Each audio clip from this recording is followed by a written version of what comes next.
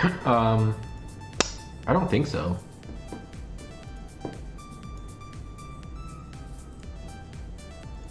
It's not my Discord, it's my guild, so I don't post it unless they're okay with it.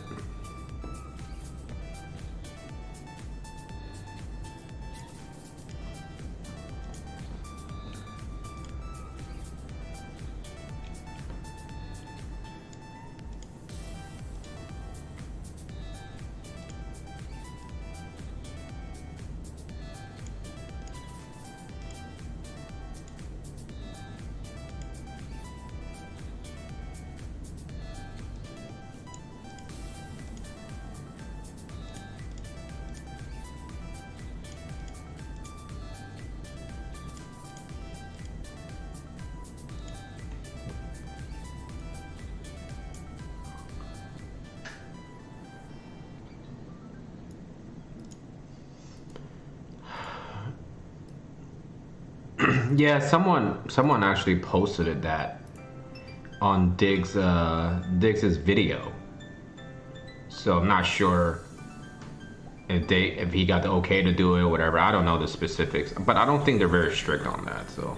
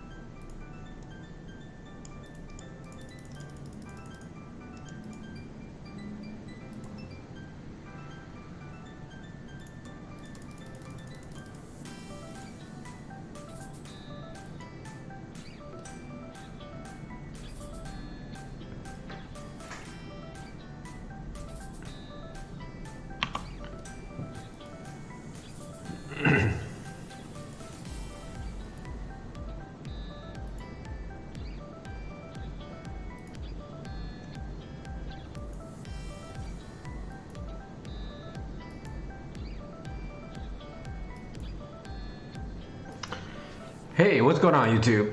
All right, let's get it going. Just hanging out today. My fiance is actually visiting a friend,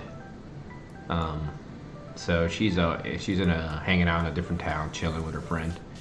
I was gonna go, but because the dog just had surgery, had his teeth extracted, so decided to stay home with him just to make sure he's doing all right.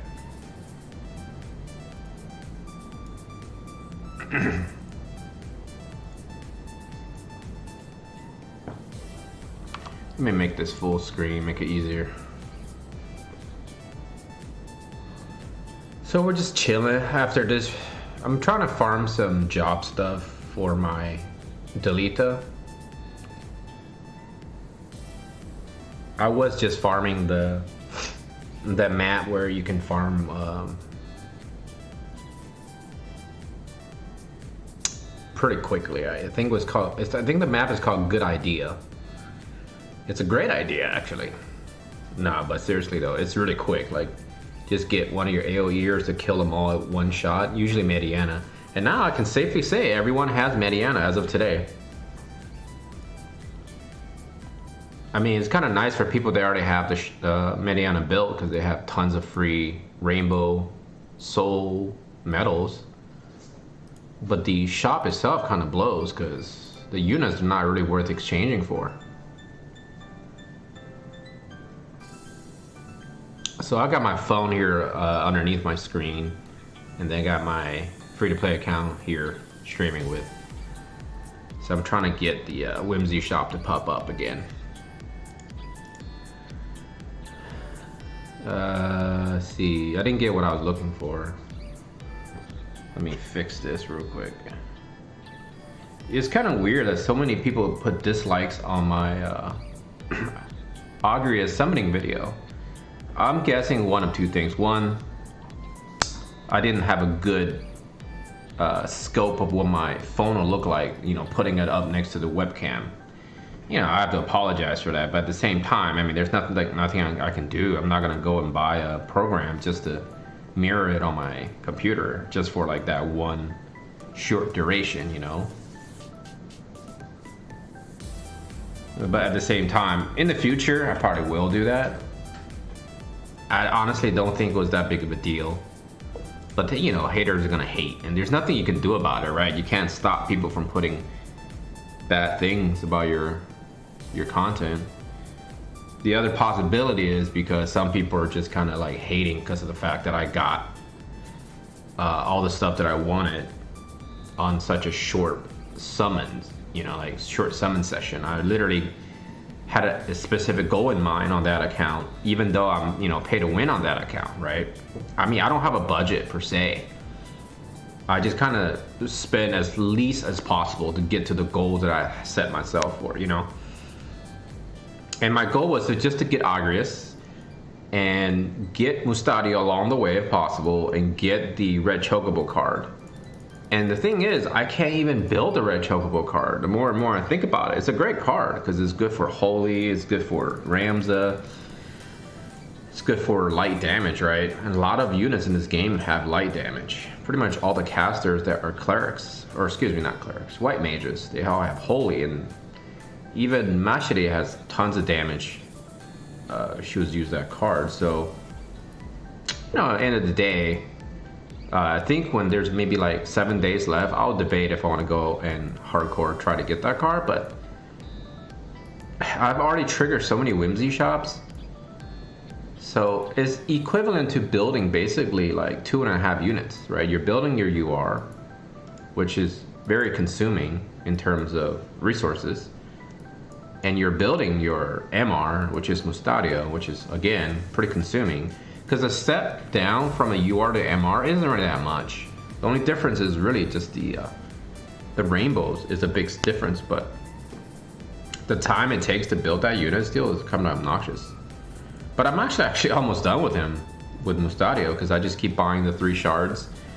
And then I've been getting like the 10s and 5 counts. And then from the Chocobo, either they listen to the complaints that the community gave a feedback to, because realistically speaking, I had 0 shards Warrior of Light. I think, to be honest, that was a bogus event part. That part of the event was bogus, man. Like, I think a few people said they got like 1 or 2 shards there the entire duration. So I think that was some total bullshit, you know, some bullshit that the companies pulled. So now we're getting shards pretty steadily. So every day every time I trigger the fever, I use all 5 of my 5-hour Chocobo Expedition tickets. So, and I've been getting some good shards. So look, my Delita, like I still have 100, no, I have 80 shards in the shop that I need to purchase. So this will be at 136. And next month we'll get 30 shards from just logging in for 3 weeks in a row, I believe. So idealistically, no one's gonna have a level 99 until mid-September. Even Wales wouldn't, technically speaking, ignore that concept, right? You're getting free shards. Why would you not go for it? Like, why would you wait for an exchange into rainbow medals if you're a whale? You already have plenty of rainbow medals. So to me, I think it would make more sense if they just waited. because they probably have tons of experience cubes waiting on the side to level him quickly to level 99 anyways. And it's pretty easy to level units in this game, right? So that's 30, and then if you think about it, this is a 3-week event. So I think I already missed a fire, because I already missed a fire, I'm pretty sure. So that's 5 shards down the drain, but I still have 10 shards coming from the shop itself. So that means I'm looking forward to 40 free shards, right? So that means I would essentially need 160 shards going into LP5. That's my goal. So I'm almost done with LP4. So I kind of have to just you know, trigger the Whimsy shop, which is what I'm trying to do. So normally speaking, the best scene to do triggering Whimsy shop is just go to scene 2 of chapter 4. Here is good idea. You can farm tons of these purples, and maybe one day they will give us the option to exchange memories, you know, equal memories. You know, let's say I change this for this, something like that. I'm pretty sure I'm gonna have tons of these. I'm sure a lot of people have tons of these. And maybe you can exchange recipes too, because I think that'd be a great idea as well. So I'm gonna have tons of these purples. Basically, it's a really easy farm. I will show you real quickly. Ideally, you want your AoE to be somewhere in the middle here because of the way it is allocated in terms of position. And then I'll just do one quick one because I really want to farm his job pieces required for him while I'm triggering the Whimsy shop, right? Why not?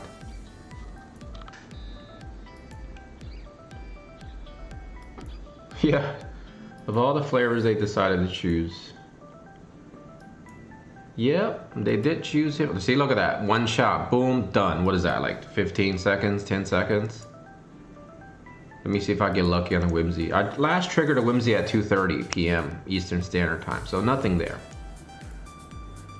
So what I usually do is after I trigger the Whimsy, I go directly to farming multi. This way is the most conservative in terms of using your time wisely. Show you my mock shop real quick before we move on. So this account needs Orlando. So I bought all that, Don't need these, don't need these. I already have this guy fully. I just need to get that, and then I need to get this. So essentially I'll be done with 9,000 more, and then I'm done. See, look, I got the 4 ready there, and I got the 5 there already, so. And then this thing is not that good. This thing only resistance against blind. So it's kind of a piece of shit. So unless blind is a major factor somewhere along the line in the game, I'm not seeing blind as a serious issue, to be honest. As long as you have larger, I don't know actually what percentage of accuracy it decreases. I'm guessing pretty high, right? Because why would it be created in the game if it wasn't potentially a big deal maybe later on? And this, I'm not sure if this was supposed to be normal, because it wasn't normal before. As I remember, it was MR quality, but they switched it to N. Whatever, I don't think it's a big deal. And then the rest of it is just garbage, really. I mean, you don't really need most of that stuff. So let's get to farming specifically for things I need. 8 evasion as passive. Yeah, it is good, but there are many rings that are, you know, I guess, I don't know if there are other rings that give you a lot of evasion, I guess, but still, I think blind as in built-in thing is kind of terrible. Just like that paralysis thing is, those are all, you know, very niche, right? Like you only need them for specific situations. So ideally I should be farming on these, but they will take a lot longer, so that's stupid to be doing on stream. So I'll farm something a little bit easier. See if this one's easier. So currently nothing stacks, right? So, and even in the future, I think you only get what, 50% of, like, you get 50% of something that's the second highest. So then technically speaking, if that's the case, you want to get what, 4 evasion?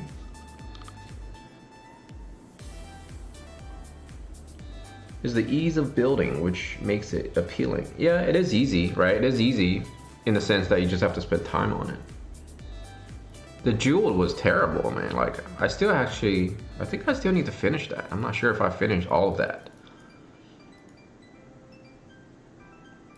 But logically speaking, like that min-maxing, that's true min-maxing, right? If you're going for the few evasion boosts, is it gonna make that much of a difference? I don't know. I think in PvP it makes a huge difference. But in non-PvP scenarios, not so much.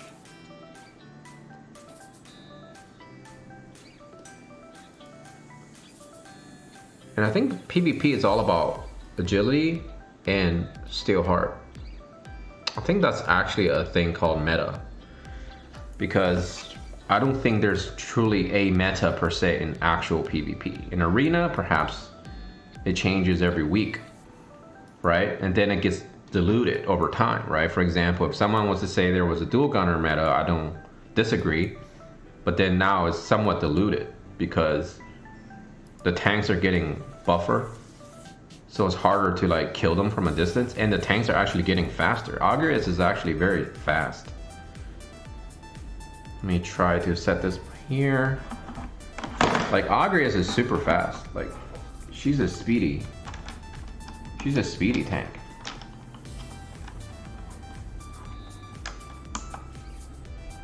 Oh man, I didn't break my thing, but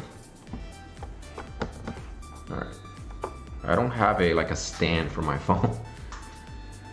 But Augureus is actually quite fast. And then she has that AoE stop, which is pretty OP, man. Like that AoE stop as her 4th awakening skill, that thing is OP.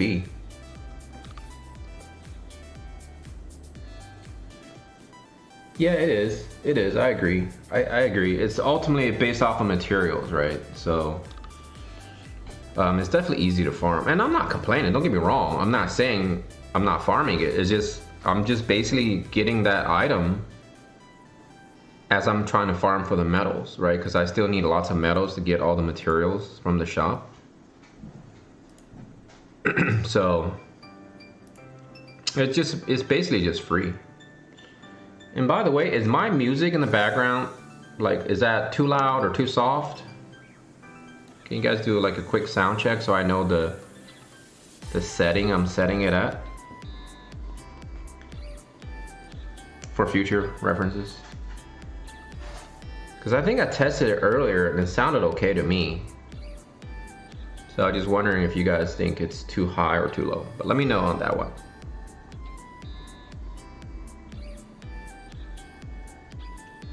But I think what ended up happening is once we farm for like 2-3 weeks. Okay, thanks, Ben. So once you farm for like 2 or 3 weeks of the event metals, you're gonna have more than enough recipes to build 1+5, I feel like.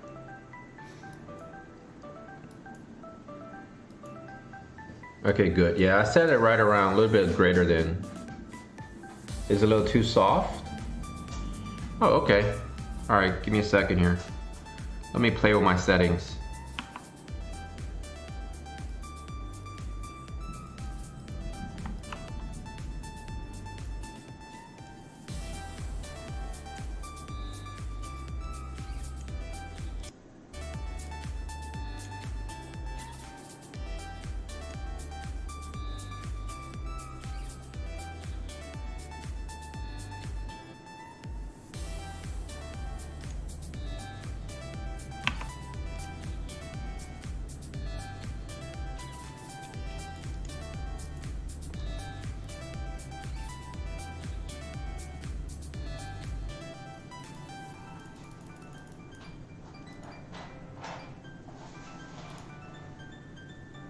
All right, how's that sound?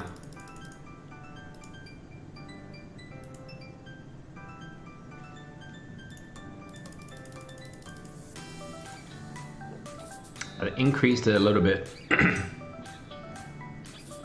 So I noticed, I think maybe, you know how every time you play the game and it says DLC available, and then it forces you out to the main title screen, and then there's what, like 8 megabits that you have to download. I always get scared that they're doing these little baby nerves, because they don't really tell you what they're doing, right? They clearly don't tell you what exactly you're downloading.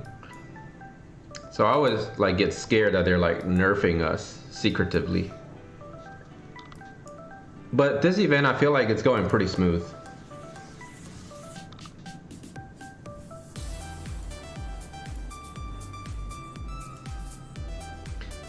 The Whimsy shop so far has been triggering right around anywhere from, for me, maybe like 200 to 400 energy. And I would say it's roughly 25% that I get something that I'm needing.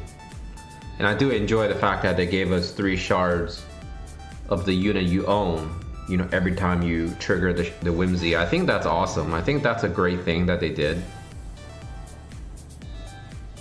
And then of course in the shops themselves, so far it's been okay. Like I'm not frustrated this time around, because in Warrior Light, I literally got like, I think 13 or 14 straight.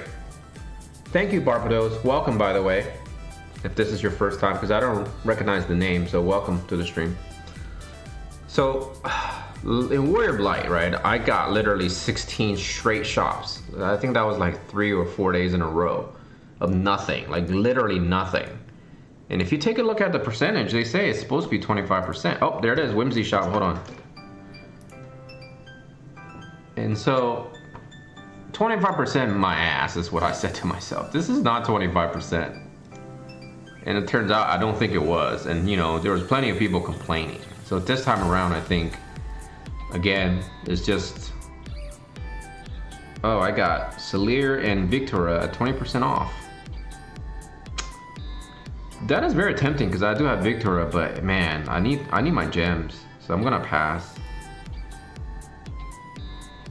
I have to pass, because I'm down to 18,000 gems. It's like you save 50 gems, but if you don't spend the gem, you save 200 gems. Am I right? Am I right? Am I right?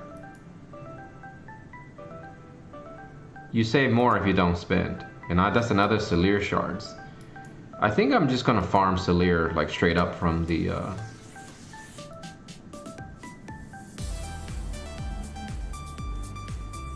I'm just gonna farm Celir from the heart nodes. I think I'm gonna skip her. But I am tempted by the Victora though.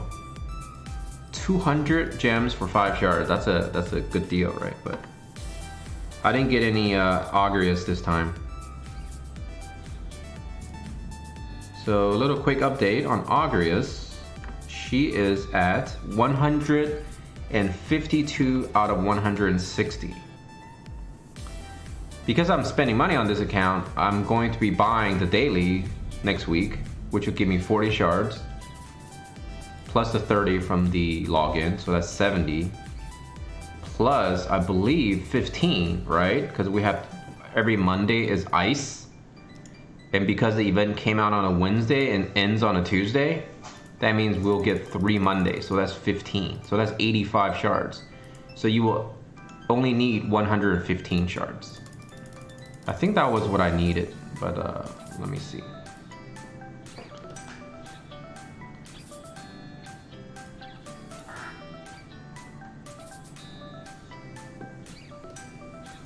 Yes, I am gonna pull for the Final Fantasy IV characters. I'm going for Kain. That's my goal. You know how it is though, you know what I'm saying? Like when you're aiming for something, you have to rely on luck. Because I feel like Rosa and Cecil, is that how you say his name? Cecil? I think the Japanese players think they're just okay. You know what I'm saying? Like if you're gonna go with a tier list, Kain will be like SSS, right? For example, and then the other two would perhaps be S or SS. So depending on how you look at it, like do you really need all of those spear units is I guess really the question, right? And then on top of it, that is very stressful, even for a pay to win player, because you literally be glued to your game. like for weeks, because you're trying to get the shards for all of those units if you're going for all three. But a lot of people do that though. There's this one Japanese whale player that I watch occasionally, and at the time it was released, he was doing all three units, and one was at level 99 and the other two were at level 89. So clearly this guy just went ahead and bought all the shards with cash. And last night I was doing some calculation, right? If I spend $500 a month on this game, which I don't, not even close, then you will approximately get 30,000. Wait, let me think. It's $80 for 5,000 paid. So you will spend 6, right? 6 times 8 is 480. So you will get 30,000 paid gems. And if you're by the bonus gems, you will get an additional 30,000 free gems. But I don't think that makes a whole lot of sense. Ideally, you want to buy materials. So therefore, you will buy the $80 pack, you will get rainbows, and you will get the spheres. And then on top of it, you get the 5,000 paid gems. So for 30,000 paid gems, you can get a lot of guaranteed URs. Am I right? So let's see here. Today is not fire day. Today is no day, right? So I guess I'll just go farm this real quick. Alright, you know what? Let's just go back and try to trigger Whimsy first so I can do some runs if you guys want to join for my multi later. So you're looking at 30,000 pay gems for what I call a whale, which would be a roughly $500 a month, right? In a lot of places, that's not even rent nowadays. That's not even rent money. So I think if you have a good paying job, let's say you make, I don't know, $75,000 a year, take home maybe 67 grand, 62 grand. You know, after your bills, your mortgage, whatnot. You're probably bonus money if you have no children, single, whatever. $500 a month really isn't all that much. So typically speaking, a person with a good profession, $500 is really not that much. Especially if it's something you love, right? People spend more money on worse hobbies, like crack cocaine or, you know, other things that are probably not good for your health. So I imagine $500 for some entertainment, it's pretty solid. So it's not something I'm thinking of doing or anything, just maybe next year, you know, we'll see how things go, because you know, we'll see how things go with YouTube. We'll see how things go with what I want to do with continuing my career and things like that. So that's something to think about. Like $500, I could build a shitload of units. And I think going forward in the future, let's say we're past Final Fantasy 4, we're past Final Fantasy 14. Let's say they give us, say, I don't know, Chrono Trigger next year. I will definitely spend $500, no problem.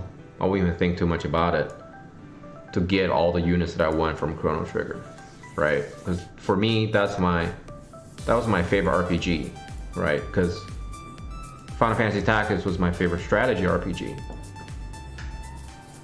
but Chrono Trigger was my favorite RPG because it was so unique. And then I don't know if they do Final Fantasy 7. Personally, I wouldn't go too hard on it, but I know other people will. I know pretty much everybody and their sister or brother will probably go for Sephiroth and Cloud. So I think spending money isn't necessarily a bad thing, especially if you can afford it, right? As long as you spend responsibly. It's like anything, right? People say you shouldn't drink alcohol, but it's legal, you know? I think when you do anything in excessive, it's gonna be bad for you. And to be honest, it doesn't really matter what you do, as long as you do it responsibly.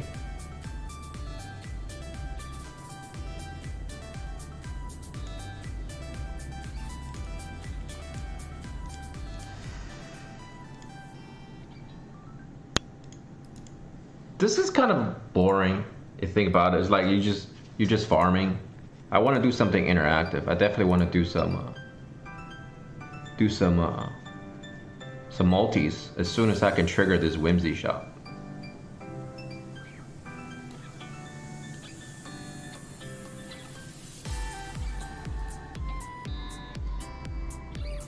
Today's kind of been kind of a weird day. It's kind of like, I usually don't stream this early, but the NBA actually was on a hold for a few days. I guess because the players were pretty upset about what was going on, and you know, given the social situations that recently occurred. And then rest in peace to the actor who was Black Panther. Rest in peace to him, because I enjoyed him. He's really good. And he died, I think, a couple of days ago or yesterday or something like that. And he's pretty young. He's only 43. And so to him, rest in peace for sure, man. He's, for someone like that, it's a pretty young age to be passing away, you know. But anyway, so NBA starting up again, so. Actually, that's a good idea. I should just not worry about it. You're right. Exchange shop is the way to go. It's very time saving. Especially given the fact that I'm farming so many items here. It's just unfortunate you can't trade down, right? You can trade up, but you can't trade down. You know what, Barbados? They're not gonna do that. They're definitely not gonna give you time to save. Like, put it in perspective. They're giving us roughly what? 12,000 gems for this event free? And then they're giving us equivalent to 30,000 gems in summoning free. But let's say in a month or two, they're gonna give us Final Fantasy IV. How much could you be realistically speaking saving, right?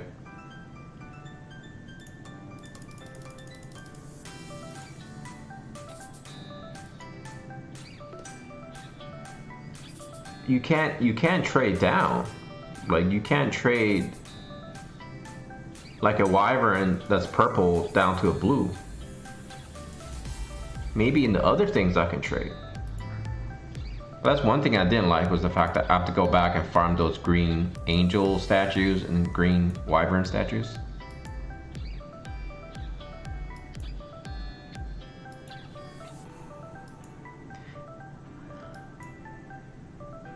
Yeah, I can check. I'll check in a sec here. After this run, I'll check.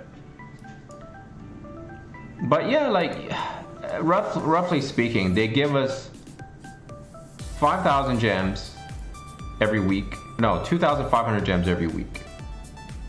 So that is 5,000 gems, or 10,000 gems a month. And then you have events, which will give you probably another few thousand, right? And then sometimes they give you, then they'll probably give you some, I don't know, gems here and there, you know, for new events and quests and things like that. So here you go. Let's just do angel, right? Let's say I try to trade down. Wait, dude, that's a, oh my god, you're right. That's new. Oh, dude. I wonder if the people from the companies watch YouTubers, because I think everybody complained about that. I know I complained many times. Oh, wait a second. Maybe that's what I was looking at. You can't exchange down on this for some reason. Why is that? Why can't I exchange down on this? Oh, because this is the rarest. Oh man, that's awesome. Wait a second. Does that mean I can exchange down on this?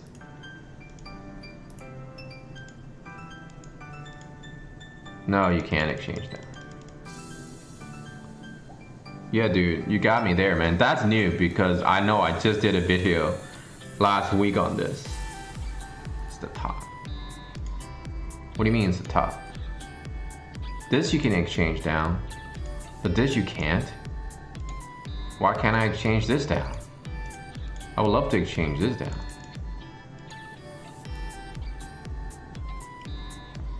What else is new? Can I exchange this down? No. This? No. Weapons? Oh, you can exchange downward on this too. Holy crap, dude. I'm gonna save so much time doing this. So the only thing they ideally, I guess you don't really need to exchange down on this because these things are really easy to farm. Yeah, these things are hard to farm. This by far is both the most annoying thing to farm. The yellow, good lord, it takes forever. So then, what about these things? Can I exchange down? No, you can't. Why not? Why is that? Okay, doesn't matter. Thanks, man. Thanks, I appreciate that. Now I don't have to worry about farming those things. Let's go back and keep farming for a bit and we can just keep chatting about random things.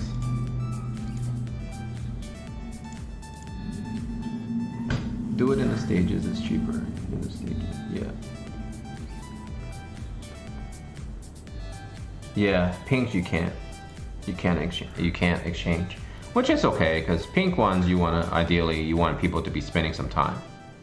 Oh, by the way, if you guys been farming the pink / red memories or the yellow memories, like for the jobs, I'm pretty sure the ninja nerfed that shit, because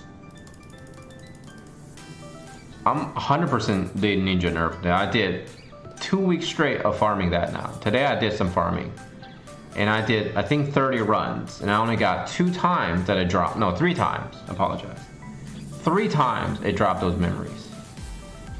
So assuming that's just a small chunk of data. But last week, I did 60 times. Guys, 60 times. And I got 2 separate drops. That's not looking at some very good odds, right?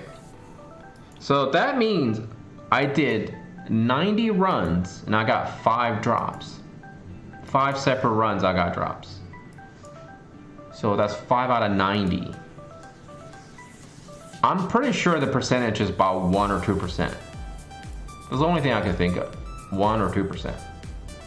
Maybe 5%. 1 out of 20 you get a drop. But before they did the change where they broke it down for you into 3 separate dungeons instead of just one big ass dungeon, it used to be literally every 4 runs I will get some sort of memory. So in their minds, what they probably did was took the math and simply divided the original formula, and now they divide it into 3. They want you to have the exact same percentage in terms of relations to the 3 dungeons. I guess it makes sense, because then they want you to be spending equal amount of time. But if that was the case, then why bother giving us the change, right? Seems kind of redundant. It doesn't make a whole lot of sense. But it's whatever, man. It's a grindy game. We are all agreed that it's a grindy game. If you choose to play it, you acknowledge that fact. It's like you're signing a contract. So today, I was really debating whether or not to get pizza. I literally sat here for 4 hours straight debating if I want to eat pizza. And then I calculated how much it takes for them to deliver to me. And then I thought about it. I was like, it doesn't take long for me to go pick it up. So why give them an extra $8 to have it delivered to you, which will take equal amount of time for me to drive out there. I think there's a little bit of Asian in me being all stingy and cheap and shit, you know. I think we do get some of that bad rep about being stingy, because I know my parents are stingy. But you know what's interesting though, is that my fiance's dad, he is what do you call it? He's an engineer, chemist, something like that. And I think he's the only Asian person at his job. And he was telling me about how people will ask him, he's like, how come you just drive like such a small car? Like, he drives a Corolla, right? And the thing is, he has a humongous house, right? His house is huge. And people, people have casual conversations at work. They're asking, man, how do you why do you drive such a quote unquote dinky car, but you have such a big house? He's like, well, that's what it is. I'd rather spend the money to have a bigger house than a car that's super nice, because a car depreciates, where technically speaking, a house appreciates, right? Given constant is the fact that economy remains the same, right? That's the constant. So And then he's like, I don't understand why people in general are having such a hard time saving to buy nice houses and things like that. And I definitely see that trend. Like, I really do. I see like my parents' friends, right? My parents' friends growing up as a kid, I noticed that they don't all drive nice cars. They just drive like, reliable cars, right? The cars that everybody kind of like collaboratively agree that is safe, easy to fix, cheap to fix if they break down, but as long as you maintain it. But everybody chooses, when they can buy a house, they choose to spend a little bit more money on a house. Like when I bought my house, our budget was set an amount, and then I kept being picky. I was like, it's funny, like my fiance, because at that time we kept watching House Hunters, to kind of get an idea, to learn like I was using the opportunity to learn terminologies, so that way like I don't get swindled and conned and people telling me I'm paying extras or not. And my brother he's in the building construction management. He works for a large company. He's like the VP of that company, so he knows a lot about material costs, labor costs, things like that, right? And terminologies. This is the kind of nice thing to know people that's inside of a specific career, right? Especially if you're looking into something like that. So anyways, long story short. So when we're looking at the house, we look at many houses, and I'm like, this is what my criteria is. This, and this, right? And for some weird reason, my realtor keep giving me houses that didn't really meet my criteria. And I'm just thinking to myself, is it because it's not in the budget or what? Like, I don't get it. Like, how can there be houses that don't give me what I want? Like, I need this, and why am I not seeing this? And so my fiance actually saw this one house she really liked, and it ended up being the house that we actually bought.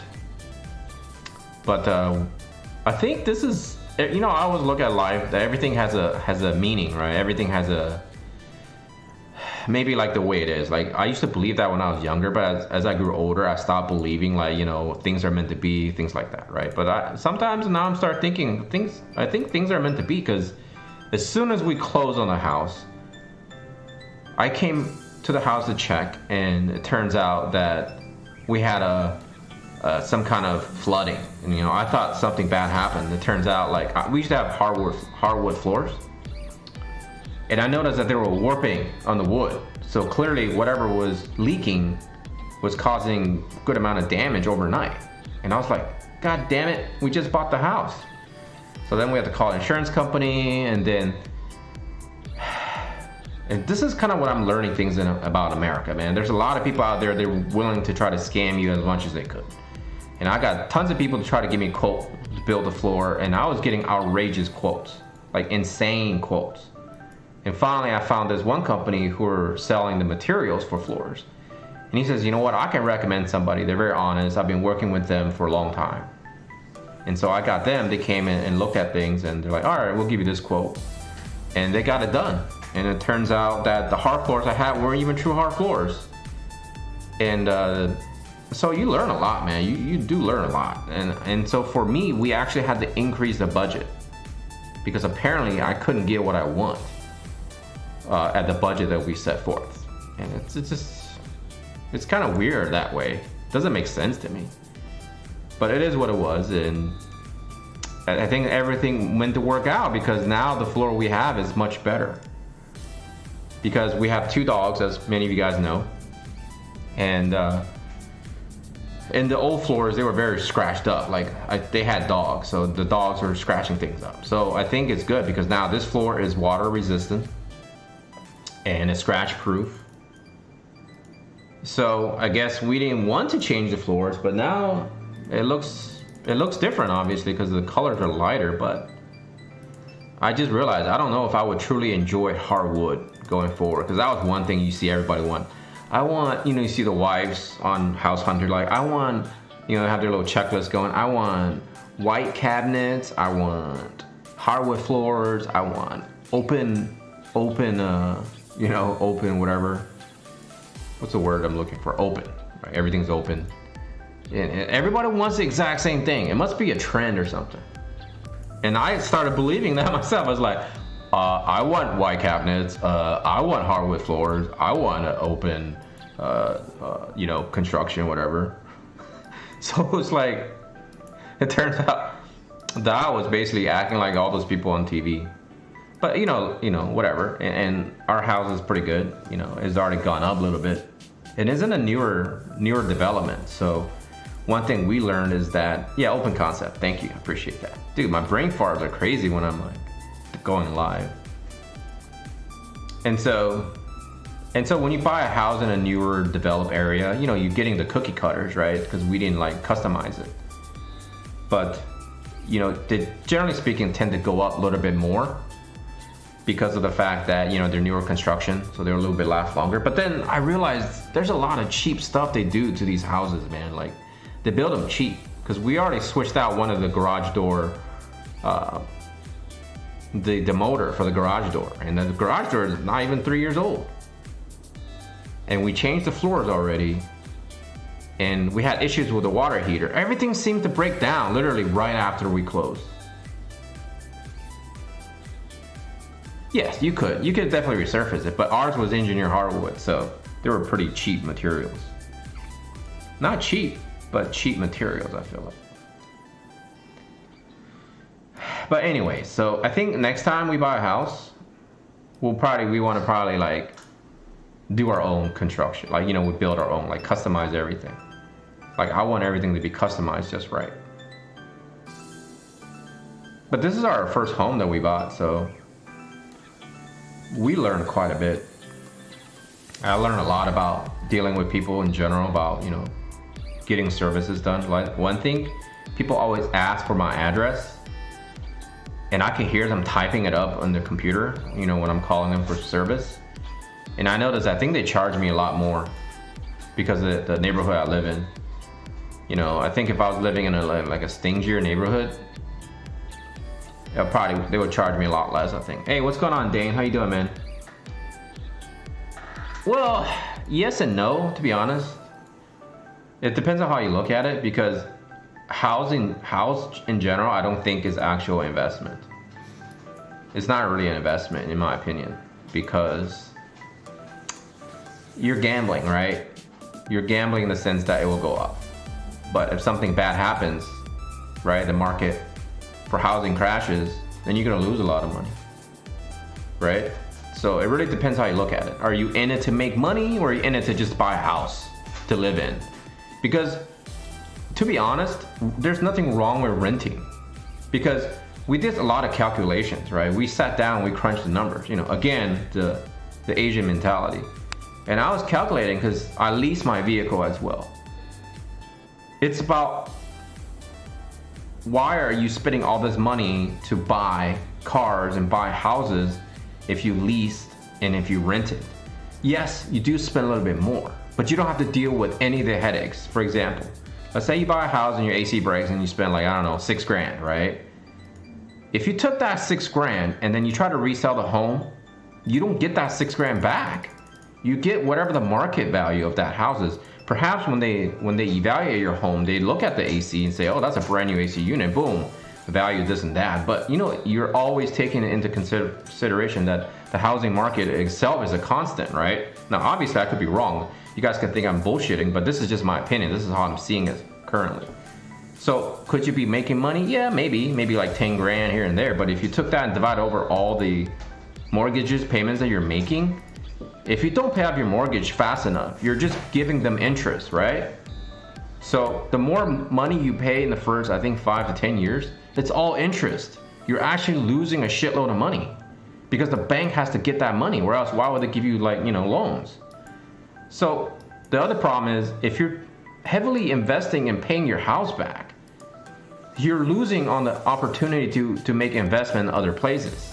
Therefore, you could be potentially losing more money because of the fact that you're not taking your money and investing in other things for value. So what ends up happening is you're just dumping money and giving the bank money if you don't, if you just sit there and you just pay your minimum payments for your mortgage. And so basically at a young age, you need to be investing in something. And housing isn't really, technically speaking, an investment. right? Because when you sell, you subtract the fees and everything, you have to see how much money did you actually make. And it turns out it's really not that much. Unless something crazy happens, right? Like my fiance's aunt has a home in Fort Lauderdale, and that's a waterfront property. When they bought the house, it was like 180 grand. Now it's like 1.2 million. But that's over like how many years? 25 years. What if a hurricane, boom, smashed the shit out of it, right? Insurance covers it, sure, whatever. But then I'm just saying, like, things like that could happen. I guess insurance is kind of a terrible example because they actually paid. Like for our floors, they gave us an estimate. And we just basically used that money to do the floors. And what the crazy part is, I had people call me. I asked them to come take a look at my floors. They're like, oh, let me see your insurance claim. I was like, why do I need to show you my insurance claim? I was thinking right off the bat, dude, that's a red flag. Who the fuck needs to see my insurance claim? You don't need to see that. I'm dealing with you. I deal with my own insurance. Insurance doesn't need to deal with you. That's ridiculous. It's not like their insurance company didn't hire you. So I knew they're trying to scam me right away. I knew they're trying to scam me because they want to see what I was quoted in terms of giving me money from the insurance company so they can gouge me as much as they can. What a bunch of cocksuckers, man. I swear to God, dude. Like, everyone, I honestly feel like people like that are just trying to find ways to steal money from people. That's what it is. That's exactly what it is. Yeah, location is definitely a key thing. But like I said, if you're investing in terms of making money, then yes, real estate is a legitimate thing. I can vouch for that because my friend, he's into the real estate business right now, and he's making a killing in that shit. Like, he's making a killing, man. Like, he's killing it. I'm actually investing with him. I'm investing in his company. So, you know, we kind of scrape a little bit of that chump change from him, you know what I'm saying? I can actually be a whale easily with the money that we're invested with my friend. But at first I was kind of hesitant because of the fact that he's my friend for such a long time, you know? Like, my other friends were questioning me, like, why would you even doubt him in any way? I said, look, this is business. This is not friendship. Business is business. When you start thinking like, yeah, he's my BFF, dude, like, he's not gonna steal my money. Well, guess what, dude? Statistically speaking, people are more likely to fuck people over who are close to them than fuck over strangers. That's a fact, by the way. That is not an opinion. That's a fucking fact. People are more likely to fuck over the people they know and love. So I wasn't being a dick in thinking that, you know? And it's not like I don't trust him. I have to build that trust because it's business. I'm not dealing with him in terms of he's my friend. I'm dealing with him because now he's got my money, right? More money, more problems, and that's legitimate. Let's see, dental work is cheap, but they charge insurance a lot of money. Yeah, I hate the dentists, man. They charge so much money. Like, fucking, how much does it cost to literally, like, clean my teeth, right? And they clean it so much. Like, I actually had my teeth checked last year. And this is crazy. I haven't had my teeth checked in over 20 years before that. I only have one cavity. One fucking cavity in 20 years. I guess I must have good genes in terms of teeth, because like all my what do you call those? My wisdom teeth are in. I have a little bit of crookedness on the bottom of my jaw, like my little incisors here in the front. They're a little bit crooked, a little bit bent, but everywhere else is very straight looking. I remember when I was a kid and the dentist used to compliment on my teeth, like, wow, your teeth are really, really straight and they're really, really healthy. I get a lot of like plaque, but since I bought a electric toothbrush, a brush, and it makes my teeth feel really clean. But yeah, one cavity over 20 years. They were surprised too. They're like, yeah, you do have some inflammation in your gums, but the extent of the inflammation is not bad at all. So I think she spent maybe like an hour cleaning my teeth. You know, I was bleeding, you know, obviously, when they're putting freaking metal and shit. That's why I hate dentists, man. When they're doing that scrape sound on your teeth with that little cleaner thing, and when they're doing drills, bleh, it makes me want to vomit, man. Like, I'm in the medical field, but that's one thing I can't stand is the teeth cleaning procedure. Oh man. But yeah, I do have to get that cavity filled. So still, in my opinion, that's pretty good. But I think now that I'm getting a lot older, I definitely have to take care of my teeth a little bit more. Okay, why is this Whimsy shop not triggering? Like seriously, I'm wasting my other accounts in terms of running a multi. You guys are witnessing this, right? I've been farming this for like 45 minutes now and got nothing. Wait, are you talking about your own brother there, Ben? Or were we talking about, you know, in general here? I remember my brother used to borrow money from me. My friend actually borrowed money from me. He borrowed like 1,500 bucks. And shit, $1,500 in college for me at that time was a fuckload, man. And honestly, I thought we were gonna never be friends again. I was like, man, that motherfucker gonna run with my money. But it turns out, yeah, in general, okay, it makes sense. But he paid me back. I mean, he's got money. He just said he needed it really quickly. And I was thinking, why would he want to scam me for $1,500? All right, we better trigger it seriously within the next 9 minutes. I'm gonna be very irritated. But he did pay me back, and I actually went to see him last year because he lives in Malaysia. I went to go visit him. And it's crazy though, when you do make bonds with other people, like that's a really good feeling, you know what I'm saying? Like as a human being, I feel like our biggest thing we need to take away of our short durations on Earth is to make sure you create a lot of bonds with people, right? Because all the physical stuff, like this game, my toy collection, whatever other stuff that I've been hoarding, my trinkets, right, my trophies and shit like that, you can't take that with you. You know, whatever the afterlife is, whatever you guys believe in, whatever, to each their own on that, but you can't take that shit with you, but you can take memories potentially, right? If there's an afterlife and you retain your memories, that's something that you can take with you, potentially. Again, I don't like to get into this kind of stuff, but I feel like honestly though, as a human being, that's something, you know, as an individual, that's something we should cherish, is making connections with other people and just doing good in terms of life. I watch a lot of Forensic Files. Man, it makes me so irritated seeing all these pieces of shit, you know, how these people are given many chances and they just keep fucking things up over and over.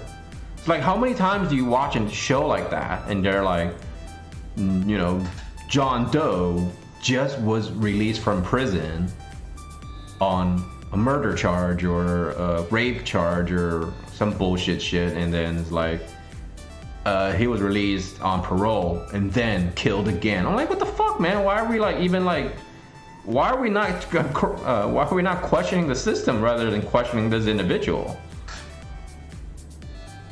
Yeah, the pharaohs did, but guess what happens? Guess what happens though? The douchebags that end up finding all that shit, they stole everything and selling it on the market and making cash. You know, exchanging it for modern cash. How silly is that, dude? It's like, they claim to be like, you know, digging shit up for humanity, but they just end up selling that shit. A lot of them, right? They steal the shit. I'm sure people loot. They loot and pillage. I don't know, man. It's so hard to trust people, I feel like. It really is hard to trust people. As sad as that may sound, it is hard to trust people.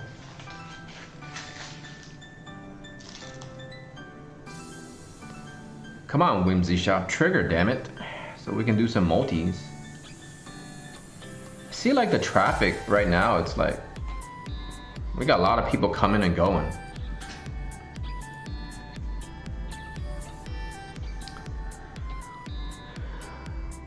Yeah, I guess mentally they just want to think that they're able to take things with them.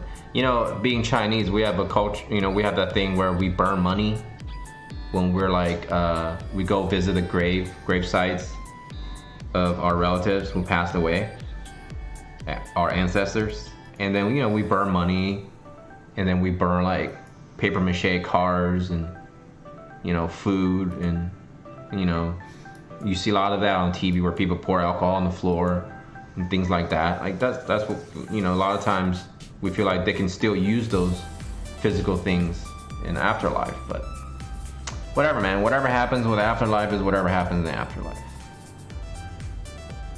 That's a whole new thing that I usually don't like to touch. But now that you can farm, I can farm just a shitload of these. I can literally just farm this map over and over in the future for any triggering a Whimsy shop, and I can trade all of those things for other things that I need. I never, technically speaking, have to farm for anything specific for jobs anymore, which is really nice because the time you spend should be the time you're rewarded, right? It shouldn't be where, oh my god, you're just clinging on to the idea of things dropping. I hate that feeling. I hate that feeling where you know the percentage is super freaking low, but yet you keep doing it, just hoping that you get that item. One of the games that I play is called Lego Legacy Heroes Unboxed. The more I play that game, the more I want to chuck my phone across the room. Like, it's so frustrating. Every day you wait for the reset of the hard nose. And I'm thinking to myself, I have to farm like 500 shards of this thing. Why the flying fuck would they make it a percentage drop on a hard node, mind you? Every day I'm looking forward to that, and then boom, I get nothing. I get 6 chance at this hard node, right? Imagine you guys are playing this game and you're farming your hard node and it's a percentage.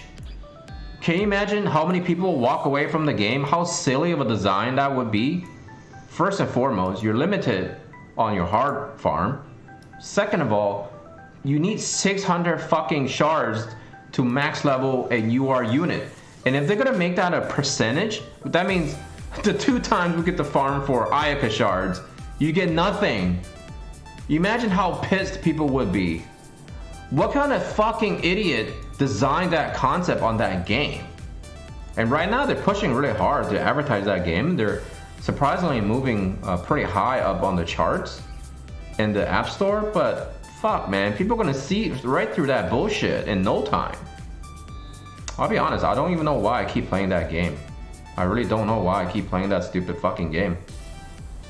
But I still log in every day to play that game.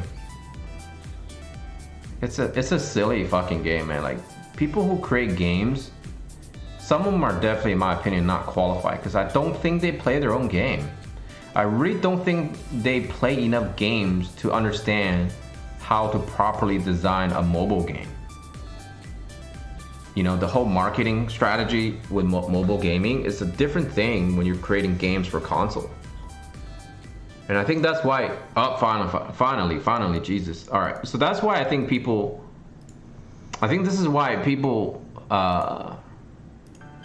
get used to mobile game. And I think you shouldn't tolerate it. If you don't like something, speak it with your wallet. All right, do you guys think that's Delita? No, I can tell by the words that's not Delita, is it? Frederica's on sale though. Boom!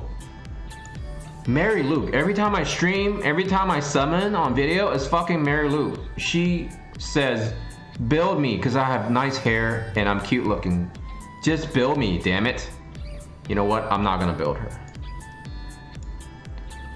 So you know what? This is worthy of buying. I have 191. I can trade down. Fuck yeah. Buy 100k. Buy everything. Just buy everything now. Buy. This is all buy, by the way. There's absolutely no reason not to buy this shit with gold. Wait. That was gems. That was not gold. Whew. Oh, by the way, the other day I was clicking on my guild statues and I was scrolling like this, but I hit it accidentally on the 200 gems on my free-to-play account. I hit that bitch one time and I'm like, wait a second, did my gem just go down? I was like, fuck. And then you know what? I scroll up and I hit it again. So I wasted, well, technically speaking, it's not a waste because you're helping your guild out. But my guildie will understand that I'm a free-to-play player on this account and I don't want to spend 400 fucking gems to level up statues. I was so fucking pissed. So technically speaking, this should be 400 more, man. I was so irritated. All right, anyway, sorry. Let's buy this. I don't have, I'm not buying that. I'm not buying that. I don't have her. Limited time event means limited time unit only. All right, you guys want to do some farming? Let me set it up if you guys want to join.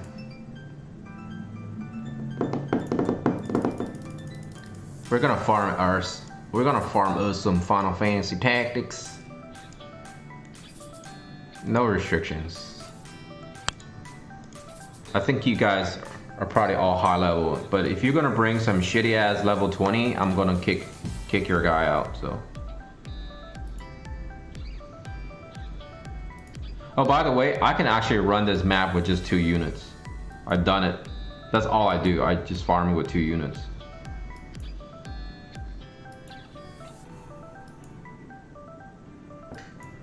All right, so the password is gonna be 18372. So if you guys wanna come in, feel free to leech 18372. I'll give you guys a little time.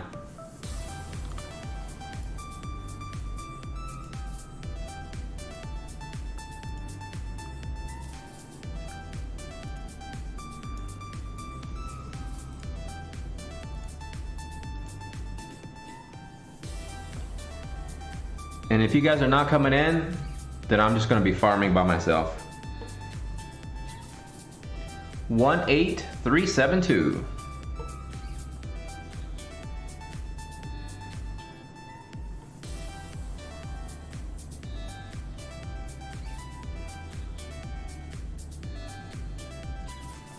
I'm gonna switch this to this.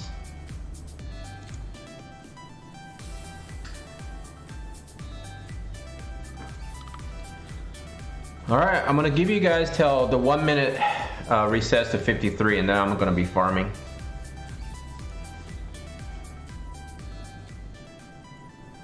You guys are probably triggering Whimsy shops, so I understand. Ain't no thing, but this is my routine. I do this for roughly 40 minutes because I think people are saying that it's, hey, what's going on, Rap Fantasy?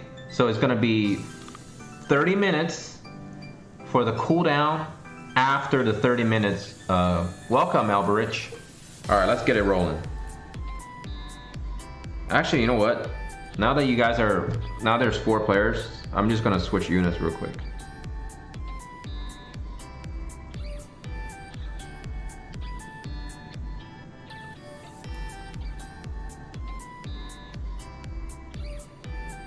Why not, right? So it's about 30 minutes for a cooldown on your Whimsy shop, and then you want to wait ideally another 30 minutes on top of that, so 1 hour after you trigger the Whimsy, and then basically the best time to farm for multi will be during your cooldown of your Whimsy. And then it seems about right for me too, because basically after I do multi for about 30 to 45 minutes, it doesn't take too long for me to trigger a Whimsy again. So I apologize. Apparently I didn't put it on 1.5. So after this run, I will switch it. I again made that new mistake. Sorry. I'm sorry, guys. Sorry, guys. We're gonna have to endure this molasses speed for a little bit. So I think it's guild battle time because it's 5:30. So I think at 6 p.m. I'm gonna go and do some guild battles to get away from this monotonous farming. Like who wants to sit here and watch me farm all day? I mean, apparently some people don't mind it because you guys are probably farming too, right? If you're not watching anything on TV or Netflix or whatever. But I'm actually thinking about getting rid of my Netflix to sign up with Disney Plus. I heard the Mandalorian show is pretty good. Even though I'm not really a huge Star Wars fan anymore. I think it'd be interesting to watch it and just watch as many shows as I can and then just, you know, get rid of it. Like if Netflix brings something cool, like Stranger Things Part 4, is it? Stranger Things Part 4? Then I'll probably go and get Netflix back. Or like Ozark Part 4? I like Ozark. I like watching that show too. Yeah, that would probably be a good idea. But there's a lot of shows because you know you get Hulu, you also get ESPN Plus, and there's a lot of shows that I enjoy watching on Hulu, like The Wonder Years, Family Matters. Let's see what else. I know they're all old shows, but Step by Step. I remember I used to love that show as a kid. I mean, those girls, like, imagine like you're a teenager and you're just like drooling over those actresses on TV because they were so cute, you know, on TV. I used to love watching Family Matters. And I try to watch it now. It's on TBS in the mornings, but it's so cheesy. It is pretty cheesy though. It is pretty cheesy, I'm not gonna lie. But it brings back a lot of good memories. And Perfect Strangers, I actually love Perfect Strangers. That was one of my favorite shows as a kid. Before we go on, let me fix that thing here. Let me fix this battle setting. Why is it off? I don't understand. That's so silly. That is off.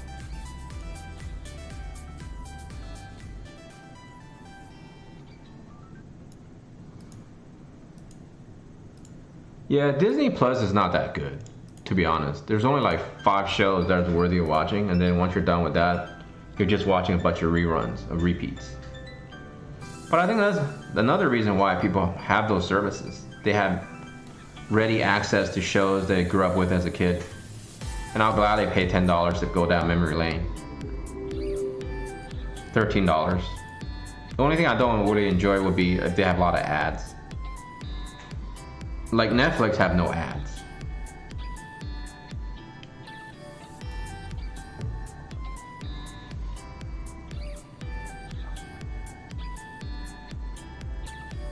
Yeah, I guess kids would enjoy Disney a little bit more so than others. Yeah, Disney is like, I don't know. I can say a lot of things about Disney, but I better not. They're a big empire, you know. They might try to shut me down. Maybe they'll buy Google or something, you know, take over YouTube.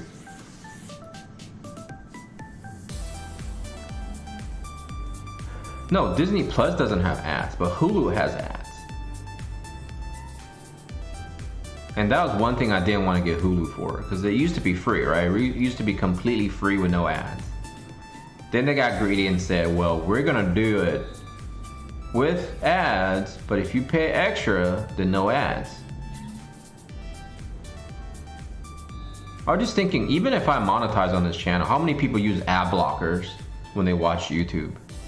I'm gonna get like no money, right? Thanks for the free runs, Nash Taters. I'm Elbridge. Hey, what's going on, Caleb? Or you want me to call you Elbridge? I'll call you Elbridge. Elbridge, welcome, man. Welcome to the stream. I don't believe we met, so welcome. Yeah, this is my routine. I basically farm on Whimsy, trigger it, and then just farm multi. As long as I have enough energy for the day, since they gave us so many of those large potions, that's 120 times 22 or 23, so that's a good amount of potions per day. And realistically speaking, you just simply don't have the time to go through it all unless you're using skip tickets, which I'm not. Since I'm streaming, what will be the purpose of using skip tickets? You do that when you're in a rush. And plus, I don't have that many skip tickets. I actually only have like 200 something. I wish I had more though. And yeah, you can buy skip tickets.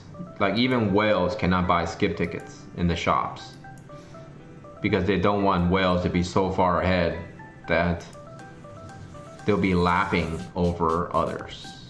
Nice Diablos card, by the way.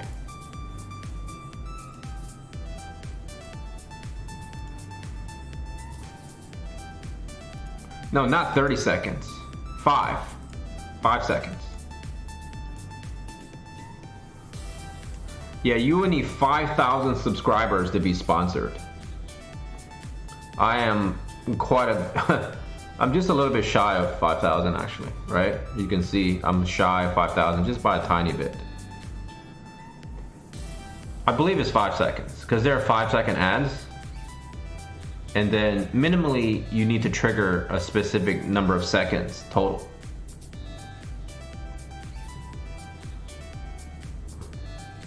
What's up, Robert? How you doing, man? Oh, dude, nice.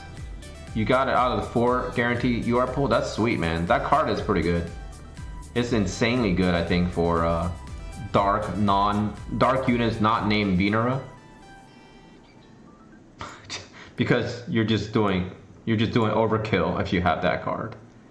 Like, I tested a level 99 Venera on this map, and on that, what is that one skill that she has? I forgot what skill she has where it doesn't even do defense break. It dealt 8,900 damage to that light unit here. Well, let me show you. Where's that light unit? That one right there, that archer. She dealt 8,900 damage to that light archer unit without one of her attacks that lowers defense. That is a shit ton of damage. You don't need Stern, man. Just if you're, I'm assuming you're a pay to win player because you just said guaranteed 4, right? So I'm assuming you're spending money. If you're doing that, just wait for the bling Stern to come out, or a super Stern, whatever you want to call him. He is stupid good. He is insane. He will wipe enemy teams one shot. And you equip that Diablo's card on him. That's a lot of damage.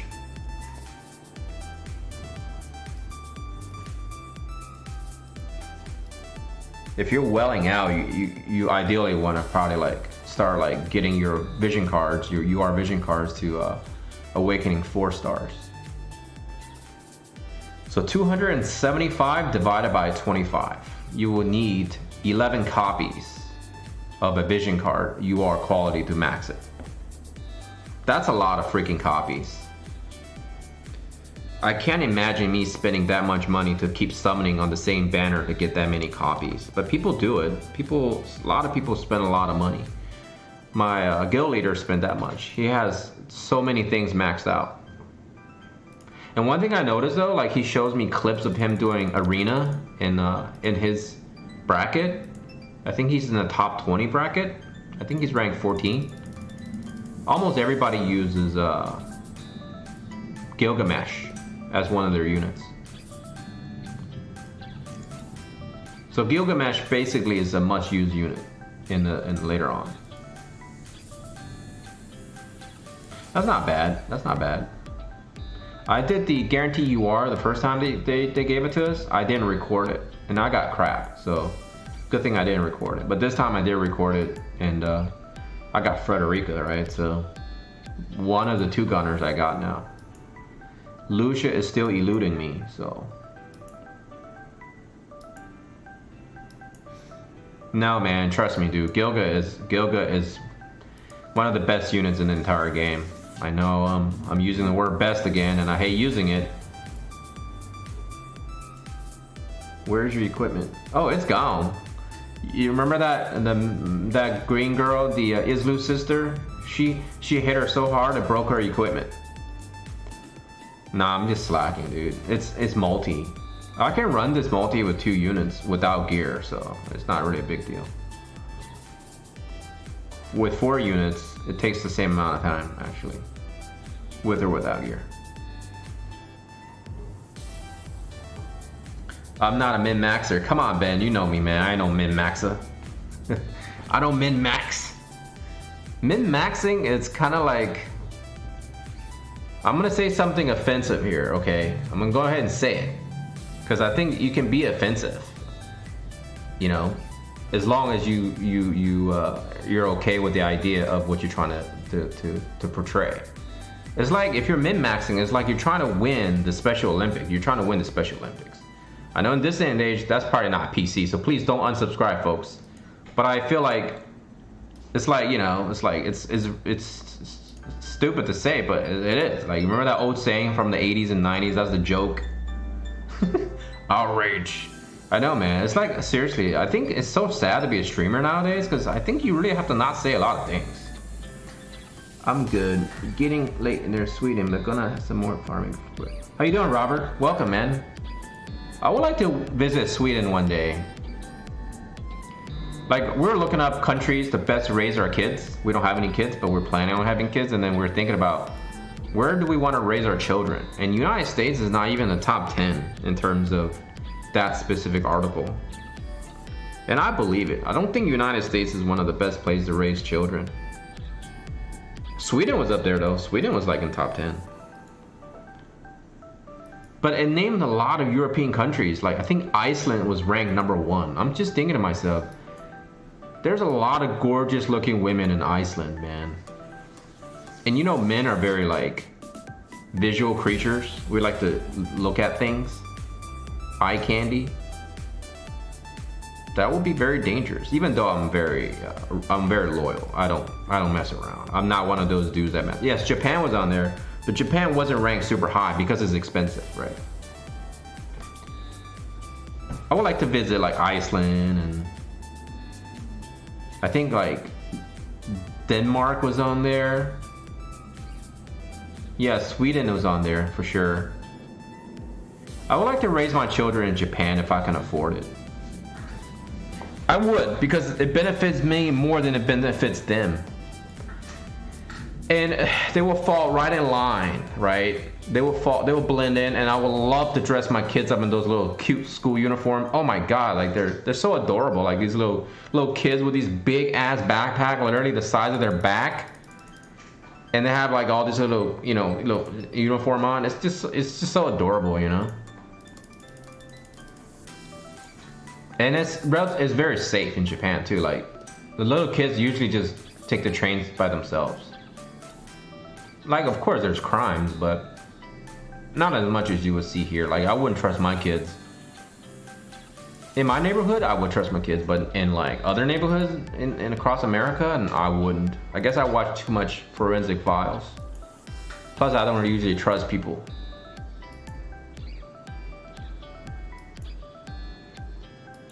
I really don't. I just have so many bad experiences dealing with people in general.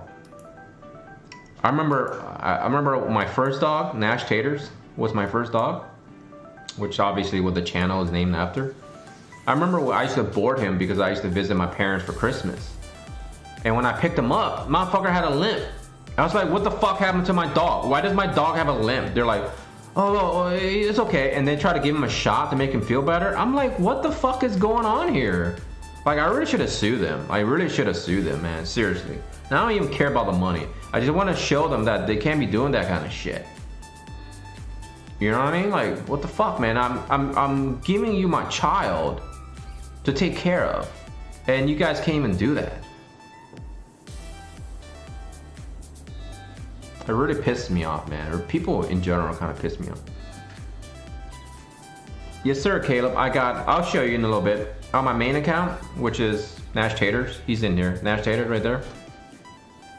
He got Agrius and Mustadio. And then on I Love WOTV, that's my free-to-play account. The one that's hosting, that account got deleted, but I wasn't going after him. I was going after Mustadio, but I was summoning on the Delita banner because I didn't want to get Agrius, because I would be so tempted to build her. Because I thought to myself, if I get Delita, I probably wouldn't build him. But since I got Delita very early, I decided I was just gonna go ahead and build him. So now I have every unit from Final Fantasy Tactics banner across 2 accounts. And I think a lot of people do it that way. A lot of people have multiple accounts to play it. Oh my god, I'm so sorry, excuse me. It's the pizza. A lot of people do it that way because they want to ensure that they're able to play with the units. Right, because, you know, even unless you're whaling out, it's pretty hard to get all the units. And that was the reason why I actually have two accounts. Is because I wanted one account to potentially get Orlando back in the days, in case whichever account got Orlando, I will play that account and then start spending money on it. Turns out I got Orlando on both accounts. But I also got Ramza on my main account. I like to call it the pay to win account. So since I got both units at that time, I decided to spend money and invest in that account. So this one I decided to just go make YouTube videos with this account. And at the same time, at that time, I didn't know how to transfer. It's entertaining to watch, but people also want good information that you can use on your free-to-play accounts. So, oh, you sound. Wait a second. I pulled ones on Agrias just to try, and I pulled her, and then you gave those eyes. So it seems like you didn't really care too much to get her, but then you end up getting her. She's now 79. Now I'm gonna save for Glacial. Yeah, a lot of people are trying to save for her. Also, a lot of people are trying to save for the mathematician girl, calculator. Iradilla? Man, I don't know why they keep having these lame names. Why can't it be simple names like Amber?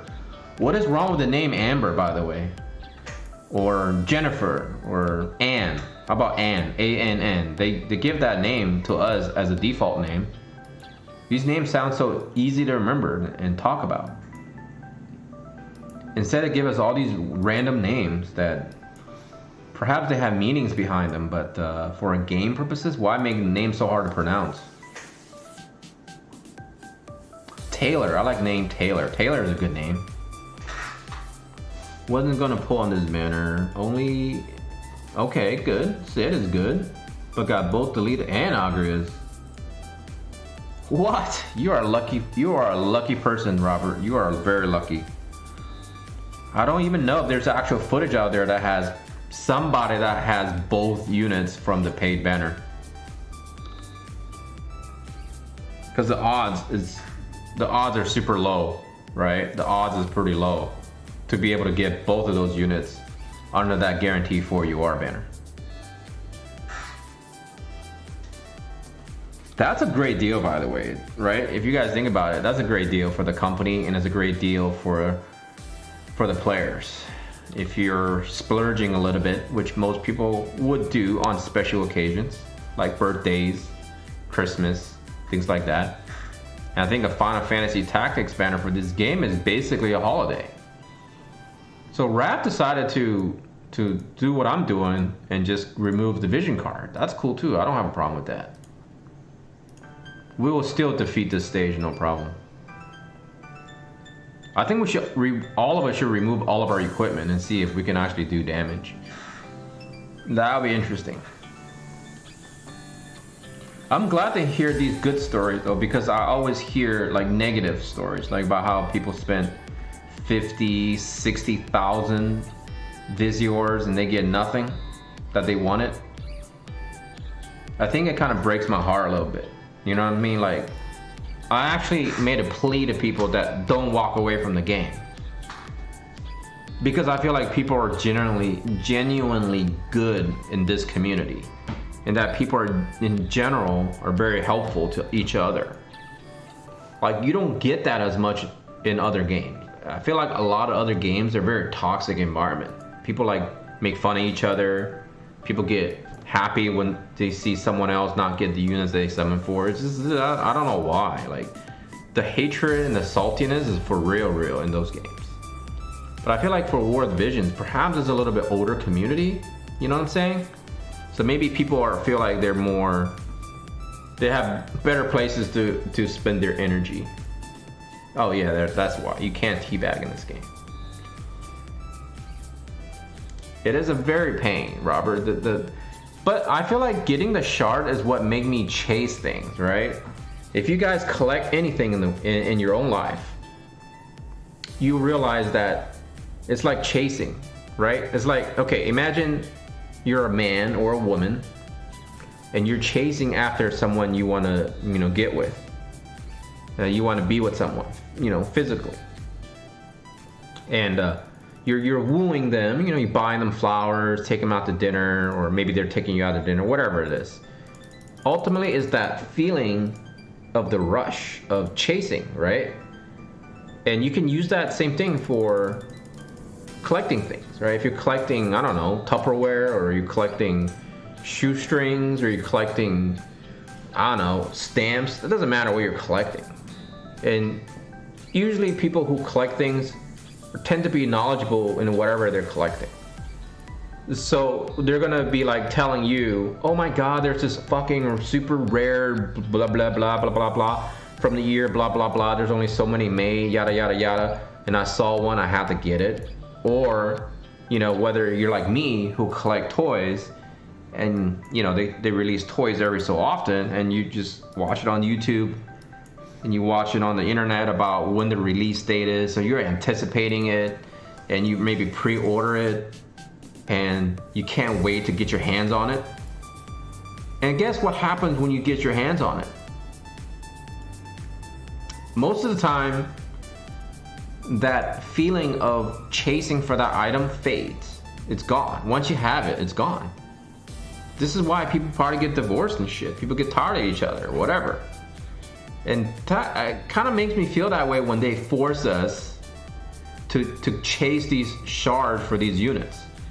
It gives you that incentive to keep playing. That every time you get a Whimsy shop, you get super excited. You're like, oh my god! It's like opening up a birthday gift. It's like, oh shit, dude, what am I gonna get in this Whimsy shop, right? And then when it's 4 o'clock, 10 o'clock rolls around, you click on your shop. You're like, please, please, let me get some shards for the unit I'm looking for. And what happens when you guys don't get the shard you're looking for? You get kind of depressed. Am I right? You get like, fuck, right? You get a little bit, maybe you get a little angry. Maybe you get a little depressed, but then it goes away because you know it's coming back. The Whimsy shop's gonna come back. The shop's coming back in 6 hours, and then you just keep hoping and praying and chasing. And that is a formula for addiction. And that's how these games came about, and that's why gacha is so popular.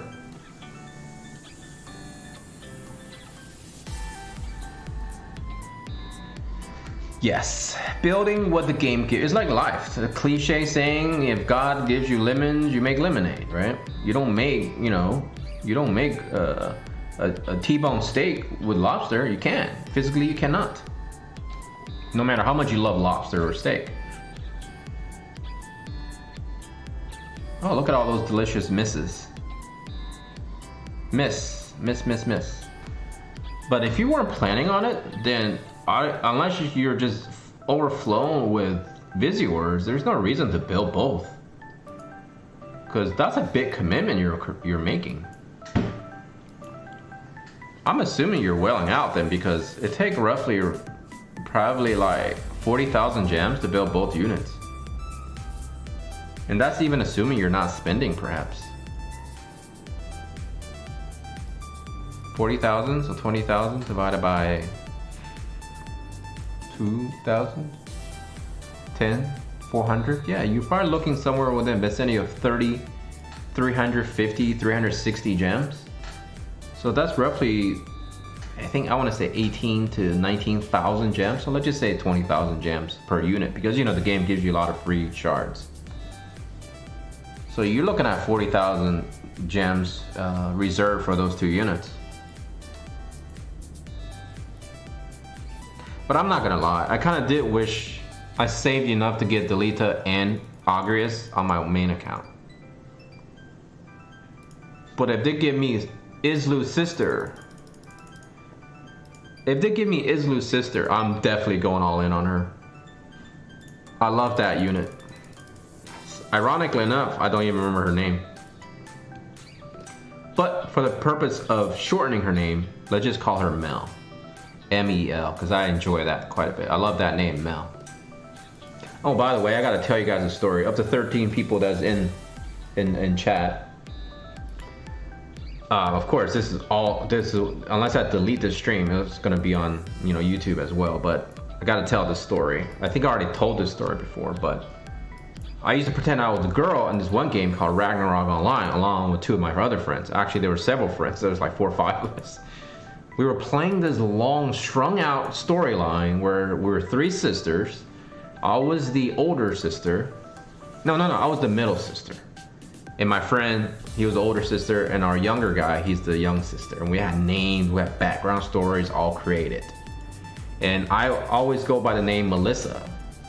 And I like that people call me Mel, M-E-L, because it's short for Melissa. And I used to love that name, M-E-L. So I'm gonna call Islu's sister Meliendu.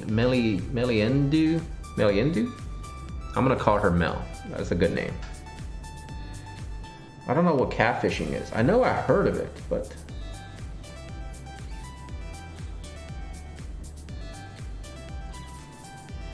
Yes, Villains is good. Villains is good. You know, they should just release a Chocobo. I agree with that. Just go ahead and give me a Chocobo unit. So the Chocobo can summon Chocobo as an Esper. That'll be quite interesting, right? Maybe they'll give us mounts in this game. I think that'll be pretty neat too. Like, you can mount your unit.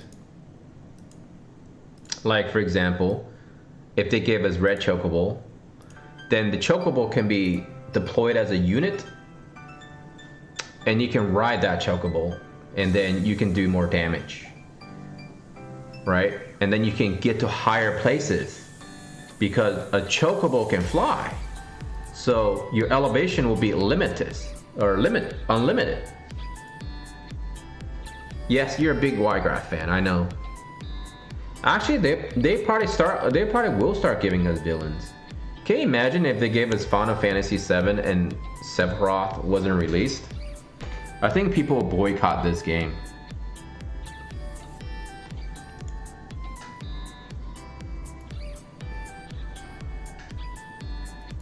Yeah, Meliadu was kind of both, right? Didn't she get recruited because you had to fight her first and then she joined your ranks?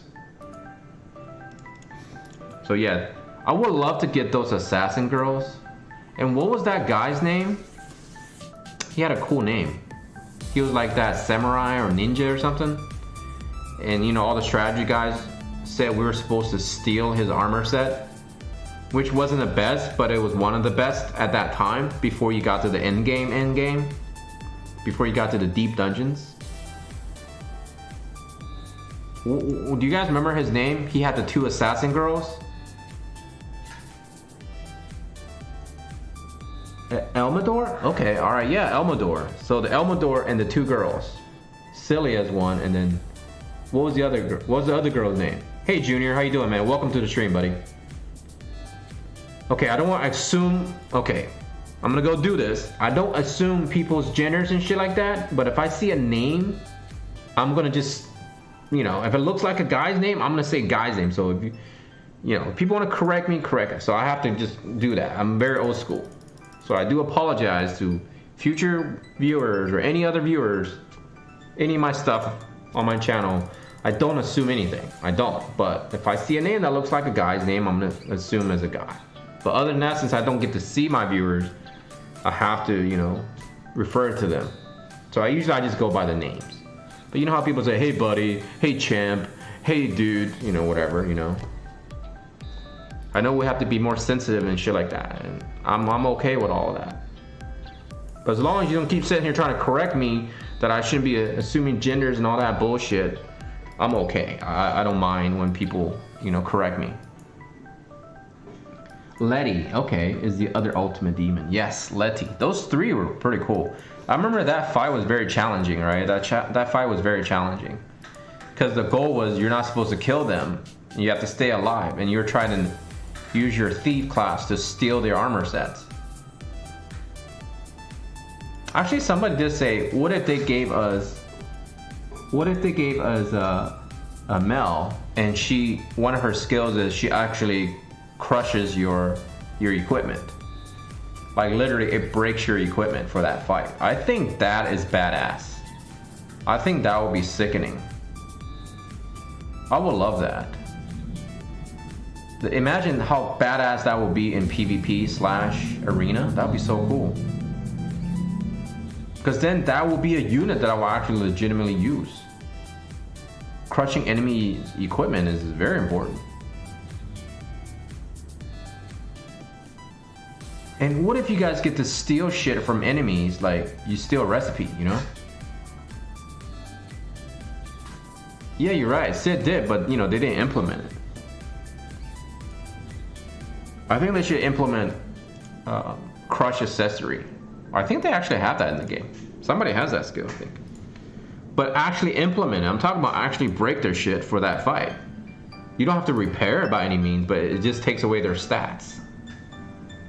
Yeah, stealing would be nice. Like if they give us like a specific situation where you can steal actual recipes or maybe even actual weapons.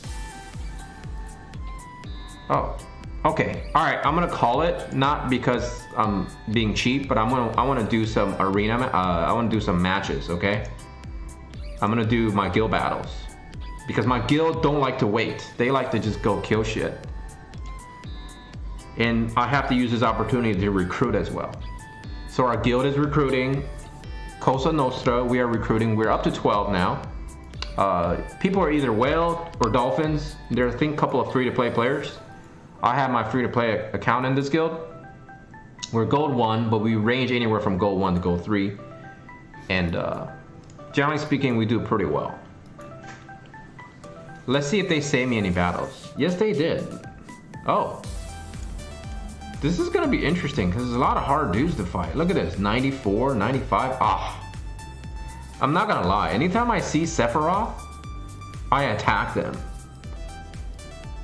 Gilgamesh. Okay, very, very nice. I like to attack people named Gilgamesh, not Gilgamesh, Sephiroth. Because personally, I can't stand people who name themselves Sephiroth. Not have anything against people. I just don't like Sephiroth. But I think I might get killed by this. Yeah, no problem, Raph. Anytime, man. I'm gonna be doing more, by the way. It's just I want to do guild battle because I don't want the stream to be very boring, right? I don't want to be doing the same shit over and over. Hey, Lucky, how you doing, man? Welcome. All right, I really want to attack Sephiroth, guys. I really want to attack him, but I'll probably get slaughtered. So to not waste my thing, I have to go for someone lower first. And this person's already almost dead. And this is a pretty rough team.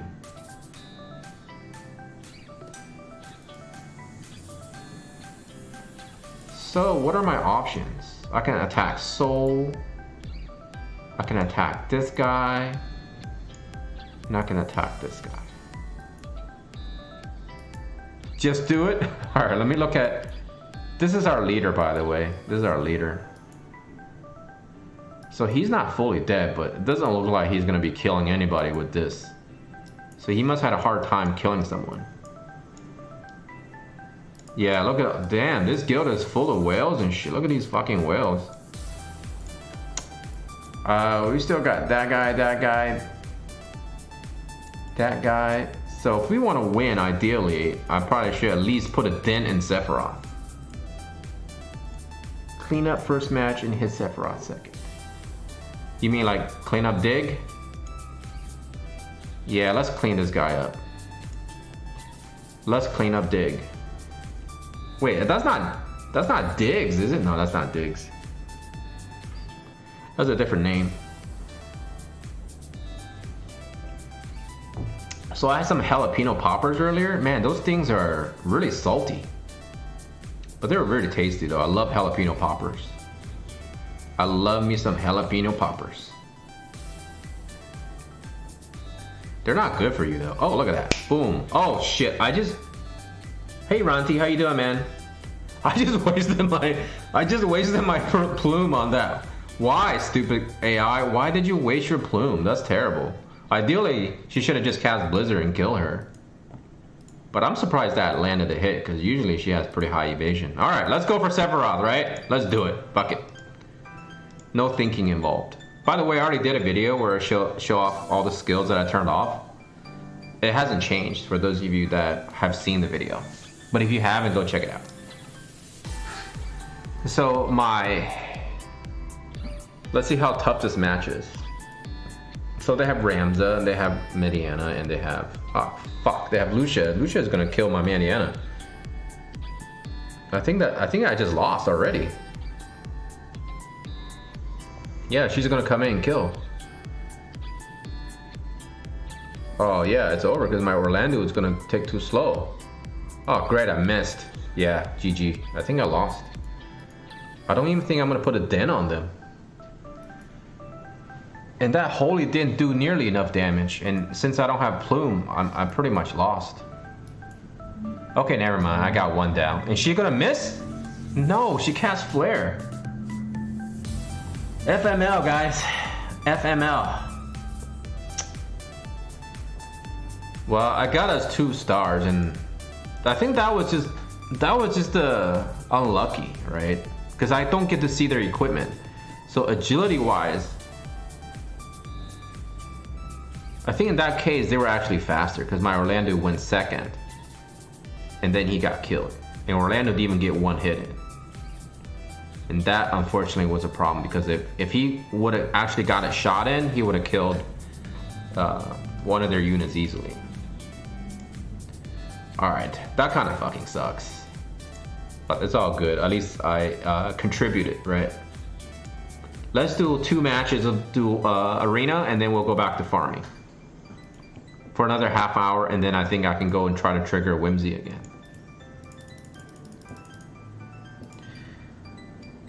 So I'm ranked pretty low. 23,000.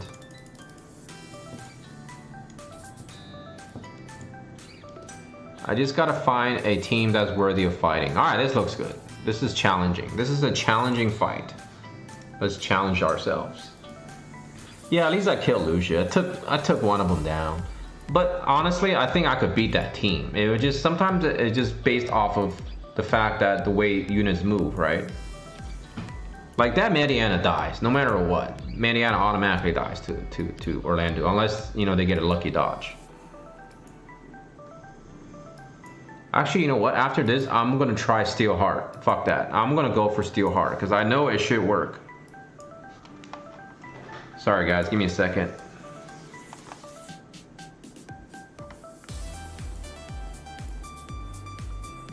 Alright guys, I'm gonna show you some food here. See if we can get a good view of that. Woo! Fiance is getting a bunch of sushi for us. Cause we used to work together. That's how we met. Work in the same restaurant. And so she's going back to our college town to visit friends and visit that restaurant because we love that restaurant. It's one of the best for making sushi. So good, very authentic. At the same time, very like fusion, you know, fusion-like. Damn, I'm getting slaughtered. What's going on? I stood no chance in that fight, by the way. That was terrible. Oh well. Alright, let's try some Zazan action, man. Fuck this. I don't care about ranking anyways. Anything below 10,000 is pointless. You could be 79,000 or whatever. It doesn't matter, right? I think. If I'm not mistaken. Let's go with my Zazan team. Let's go. We're going with this. We're gonna go seek out some people to charm. Ideally, I want to charm the 3rd spot as Orlando. Let's fight this team. This team looks fun to fight. Alright, let's do it. We'll see if the charming works. I turned everything off but steal hearts. So that's ideally, that's all he should be doing, is stealing hearts. Because if he ain't stealing hearts, he's useless to me. That's his #1 job, is to steal hearts. Oh wow, she's pretty tanky. Alright, let's go. Steal that heart, baby. Something is wrong with this game. What a piece of shit. Okay, I don't understand. Why did he go all the way across the room to do literally nothing? He literally did nothing. It's faith. It's not magic, because it doesn't do damage. This event has been great, actually. And just to prove to you that I did turn everything off, I'm going to show you. And this is first-hand witness what the hell is wrong with this game right now. I have done a video where on this exact same map is where he truly shines, where he steals heart. I just don't understand what the hell is wrong with this dude. Steal heart on. Snipe dagger off. Steal obviously off, right? Warrior stone throw off. Discipline off. Okay, let's turn discipline on to see if you cast discipline and then steal. Probably not, to be honest. I can't steel heart her, because she moves. Oh, here we go. Let's steal heart from Orlando. We could do this. I don't understand what exactly is going on. I've actually recorded a video, not recorded, I've done it right after they allow us to turn off the skills. I did some matches with him and he did steal heart. But since one of the patches, he hasn't been able to steal anything in arena. He just goes up to people and melee them.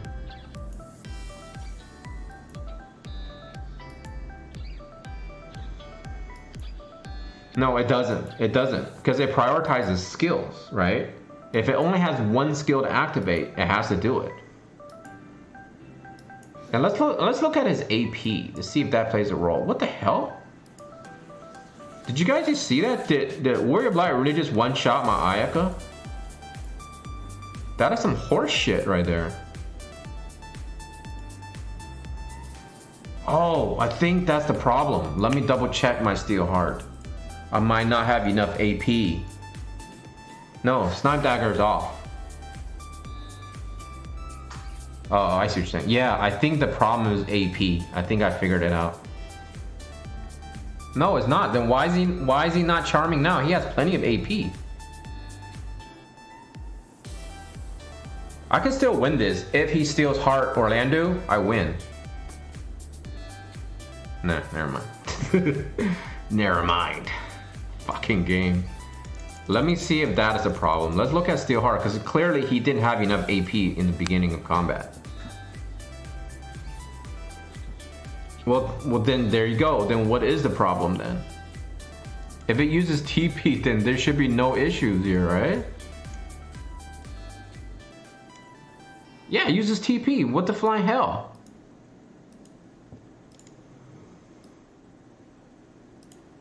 I see what you're saying. Are you just telling me that he doesn't use any moves if he doesn't need to trigger TP? That is dumb, but let's try that strategy, see if it works. Then that means I can turn Discipline back off. If that does work, then this game is horribly designed in terms of AI then. Am I right or am I right or am I right? Or am I right? Ideally, I don't target gunners, right?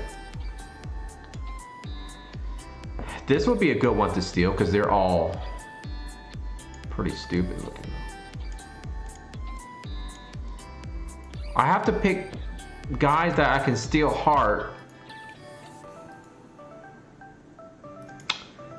Let's do this one because they're all melee units. And I think my team can withstand.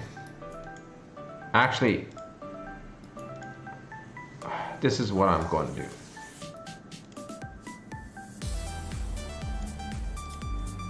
I am going to allow him to be the tank, to draw some aggression. Okay? And then what's going to end up happening is, then he can now go charm. I need a tank. Was this the one I was targeting? Yes, let's target this one. It doesn't really matter, as long as I target a non-range unit from a long distance away. I think you may solve the problem. You're right. You're right. I think you solved the problem. It doesn't prioritize. Oh my god, I'm so sorry. I apologize, guys. I think he doesn't prioritize TP skills because of the fact that he has nothing to use for AP. That's possible. So now he can charm Orlando. Can he do it?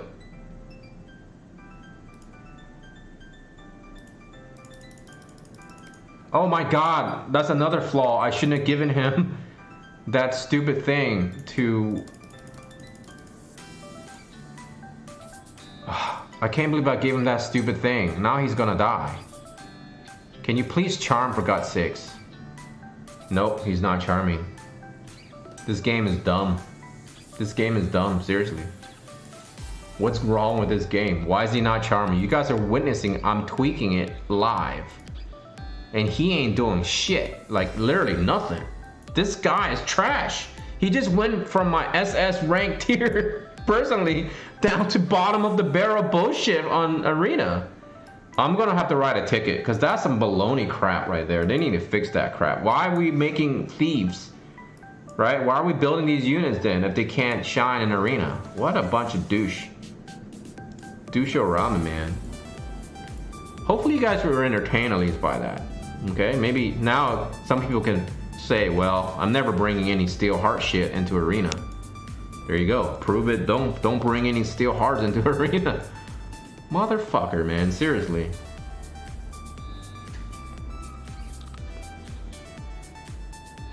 Yeah. You're right. Akatsuki guy, by the way. Welcome to the stream. By the way, I love that show.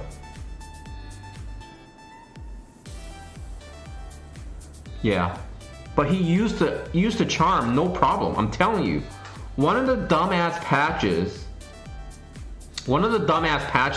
since they gave us the toggle ability, he has not charmed. Before that, he was charming like a madman. That's all he did. He will go within range, charm, and that's it. Like, it sucks that I didn't record it, because I was looking forward to both this map specifically, and I was waiting for the toggle ability to really heighten the steel heart ability. Imagine if you have Vadim and Zazan and they go last and they just go to the front line and boom, charm, you win the fight because there's no way you can lose, right? Anyway, silly game. Silly Gumi and Square Enix totally fuck up my stream, man. Thanks a lot, guys. I deserve like my 2 rainbow fragments of thoughts back. Actually, I'm just kidding, dude. I love Zazan. He's pretty good in he's pretty good in tower, and he's really good in challenges and raids and shit. Not raid, challenges. So should we trigger Whimsy? It's been an hour, right? Let's try to trigger some Whimsy, and then we'll do more farms, and we can kind of talk. Yeah, I done that. I'll take off the stupid shield off too, because he was prioritizing that too.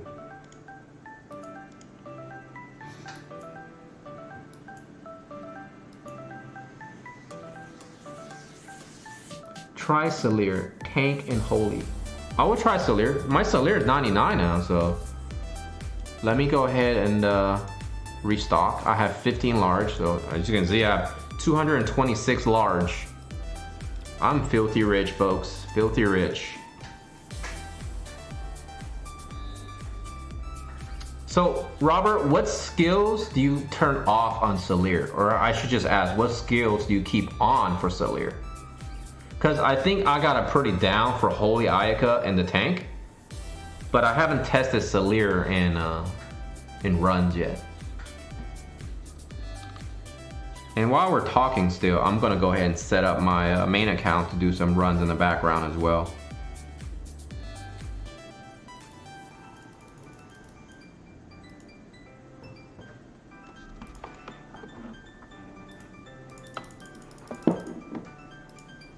I'm assuming you would turn off buff skills if she has them. But I use Salir as a backup. What do you use him?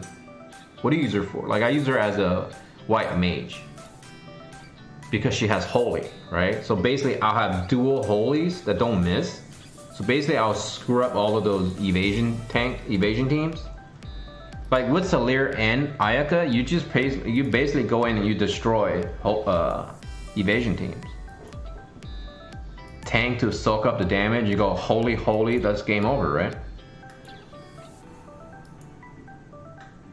I think that's why evasion never really was a legitimate thing. I even have a person that got really angry at me when I did the Venera review, saying that if you see holy, you should ignore it. I mean, that makes sense. Why the hell would you take something that you're weak against and attack it straight at? Like, you go and face it. That to me makes zero sense. Like, I don't understand why would anybody consider doing that. That's like, you want to pick a fight against a MMA fighter champion.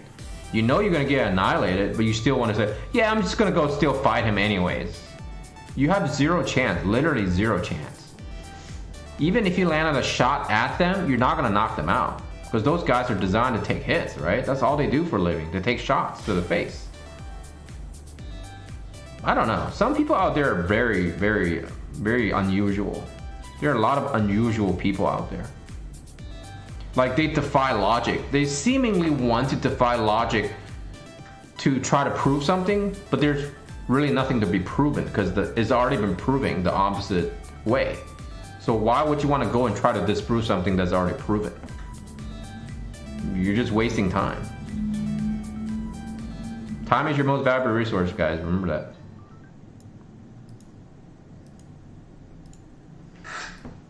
Why make sub job? Yes, her AI is really good in PvP. Yes, her AI is really good. Remember I said that, well, I don't know if you remember, but for those of others who've been following my channel, AI only plays a role when the toggle ability wasn't a legitimate thing, I think.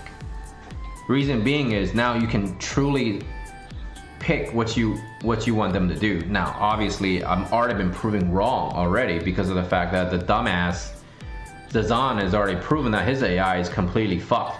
It's pretty much foobar, right? But if Salir was never changed, she prioritizes high damaging spells as is. Just like Mandiana does, right? She prioritizes Flare over Blizzard, even if you max both. So the AIs for the casters in this game are much better than perhaps the melee units. At least we saw a glimpse of that just now, because Zazan is terribly AI'd. Alright Ben, thanks for stopping by, man.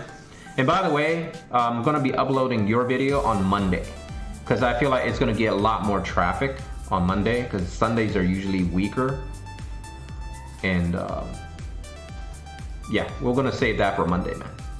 So, alright buddy, appreciate it, man. Have a good weekend.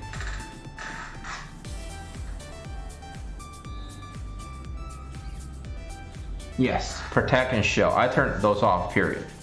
Like the only reason I wouldn't turn protect and shell off if it's supporting your tank, right? Like you're not using your unit to do damage rather than just protecting with shell and protect, like say Miranda with Warrior of Light is stupid. It's like a ridiculous combo. I fought it so many times that that's a very nasty combo to deal with. And but for other units who are a little bit squishier, like Salir and even Ayaka, you don't want them to be doing protect and shell and shit like that. You want tankier units like Miranda, obviously. She is really good. Really, really good unit, solid unit. And with so many earth units, like, you no longer really fear Orlando.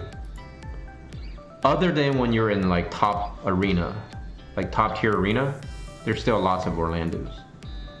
I think it's gonna be Gilgamesh, Orlando, and Agrias, or Warrior Light or something like that. I don't know. I've never been up there, so I don't know. I can't comment. I can only see the videos that my guild leader posts, because he fights in top 20 arena.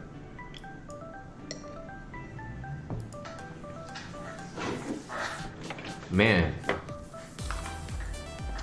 I'm going through this stuff like water.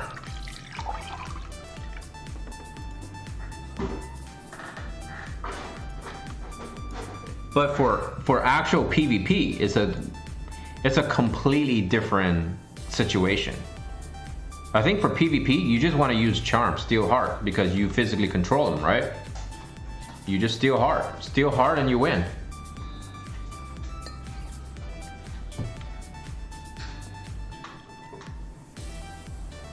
So maybe that's what I need to do. I need to start doing PvP in the future and just throw my thieves in there. Throw my Ayaka, not Ayaka, Phoebe. Just give them a lot of speed, and then just have them cast haste, and then just have my other units cast charm all day long. Just keep casting Steel Heart. I don't care what enemy units they are, right? Because in the beginning you get a decent range to pull away. And then as soon as you get in within range, boom, Steel Heart, dude, GG.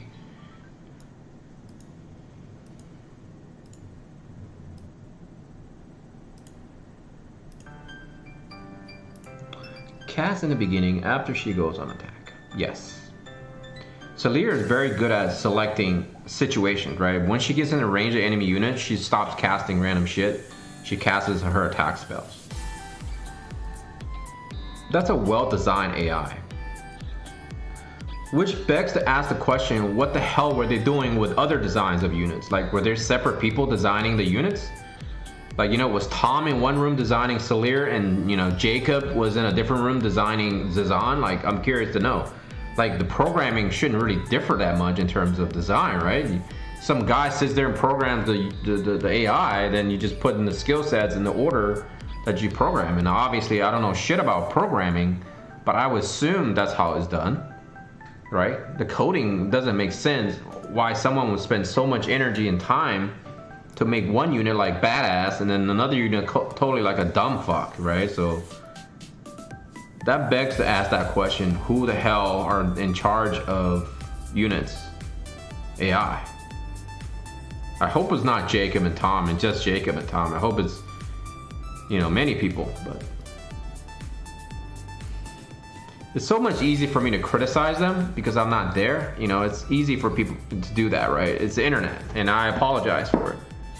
But you have to question the idea, well, if you took the time to design Salir perfectly, why didn't you take the time to design somebody like Zazan perfectly? Fina as a charmer, turn off her attack, but so when she has nothing to do, she charms the bow. Yes, but that makes sense because the weapon itself procs a charm. But it's not the same thing if you're asking your guy to actually physically hit the skill button. Because clearly Zazan didn't do, he didn't do jack shit for all those battles I sent him to. He literally went up to the dude, hit him in the head with a sword, put him to sleep, and yet he continuously hit those people with the same sword while they're sleeping. Which is why people say sleep sucks. Yeah, it does suck in PvP, or excuse me, in arena. But crowd control is crowd control. If you could take away their turn, that's a big move, right? Yes, I noticed that too. Victoria is so smart in her jumps. Like, she jumps exactly knowing the fact that she's gonna kill you. And then when she sees two units lined up, she uses her other jump that's all like perfectly timed. I'm telling you, man, I think Jacob did all the good designs, and Tom is the dumb fuck who's just like half-assing through his duties at Gumi or Square Enix. We need to talk to Tom, like seriously. Everybody needs to go ahead and put in a letter to Square Enix and Gumi and say, hey, can you please tell Tom to stop slacking? Because that motherfucker needs to do a better job in designing the units that he's assigned.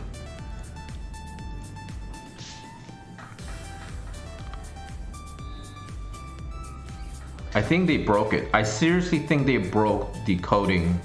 You know how they have bugs and shit? I think they broke Steel Heart. Either that or they nerfed it to death. Which God knows, hope they don't do stuff like that. But I promise you, it was working properly as intended right after toggle abilities came out. But since then, after, I would say maybe like a few days post, when I actually did my first video trying to showcase Zazan. Actually, no, I did a stream. I did another stream last week, and it stopped working for some weird reason. So I don't know what is going on, but whatever is going on, it fucking blows.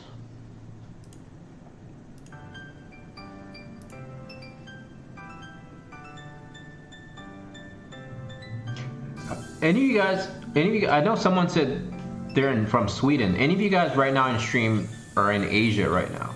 Any countries represented from Asia? I know I can easily look it up, but I want to know the time, what time it is over there. I'm assuming it's night, right? Like mornings? You're right, Akatsuki, you were absolutely right. He does do it in multi. He doesn't do it in arena. He does not do it in arena. I think something got changed. I think they turned it off in arena.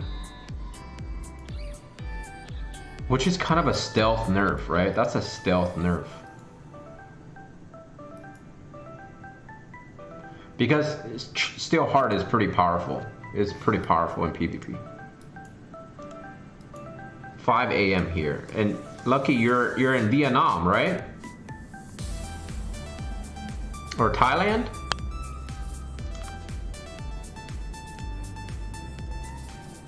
Damn, you get up pretty early though. I think getting up at 4 a.m. or 5 a.m. is actually really healthy for your body. As long as you sleep before 11 p.m. and get up around 4 or 5 a.m., supposedly is the best for your body. Supposedly.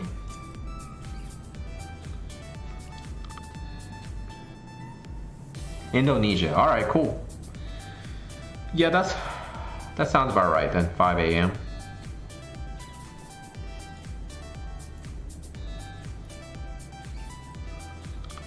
Because right now in the United States, it is 6:30 in the morning. I mean, what am I saying? 6:30 in the afternoon. What the fuck? I'm 6:30 in the afternoon. So I figure people are either like just getting ready to eat dinner here, or they've just finished eating dinner, or they're still playing their game, whatever. Because earlier when I started at 4:30, there was like only a couple of persons in the chat. Now there's like 17 people. Do something like meditation. Well, we try to do different things to tweak it, to tweak what he wants to do. But I think it's just the AI. He just completely foobarred. Because Steel Charm uses TP. Now I thought for some weird reason it uses AP, but any steel ability is TP. So if he doesn't want to use TP, then there's something wrong. And so one of the viewers suggested turn on one of his ability that requires AP, so that automatically maybe he'll trigger his TP skill, then he will use his AP skill following. But that didn't work. But then again, he decided to use the equipment. He used the TMR instead. And then subsequently, he got in range and still did not steal hard. So I think the AI is just foobarred. Whatever patch they released since, perhaps accidentally turned off Steel Heart. Or they intentionally turned it off.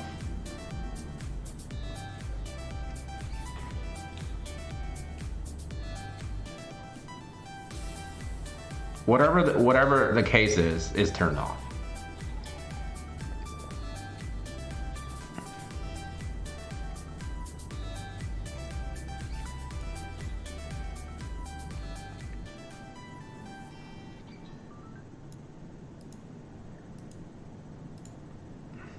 Are you guys using your UR tickets now? Like, have you guys used it right away? Or are you guys like saving it?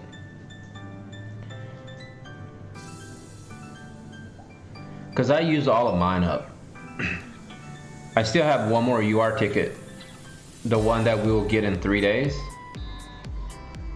But I used up the other two already. Hopefully this last one will give me a Lucia. Then I'm pretty much... I think I'm done with units, to be honest. There will be no really incentives for me to summon in the future, unfortunately, but... Yeah? You guys get anything good, Robert? Got Stern and Thylene. Thylene, yes. Saving for content. Very good, very good. Yeah. Thinking on saving last one. There's no reason to save though. What are you saving for? Oh, I got Lucia. Damn you, Raph. I'm banning you from my multis. I'm just kidding, man. I'm just kidding. Yeah, I want Lucia now too. I want to play with some gunners for fun, you know? Not in PvP or arena or anything. I don't care about that. I would like to have some gunners just to do some silliness. Like, I would love to have Mustadio with Federica, Lucia, and then throw Ryu in there and then have one tank. That would be interesting fight. Like, you know, just have all the enemy units concentrate on the tank and boom, boom, boom. Just have the sniper just shoot him from a... Wait, aren't we getting snipers? I just saw that somewhere on YouTube. Someone posted that we're getting snipers in this game. So dual gunners, rangers, and then snipers. Now, I don't see difference of a sniper comparatively to the other units? They're gonna shoot from a longer distance? Well, they're gonna shoot you from a map like 800 yards away? Like, you know, they start from here and you start from here and they just shoot you right in the beginning? Imagine how stupid that would be. The units included get upgraded. I want that Mustadio spin. Oh, I'm sorry. I didn't get Mustadio either. I got Delita on this account. So I stopped summoning because I knew if I keep going, I'll run out of gems. Yeah, Mustadio is pretty awesome. I have him on my pay to win though.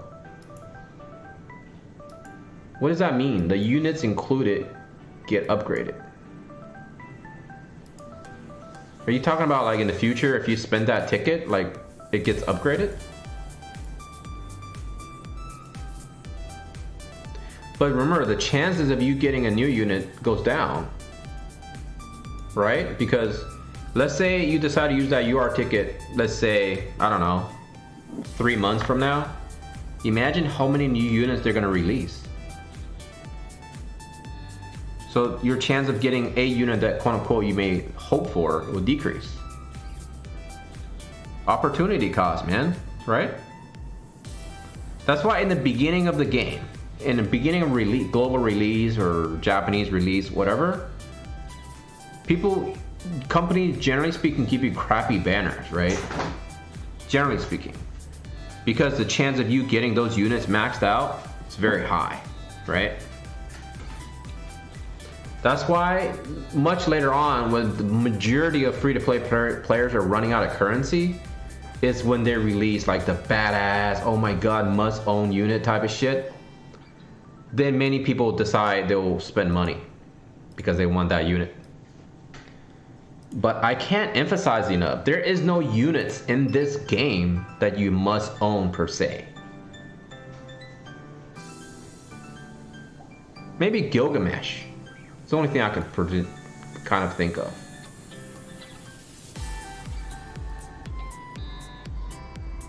Yes, yeah, you're right.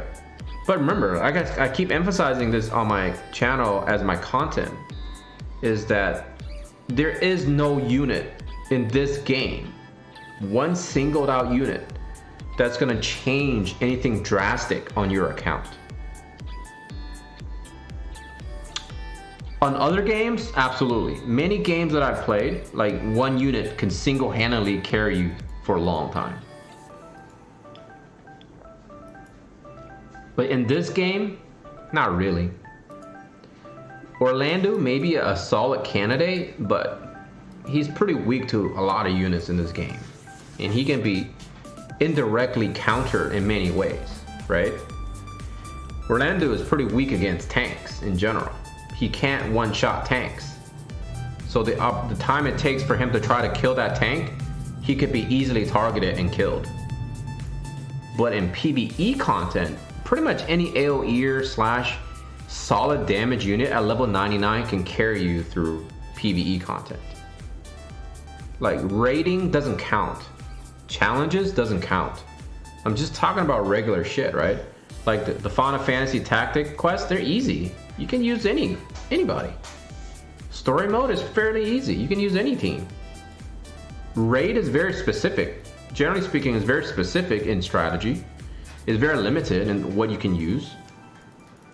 And then challenge is pretty much based off, you need to have solid squads, right? You need to have 5 units built solid in order to pass challenges.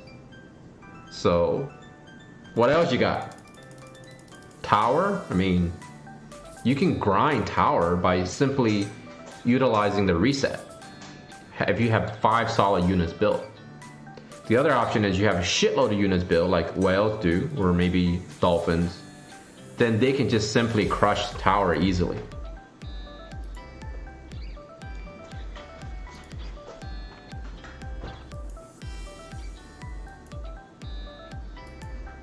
Yeah, for me, there's no reason to summon after a certain point, so saving it doesn't harm me in any way. Because even if you get dupes, right, you could easily not need the dupes because it just gets converted into rainbow soul medals And looking at the shop, unless they change the shop often, there's nobody in there that I really need. Because that becomes pretty redundant as well.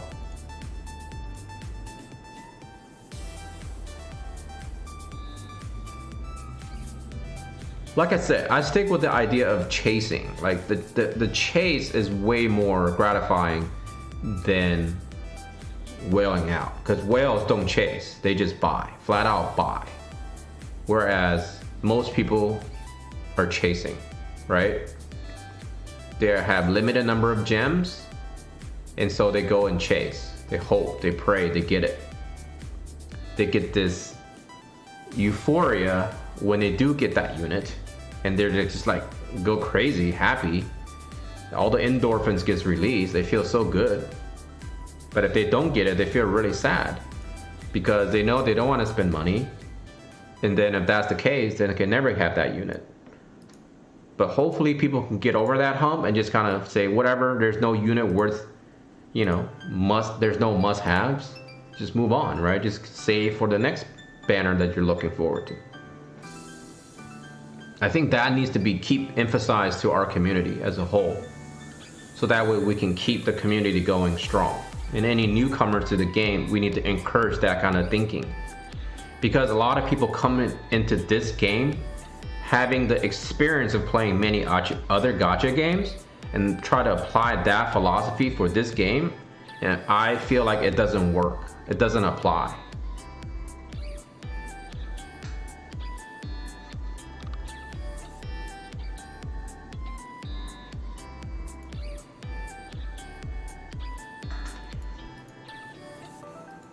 Akatsuki, yes. I think that's a good idea. That's what I'm going to be doing too. When Ramza comes out next week, I'm going to finish him off.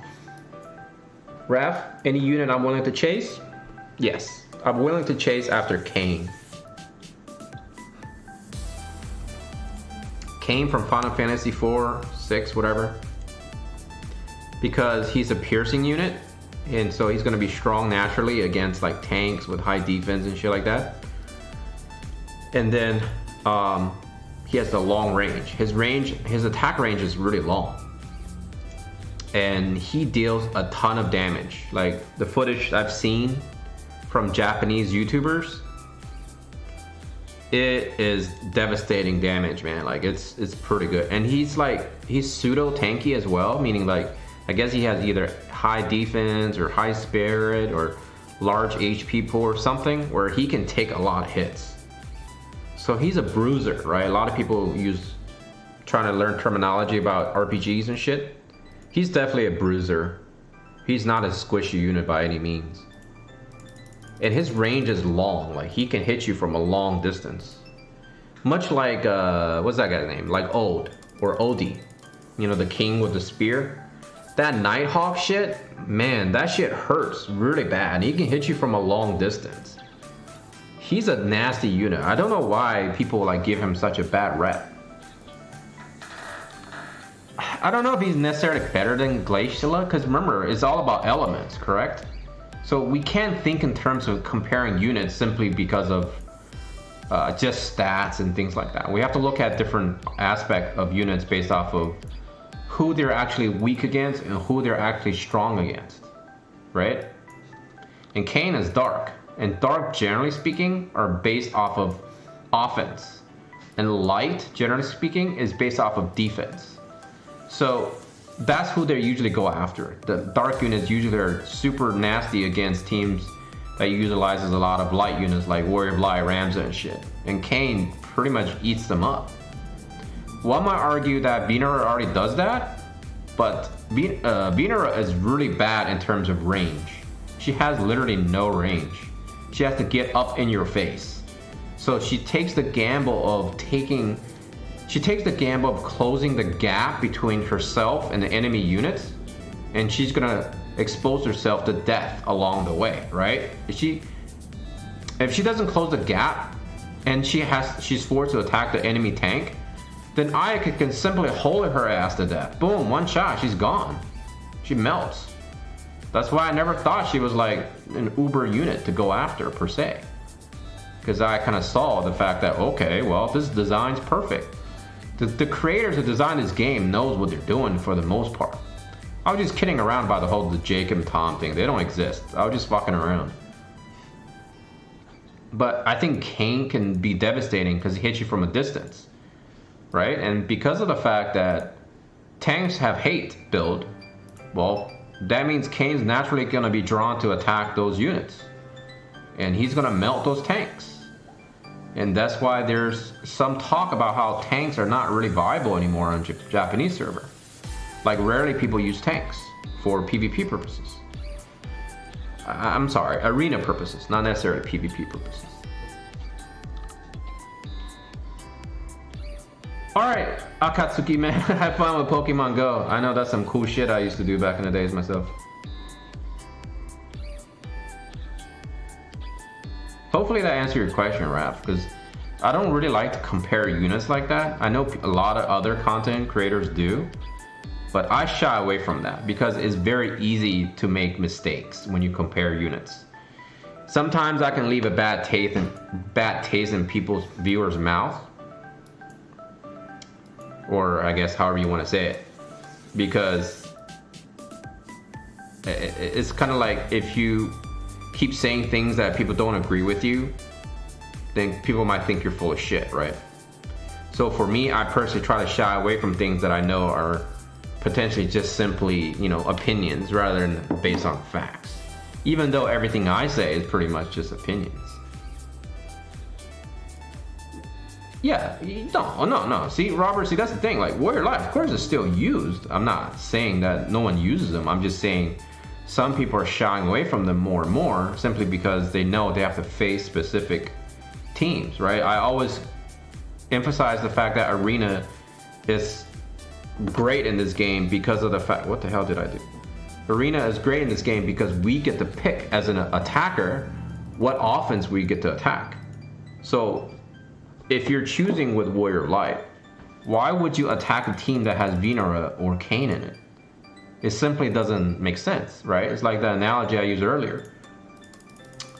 If you see an MMA fighter who's trained for years and you have no real experience in fighting, and you have an option to avoid that person, why the hell would you go in the ring and fight that guy? There's no reason to. You will get destroyed. Which is why I made the point about how if you are a Venera player and you're attacking defenses, why would you knowingly go and attack teams that have Holy as an option? They're just gonna one-shot you. You know what I'm saying? Like, to me that makes perfect sense. That's why the way it's designed is the way it's designed. You as an attacker have the option to choose defense, therefore pick the ones you're strong against. Why would you not take advantage of that, right? Many players use non-tanky units in Arena. Absolutely. Sometimes 3 attacking units is actually pretty good. But I've noticed that if I have a tank and I have solid attackers, generally speaking, the 3 attacking units equal gear, equal levels, of course, equal skills. Generally speaking, if the tanks can hold hate, they're not gonna win, because as long as you start slaughtering their units while your tank is still alive, and you can get down 1 or 2 units before they can kill your tank, you're not gonna lose for the most part.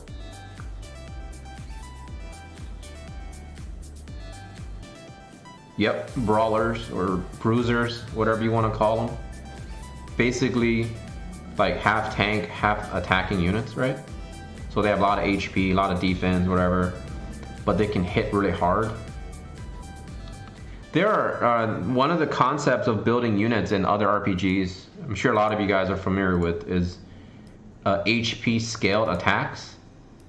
That's something they can consider in the future. For example, let's say they bring a tanky unit, like his name is going to be called, I don't know, let's call him Tank, okay? There's going to be a unit called Tank, and he has 10,000 hit points. All of his attack is based off his HP. So the more HP he has, the more damage he deals. That's going to be a nasty unit to kill.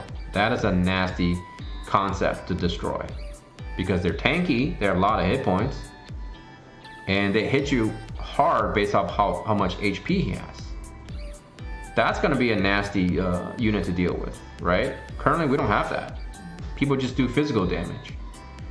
Like Engelbert just deals physical damage, and he's tanky, so he's like a good bruiser. Orlando can be considered a bruiser because he can be tanky enough where he doesn't die. He can take solid 3 or 4 hits before he goes down. But many of you guys know he has defense ignoring, right? So he can hit you really, really hard.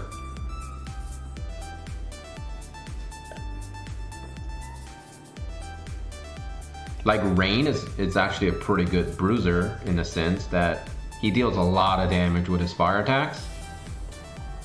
But he can take a good amount of damage from other magical attackers. So it's kind of like when you see Rain and you're throwing Mediana at him, obviously she's already weak to him. But let's say you throw other weaker, like say Salir or something. Ideally, Rain will slaughter them.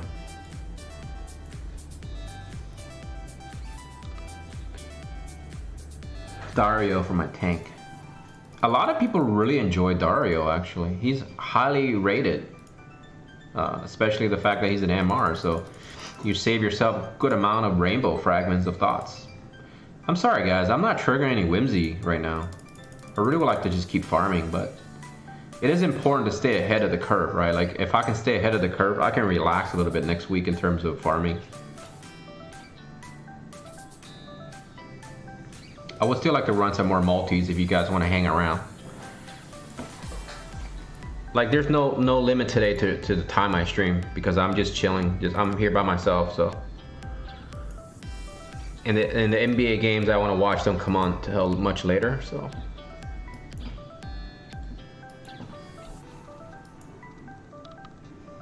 But I'll be honest with you guys, I'm not really that knowledgeable in this game, man. I just like to. If I need to learn something on the go, I'll learn it. But if I don't need to learn something, I don't really go out and seek knowledge per se. But I think one of the advantages of making content on YouTube is that a lot of people come in and they'll be courteous enough to kind of tell you what's right and tell you that you're wrong, you know? And they'll give you the right info. And I think that's great. And that's why I enjoy doing what I do right now for fun. I don't do this for a living, I do this for fun, so I'm not trying to like, you know, beg for subscribers and make clickbait bullshit and all that stuff. I just do whatever I feel like doing. Under still the notion that I'm trying to improve myself, right? In terms of presentation, in terms of music, in terms of knowledge, whatever. But I don't take myself or this game serious enough to the point where I'm trying to hardcore compete against others. You know, that's not what I do.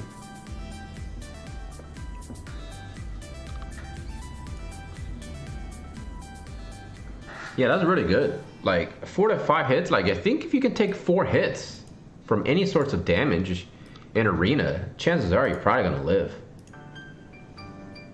And I think that's what makes it arena so good, is because you have so much flexibility in arena.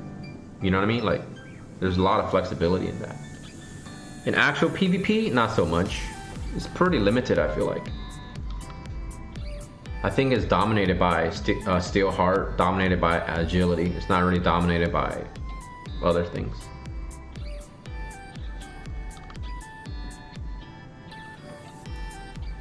I don't really enjoy idle games, but I really enjoy farming. Look, I'm just sitting here and they're just farming on its own.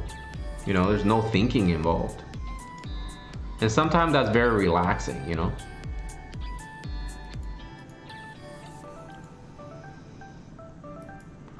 I've gone through a lot of energy pods, man. I'm already running low. I had 19, right guys? I think, did I have like, no, I didn't have 19. I had 16. Holy shit.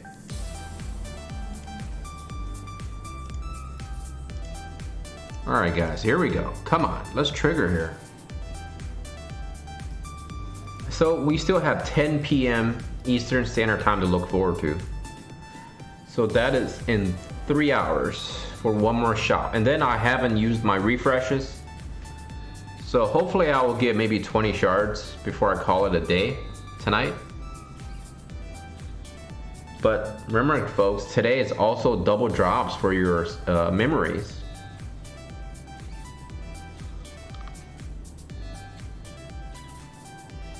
Is the coral sword, is that the one that does more lightning damage? Hey Go, yep, doing some Whimsy farm earlier. We did Whimsy shop. And then we did some farming while the Whimsy was on cooldown, and then I did arena, which failed miserably, by the way. And then I did some guild battles, which sort of failed.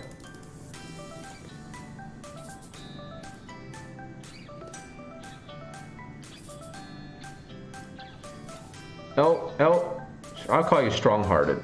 Strong-hearted, yeah, I agree, but only to a certain extent, right? Because you could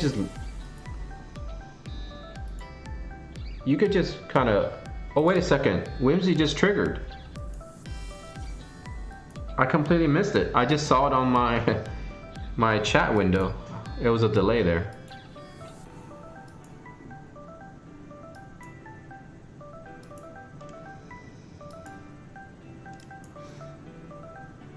Alright. Yeah, it can be annoying though. It can be, but the thing is, you can let it run all night. You know, you don't have to play the game. But for the most part, you do have to... Hey, I triggered the Whimsy shop at the same time with both accounts. That's crazy. Now we can go farm. Let me see. Yes, I got Mustadio on my main account here. And I got... Oh, look at that, guys. What?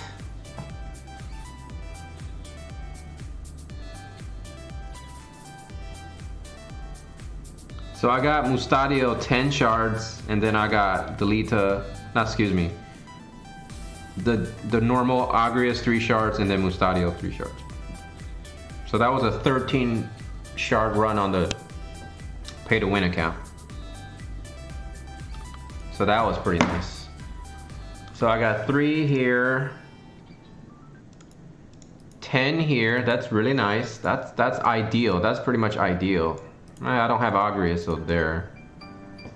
So by the way, folks, for those of you that joined late and didn't know this, the Wyvern statues and the Angel statues, you can downgrade them now.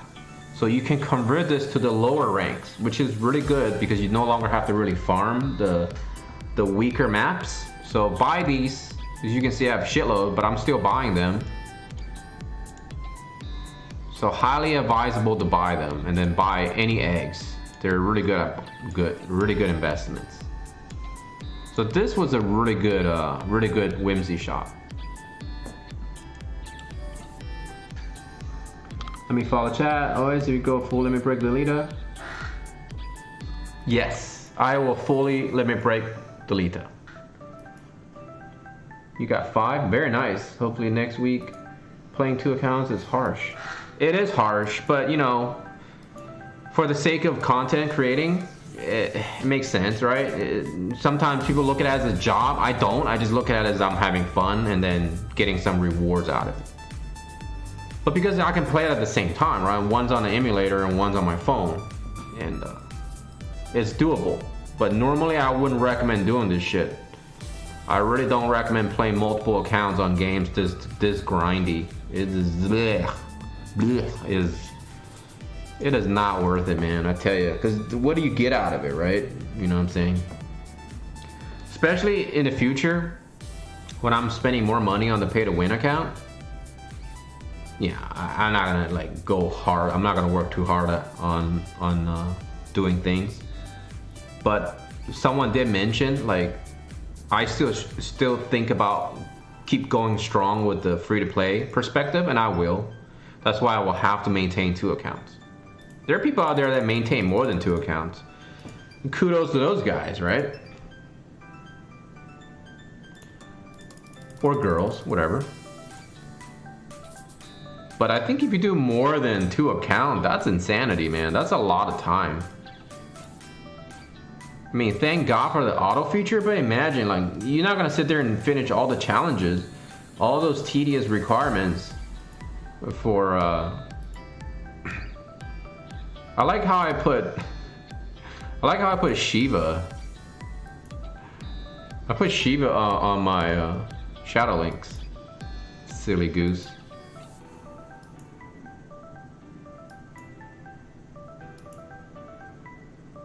Alright, let's legitimately equip my stuff. Alright, the password is 90913. So come on in, guys. Come on in. And oh, whoops.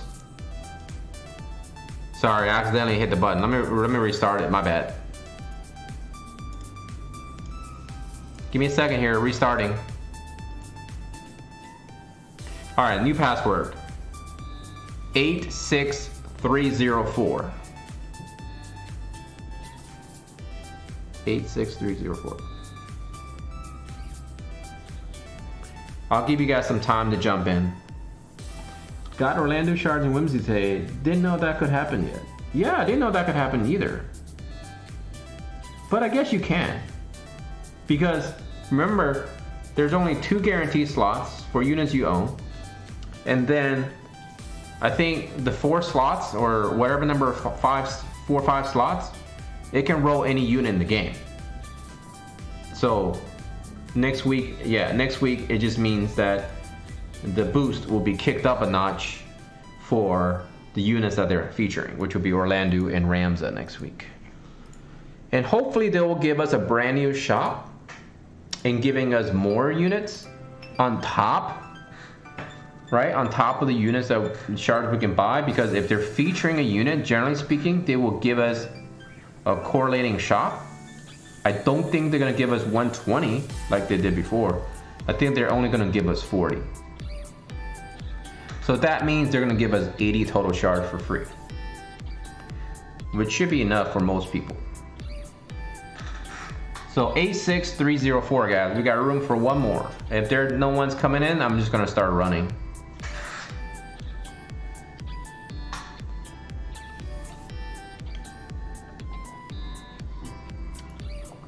I personally need to finish Ramza, and then this account, this free-to-play, needs to finish Orlando as well. But pretty close, pretty close. Asmodeus, welcome Asmodeus. I like your guild tag. That's a pretty cool, guild tag.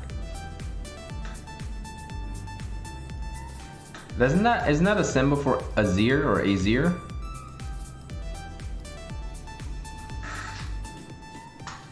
So no one's joining? All right then, I'm going. Let's do it. You can run this map with 2 units, by the way. You don't even need 4, full 4. Okay, never mind. Eri Estity? Oh, okay. I'm butchering your name, so I apologize.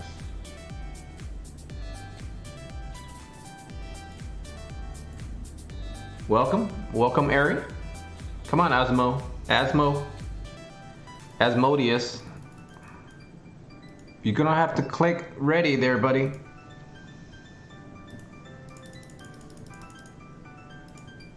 I hope you're not just in here staring at us. Time is my most valuable resource.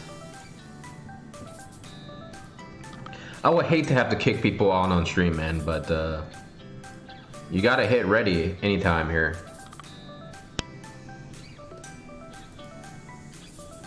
There we go. Thank you.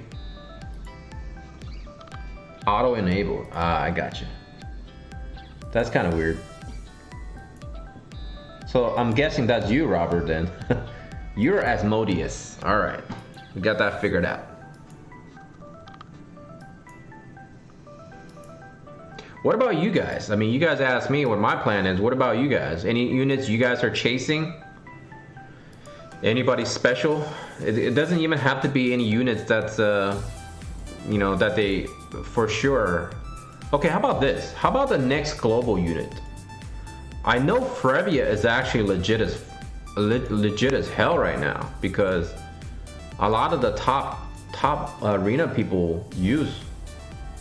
Are you making your own gold, Nash? No, man.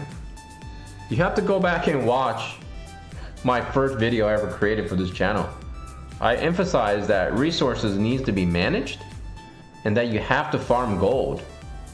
On Saturdays and Sundays, your priority should be farming gold, because you can increase the power level of your account simply with gold.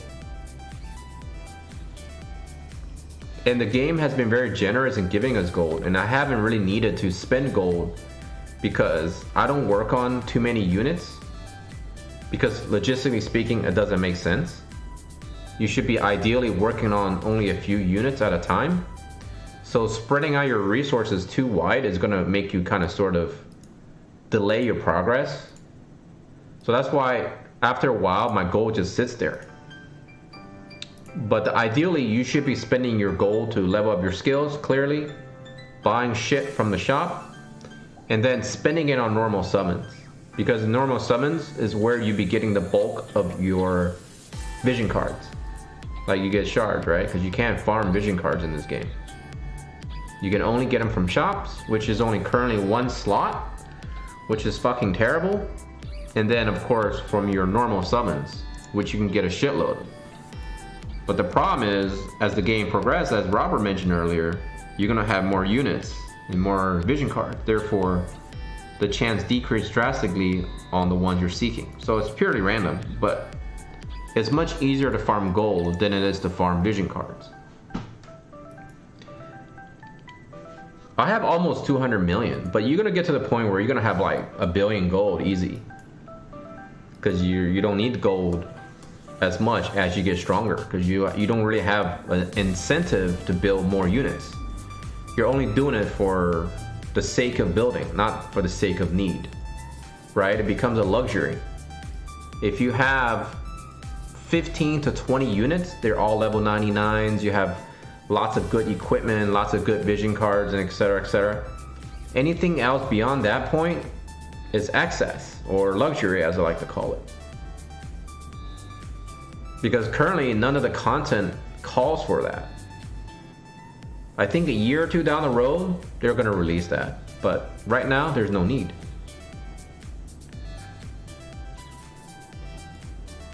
Raph, actually that's all of us, man. That's all of us. And that's why it's important to actually make sure you watch content, not just mine, everyone's. You know, the people we enjoy on YouTube, the content creators, keep watching them, especially if they're legit in terms of giving good advice and whatever.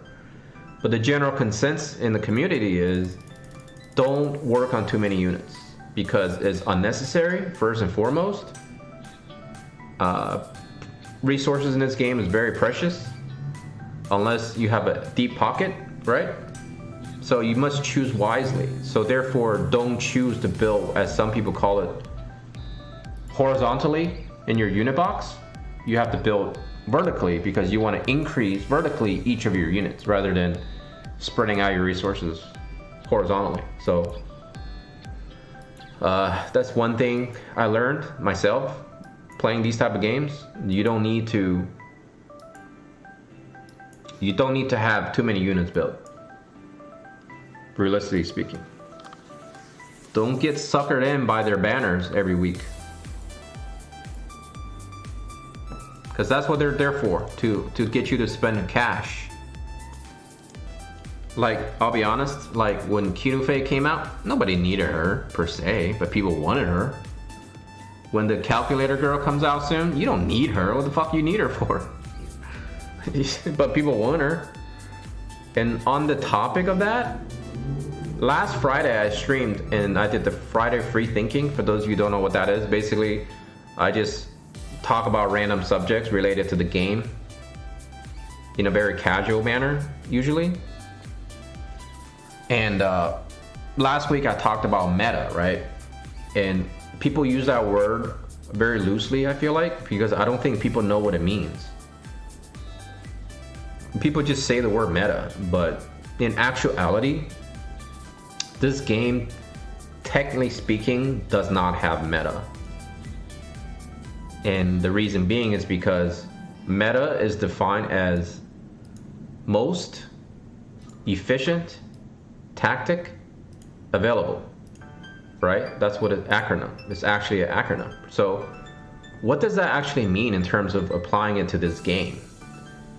Are people saying like double gunner meta?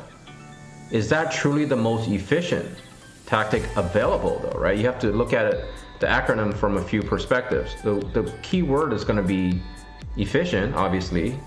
And then of course you're looking at available. Is meta truly available for every player in this game? And the answer is no, it is not. There is no most efficient. This game is called a strategy RPG for a reason of being, drum roll, strategy. So you can beat content in creative manners. You don't need quote unquote specific units. Will some units make your runs more efficient?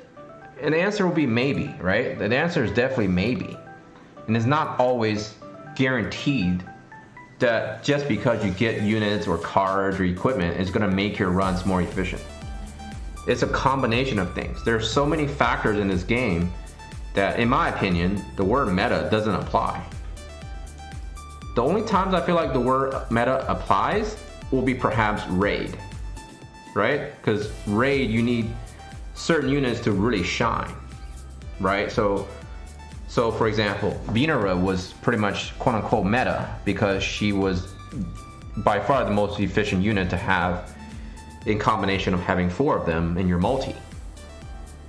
And then of course, Lucia was definitely one of the meta in terms of the first Chocolate Fun raid. As was Mediana, so to speak. So in that sense, meta may apply in a certain aspect of the game, but it doesn't apply to every part of the game.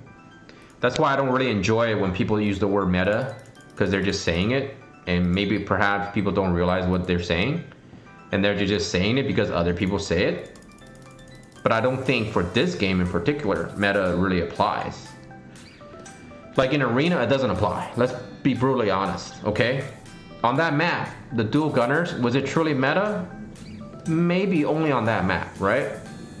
People are still running dual gunners right now on the map that says missile resistance. So you have to ask yourself, why are people doing that? Clearly, from a logical standpoint, it doesn't make sense. Your units are doing less damage. So why would you do that? Is that efficient? I don't know. They can still win lots of matches. So it's definitely not the most efficient, right? So technically speaking, it's not meta. But if they're using it because that's the only units they have and they're still winning matches, then technically speaking, that's their most efficient. So the word meta only applies if it's very exclusive to a small number of people involved. So for example, let's say the top 50 arena players, perhaps there truly is a meta for them, right? There's only exclusively a few units they want to use against each other because there's only a few people. But when you're talking about hundreds of thousands of players, no, absolutely. In a game where it's designed off of 8 elements, right? Different equipments, different vision cards, different accessibility to resources, there's no fucking way there's a meta for 800,000 players or 1 million or whatever the amount of players we have. Victoria was strong, but was she meta, right? At that time, maybe she was dominating because of the fact that there was no true units to step in her way, right? She couldn't be one-shotted by other elements. And at that time, there was no legitimate fire units other than Old, if I'm not mistaken. Old has been around since the beginning of release. So the way to counter Victoria was to use Oldie, and Oldie should be able to one-shot her because of the elemental advantage. It does 25% more.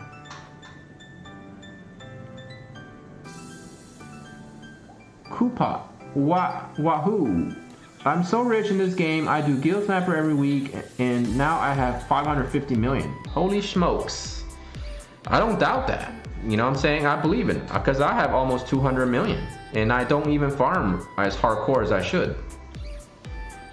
So having 500 million, half a billion, sounds fair to me. That means you can literally just sit there and like summon on normal summon and get tons of shards. But I think people just, in my opinion, I just need to get people to think more. And I'm not saying I'm right. All I'm saying is I'm presenting a case, right? I'm presenting you this data, and I'm just asking the community to look at it. If you agree, great. If you don't, that's fine too. Just make sure you give me some sort of rebuttal that makes sense, that's logical. I think it's not fair for people to use things like meta, right? Or use tier lists. Because I think meta and tier lists go hand in hand. Am I right? There is no units in this game that dominates. I challenge the community to show me one unit that dominates. Did Victoria dominate? I don't know. Maybe she dominated in the top 50 PvP, or not PvP, excuse me, arena. Maybe she did, I don't know, I was never there. But I know for the rest of the community, which is over 90% of the community, Victoria did not dominate by any means. At all. And it's hard to say meta for PvE either, right? Because there's no such thing, because you're limited to the choices that people make. Everyone perhaps picked Orlando. Was that the most efficient? Definitely not. People fucking brought Orlando to raids that they were getting kicked out of the rooms. Because he clearly wasn't meta, per se. But people still used them because that's all they had. That was their strongest unit. I think the key word is efficient. I think that makes the most sense. Available is somewhat you can argue against, but efficient is, I think that's an opinionated thing, right? If you're gonna record efficiency based off of speed of runs, that's one way to measure it, right? But what about if you're measuring something, let's say the challenge, and you're measuring it based on the idea of just completing it? Am I right? Because I've seen videos where people complete challenge level 90 using non-URs, a full squad of non-URs. They can beat it. But you know how long it took them? 30-minute plus. Is it worth it to some people? Definitely, in my opinion, that's not efficient, but it can be done, and they can do it safely, right? They can do it safely. That means they have meet all the requirements to get all the items from the missions. That's not efficient in the terms of time frame, but it's efficient in terms of accomplishing what they wanted to accomplish, which is to get all those items and using non-URs.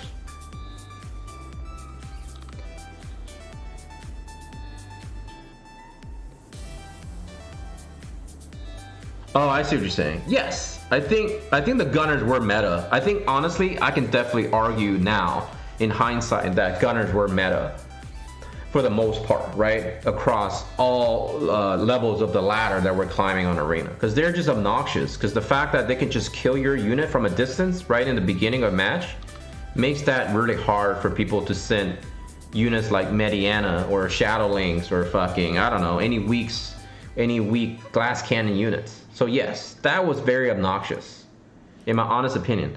Was it beatable? Absolutely, it was beatable, but that required you to counter them specifically. I didn't have problems against dual gunners if they were not equipped properly or leveled properly or whatever. But once I reached the point where they were high level, I was getting slaughtered left and right, even though I was sending in 3 tanky units.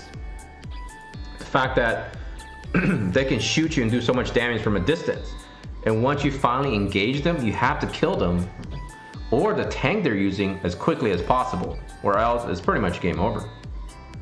So yes, and that specific map was definitely catered to those gunners.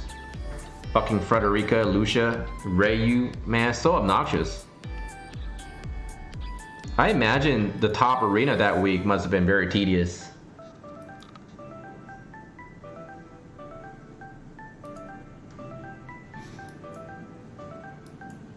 Right. Go. What's going on, man? Welcome. I guess you just arrived because I haven't seen you in chat. But yes, I think when people use the word meta, they're referring to a unit that is the most efficient in terms of completing a task in either PvP or PvE, right? So it gets to the point where like we just use it to the point where we just use it. Kind of like how the word Xerox came around, right? And many other words, I'm sure you guys can give me examples. Over time, people just like to generalize things and use the word to represent that generalization. And meta definitely is that, right? So I think SRs, MRs, even Rs, hell, we saw Ns can be all viable. It's just a matter of, if I was to sit there and present to the entire community of World of Visions, including Square Enix and Gumi, I would say this game is well designed because every part of the game is designed to highlight specific units, perhaps, right? And I think that makes sense if people took a step back and look at it from that perspective. Oh, nice. That sounded dirty, Gold, but yeah, that sounded really dirty. That sounds kinky and all, but yeah, I'm just messing around though. But all right, I'm glad you're thinking about me while you're bathing though. But you know, imagine this, right? Let's say you did decide to build an SR unit and you had no information from anybody or the internet. You just said, man, this unit looks so cool, I'm gonna build this unit. And then people are telling you, man, that unit sucks balls. Dude, you suck, dude. You wasted your gems. Ha ha ha, you suck at this game. But then, you know, something comes out where that unit actually shines quite a bit. That has happened, honestly, quite a bit, actually, right? You can defeat every content in this game without using a single UR, believe it or not. Maybe not necessarily arena, but in PvP, like actual match play, believe it or not, people don't even actually use all URs. Like, people don't actually all use URs for match play. From my understanding is that the people who do PvP a lot, many of them actually utilize the strategy of Steel Heart, believe it or not. And how many units can Steel Heart in this game? What, 5? 6? So is that considered quote unquote meta for that specific situation? Yes, I would say it is. Because people realize that is the most efficient way. Send a couple of units to charm your enemy units, boom, call it a day, right? I just wish they removed the use of rainbow frame. Yes, you're absolutely right, Robert. I think not just you, I think almost 99.99%, if not 100% of the community agrees with you.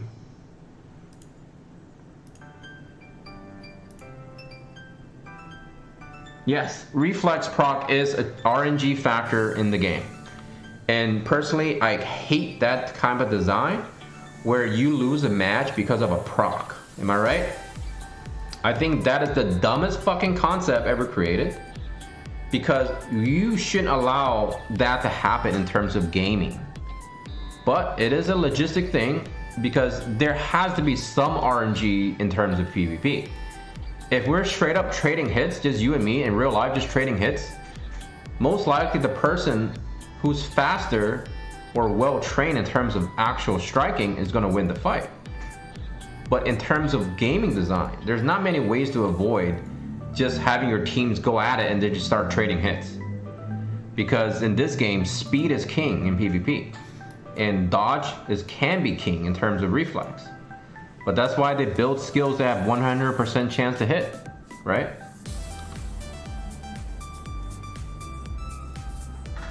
Like Guild War, I feel like Guild War defense is a little bit more flexible because enemy teams cannot see you in the beginning. You're hindered under Fog of War, right? I only see one unit that you have, but the other two units are under Fog of War. I don't know who they are. I don't know what you got going on until I actually engage you. So that's the creativity of Guild War defense. Like if your guild is very good at theory crafting, very good at figuring out what the quote unquote meta is for Guild War, for PvP, whatever, then yes, you can succeed very well. There are some good strategies involved in guild battle defense. Keto Fit is very strong. I'm not denying that certain units are strong. But is she gonna dominate? If you send Keto Fit against 3 enemy units, is she gonna slaughter all 3?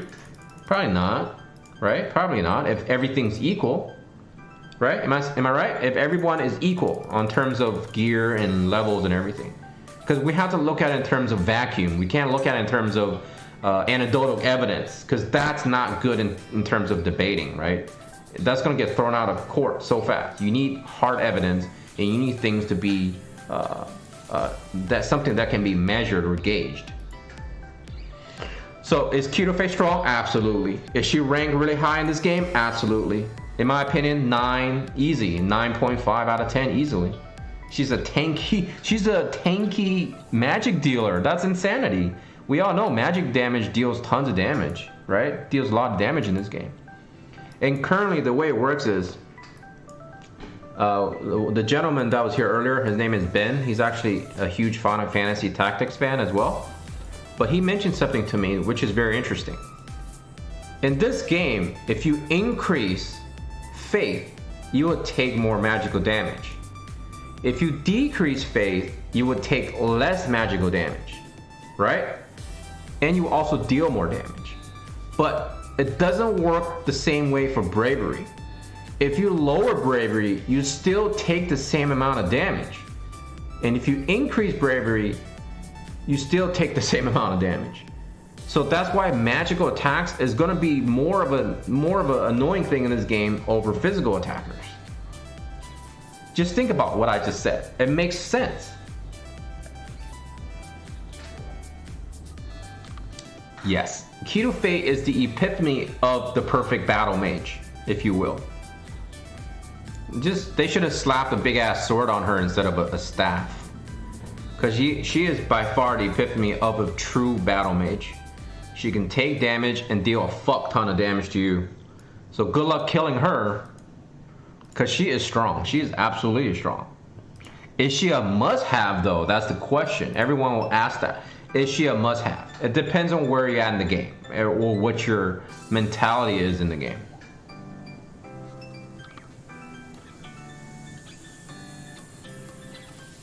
Correct. Fire unit is very limited. Like the other day, yesterday actually, before I went to bed, I was scrolling through the elements, and then I started thinking about all the units in each element. Fire definitely needs some boosting, right? There's only Delita, which is a very nice addition, and there's Rain, which is obviously a really good unit. And so I call them the Twin Red Dragons because there is no other really fire unit that's super awesome that people talk about all the time. But people forget. Oldie is a solid unit in this game.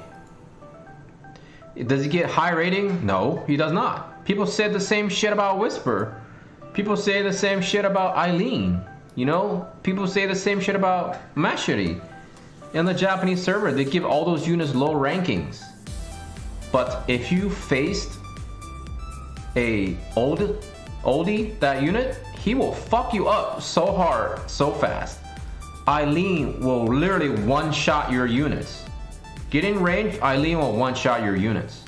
So does that mean they're bad? No. It just means people ignore them because it's just like the internet. It spreads like wildfire. So everybody says, this unit sucks, don't build him. Everyone just says, yeah, that must be true, let's not build him. Until they run into him and gets killed. Then they're like, fuck, this unit is good. Why are people saying he's bad?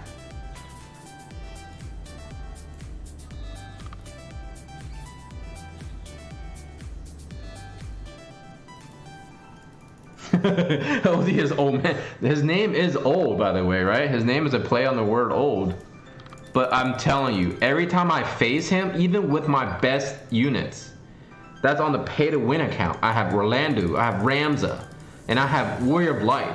Oldie just keeps going. That motherfucker doesn't die. And he deals so much damage, and he deals so much damage from a distance. How do you defend against that? Explain to me how I'm supposed to defend against him.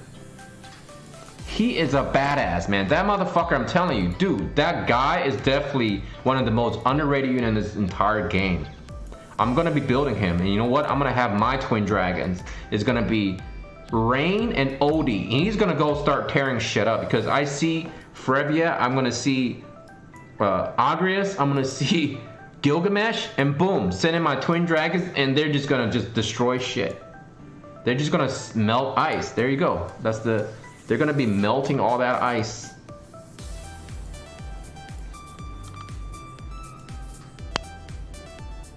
Oldie is so strong, man. I've faced him so many times and I don't know. I mean, he is not very fast, right? Agility is king, so I'm thinking that's why people rank him kind of low. I never actually took a deep dive at him, but I have anecdotal evidence, right? I know I'm contradicting myself, right?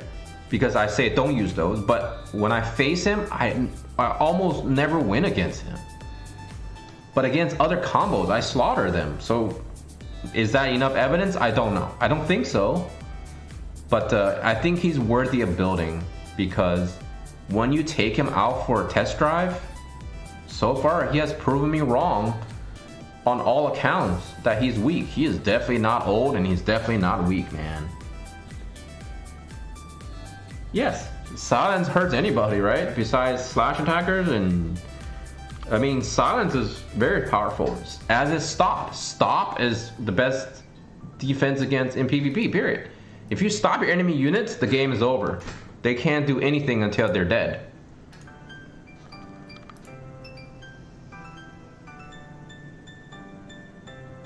You're absolutely correct. Pierce is going to be actually considered quote-unquote meta in the future, because piercing is going to be stopping a lot of those tanky units. It's just going to just deal tons of damage to people, and it's very hard to defend against that unless you go specifically targeting Pierce. But that being said, right, those cards are going to be used a lot more so than the cards we're using now, the anti-Pierce. When you see Kane and Rosa and Old and Victora, because all Dragoons are Pierce. I did the review on Sasha, and jumps are all Pierce damage, by the way. And so you need to be working on your cards that has Pierce resistance and or Espers, and you need to work on them now instead of waiting. Because one thing I learned about games in general is if you wait till it occurs and is upon you, you're already behind. So you need to work on your stuff when you have the chance to work on them before it hits you. Exactly. You make a great point. Yes, you Robert and Go, you guys are both absolutely correct, because piercing is going to be so nasty in the future. They do so much damage if you're not prepared against them. But again, does that apply to Arena? Probably not, right? Because we get to see their defense. So you get to play around with your sets that you built over time. So you can target them or you can ignore them. But I would imagine if you're like top 5 ranking PvP, you fight the same people. So you forcibly have to attack them. But if you're somewhere like ranking, I don't know, 10,006, it doesn't really matter.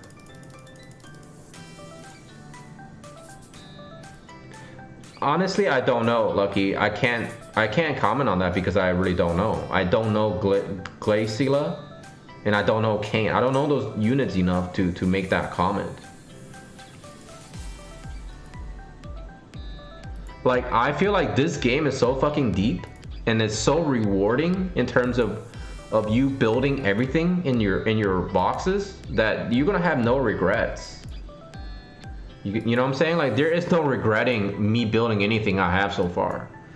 Although the only units that I feel like might be weak as shit is Little Leela. What kind of fucking tanky unit doesn't have enough stats to tank? Then why am I building her for a tank, right? She, in my opinion, is not very good. I looked at her pretty deep. I was actually gonna do a review on her, and it turns out like the people don't think highly of her, and I'm not disagreeing with that. Although, here's the thing, right? She can be still useful in many situations, right? If you have her fully built and you took her to the tower, you're still gonna have a good time with her. If you use her to be your farmer for PvE content, no problem. She might be a little slow, but well, you know, no one's gonna overthink it. But I would never take her to like Arena. I would never take her to raid unless something she has that specifically that I could use. Yeah, I think you have to look at the skill sets and you have to look at the elements. Like, when you ask me questions like which one is better, I always feel like, yeah, in this game there is no wrong, or there's no like end all be all answer. Because as everyone's saying in chat right now, you know, you have to look at who you're going up against, specifically, you know, what you're targeting, right? If you're targeting these specific elements, then certain units are going to be better than others just because of that 25% extra damage you're doing.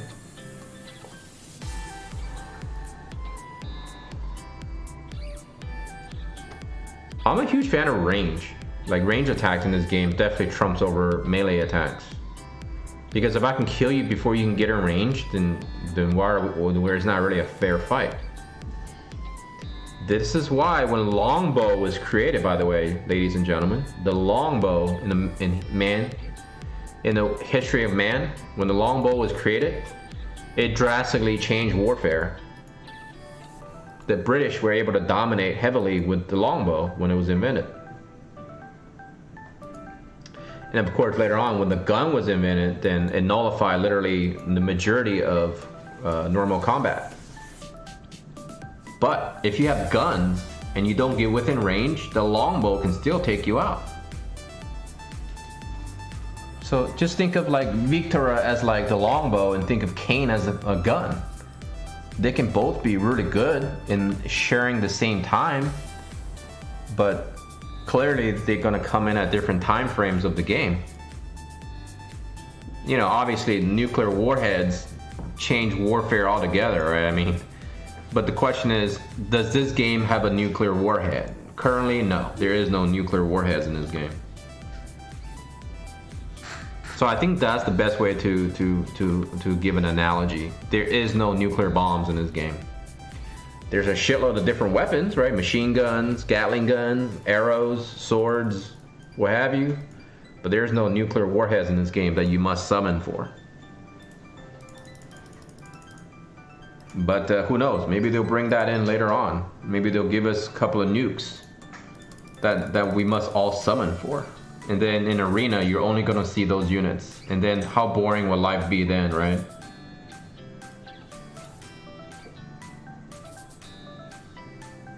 Yes, Super Stern can be very obnoxious. But he's not a perfect unit by any means. He's pretty squishy. He's like a pseudo bruiser. He still dies fairly easily. And I don't think he can one-shot Warrior of Light. If I'm not mistaken. I still don't think he can one-shot Warrior of Light. I think that's why people still go with Warrior of Light on the JP server.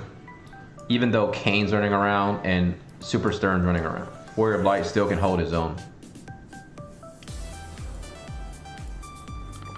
Because if Warrior of Light gets a stop in there, boom, like he gets in range, right? Remember he can teleport? He'll teleport to your face. You don't kill him, he gets a stop in there, and then the rest of his buddies come in, swoop in for the kill. You can still lose. What are you guys doing? Sharing is caring, man. Can you guys see my doggies? No, it's too dark. Yes, Final Fantasy VII will be like that. Will be like that. That ace, the ace in their pocket, right? That's their ace card. Okay, after this run, I have to check something real quick. So I'm gonna remove my main account out of the run since someone else can take his place. I think Final Fantasy VII is their big gun. They're gonna make a lot of money off of that. We're talking about shit tons of money. We're talking about hundreds of millions potentially. Well, maybe not 100 million, but a good amount. All right, guys, we have one more space if you guys want to join. I gotta check my text.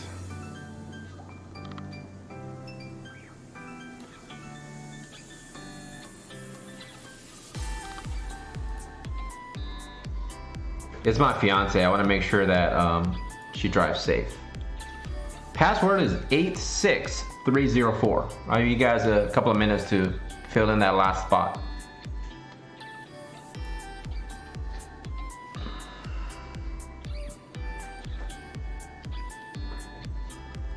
Yeah, you can join. I took my other guy out. Oh, look at you with the level 81. Delita. Let's see Delita in action.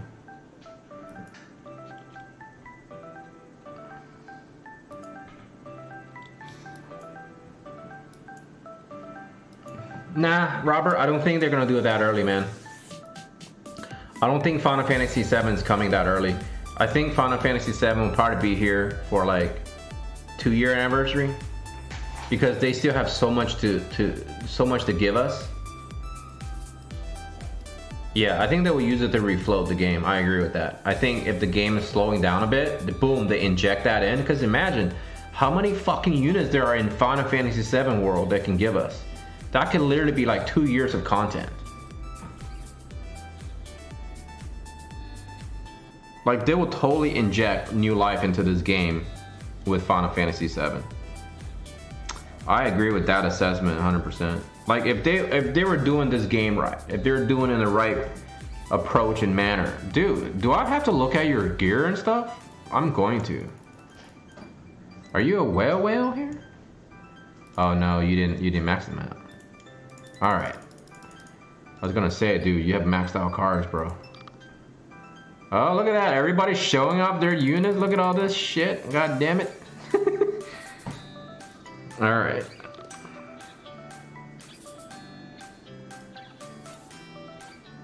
I think they will give us Chrono Trigger before they will give us Final Fantasy VII.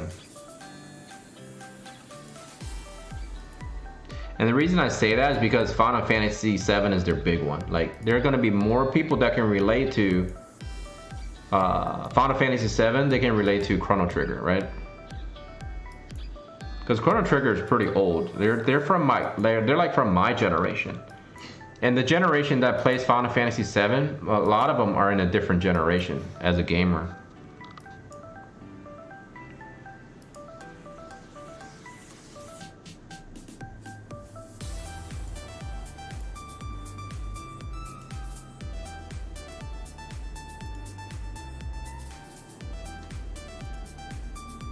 I need to create a playlist for you guys for future streams, because so far I only have one song looping. There's this guy, he created a bunch of songs for streaming, but if you do it on YouTube, they're gonna keep showing ads. So that's gonna be obnoxious to do that. So like when I have 2 monitors in the future, then I can actually do that. But right now I can't, because I only have 1 monitor. So I can't sit there and play with my music without shutting down my stream or whatever.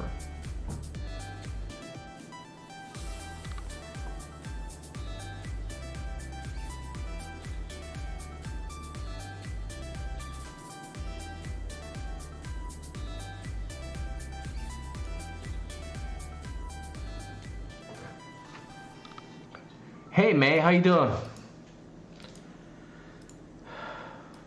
Hope you're having a good weekend, man. Actually, I probably shouldn't say man, because I'm not sure. Because May obviously could be for a guy or a girl, so I don't want to assume. So I'm gonna say, hey, how you doing? How is farming, right? How is farming going?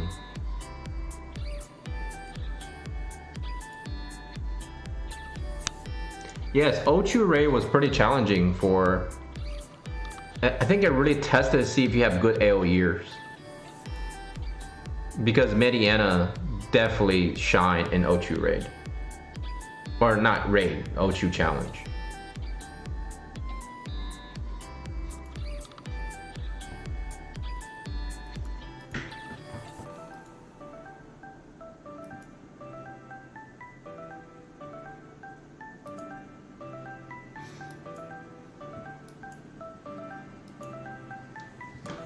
I'm sorry, I'm not trying to be rude, but my fiance is out of town, so I want to make sure she drives home safe.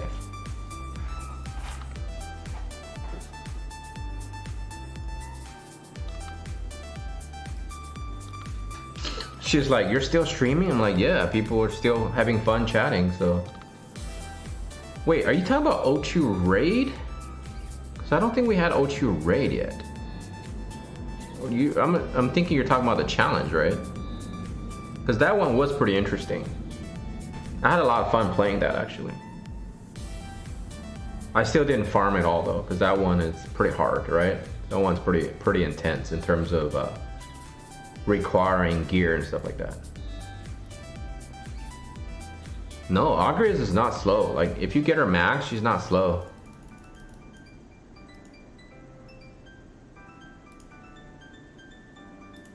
Yeah, challenge then, yeah. No problem. No, I'm just curious, right? It's not I'm trying to pick on you or anything. Because I'm pretty sure they'll give us an O2 raid eventually. At least I hope, right? Because I don't think the raid should be just us killing food.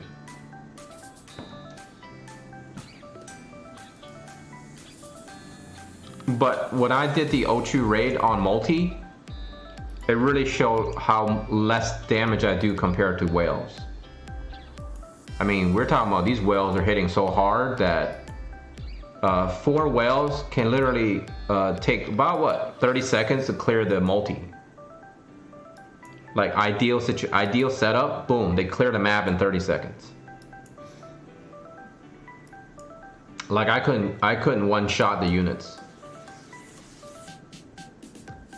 Oh, here we go. All right, man. You can clearly stop showing off to the rest of us. I will make you suffer by not clicking embark. I'm just kidding. Just kidding, man. Congratulations. You got all the solid units. That's you, right, Go? That's you? I'm assuming that's you, Go, with the show off of all the Uber units.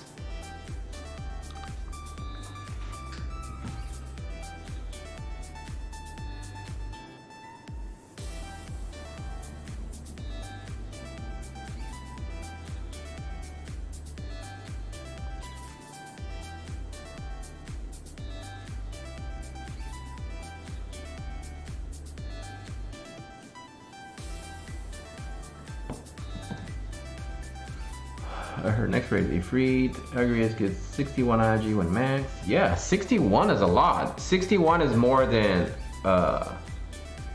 Orlando, by the way. Orlando is only 58 or 54, 55, something like that.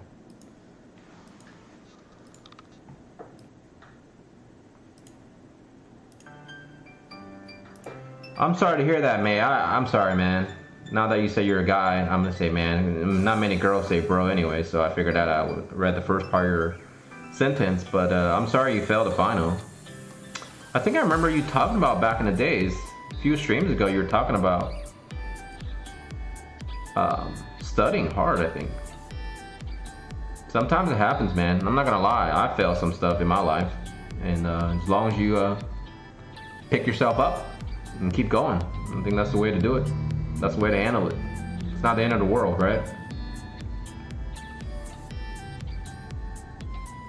Yeah, 61 agi base? Dude, that's a lot of agi. That's faster than a lot of attackers. This is why people say Agrias is OP. Because she's fast and she can just spam her AoE stop. And that's really powerful.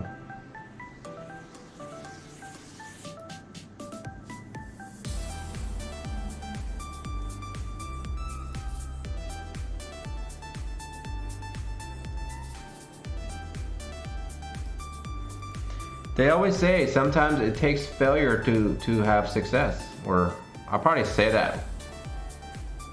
I probably said that wrong. But you get what I'm saying.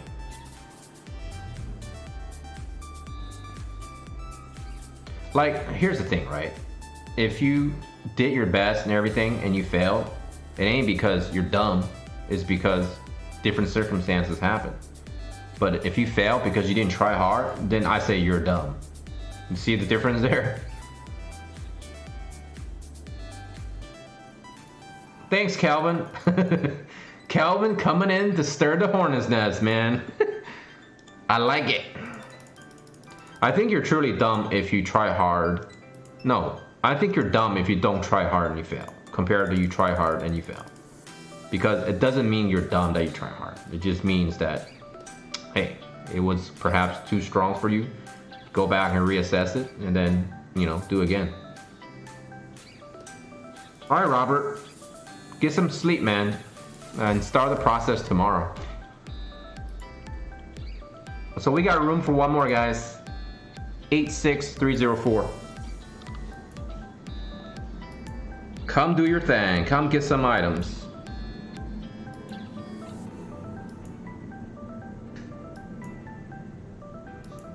Calvin coming in, swooping in. I'll give you guys this 1 minute right up here, and then when that calms down and no one's come in, then I'll just go ahead and go, because we can clear this, no problem. Yeah, Robert, no problem. Anytime, man, anytime. I'm just doing a really long stream because I got nothing else to do, right? I know everyone's farming, so I figure why not, right? Take the time to do your Whimsy while you're watching the stream, and then when you're done when you're Whimsy, you can just come join the farm. Here we go. Welcome, Saucy. I like that name, by the way, Saucy. That has so many plays on words and stuff. All right, Raph. Good night from Europe. I meant to say good night, Europe, not good night from Europe. You guys stay safe and have fun.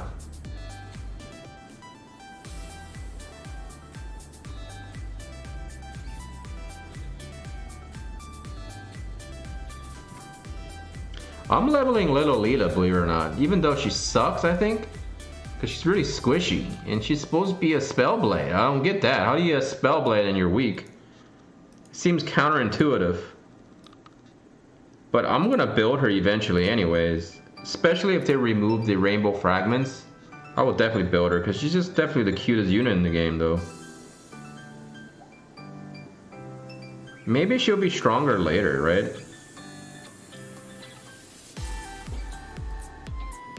Maybe they do buff units later on, I don't know. You play fantasy football? I do not.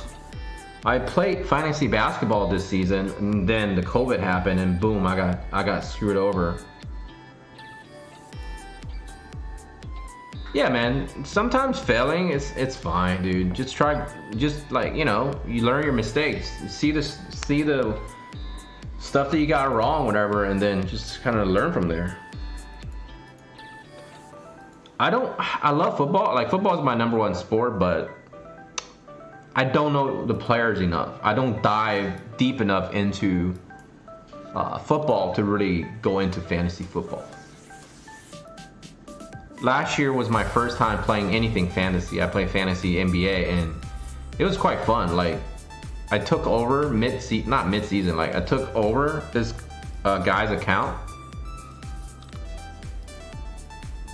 Not really, because fantasy basketball, the way we played it was based off categories, and LeBron doesn't win categories by himself, right? Your whole team has to win the categories. So it's like playing a video game. Literally, it's like playing a video game. Hey, how you doing, Alvin? Alvin John Noriega. I don't think we met, man. Welcome. My dream team characters. The big three, huh? I would have to say LeBron James, Dwayne Wade, and Chris Bosh. Alright, man. Just kidding, bro. Big three. That's a tough one, actually. I know for sure I would take Gilgamesh. And then I think I will actually take Kitufe. And let's see. I have a damage. I have damage. And then I think I would take... Kane. I would take those three.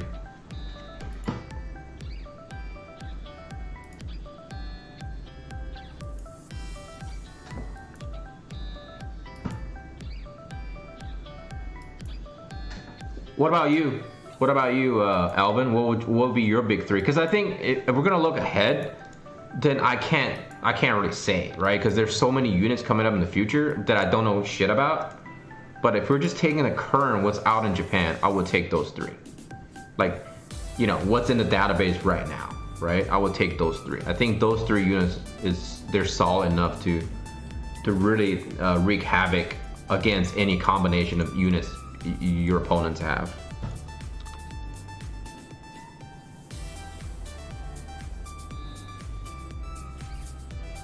Because I have a lot of speed, I have a lot of damage, and I have enough tankiness to survive hits.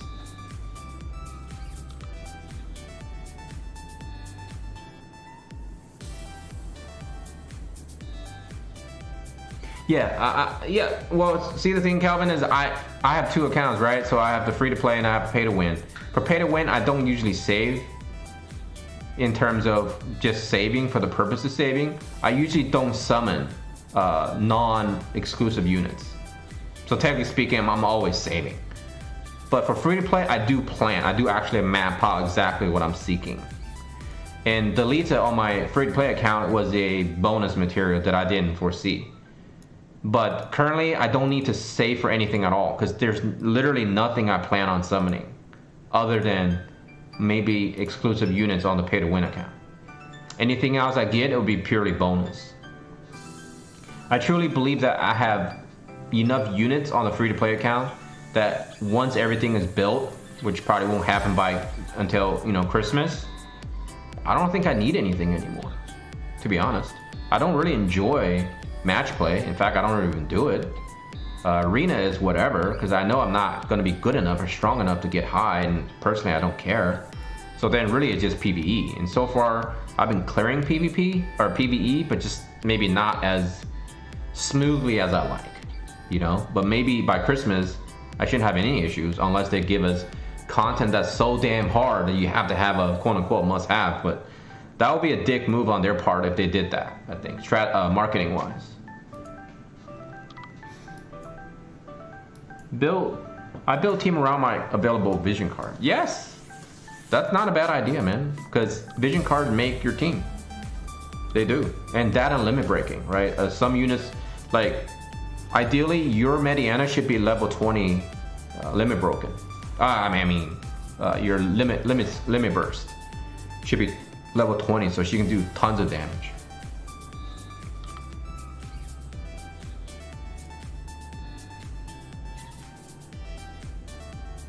Yes, evasion, it's an easy solve in my opinion.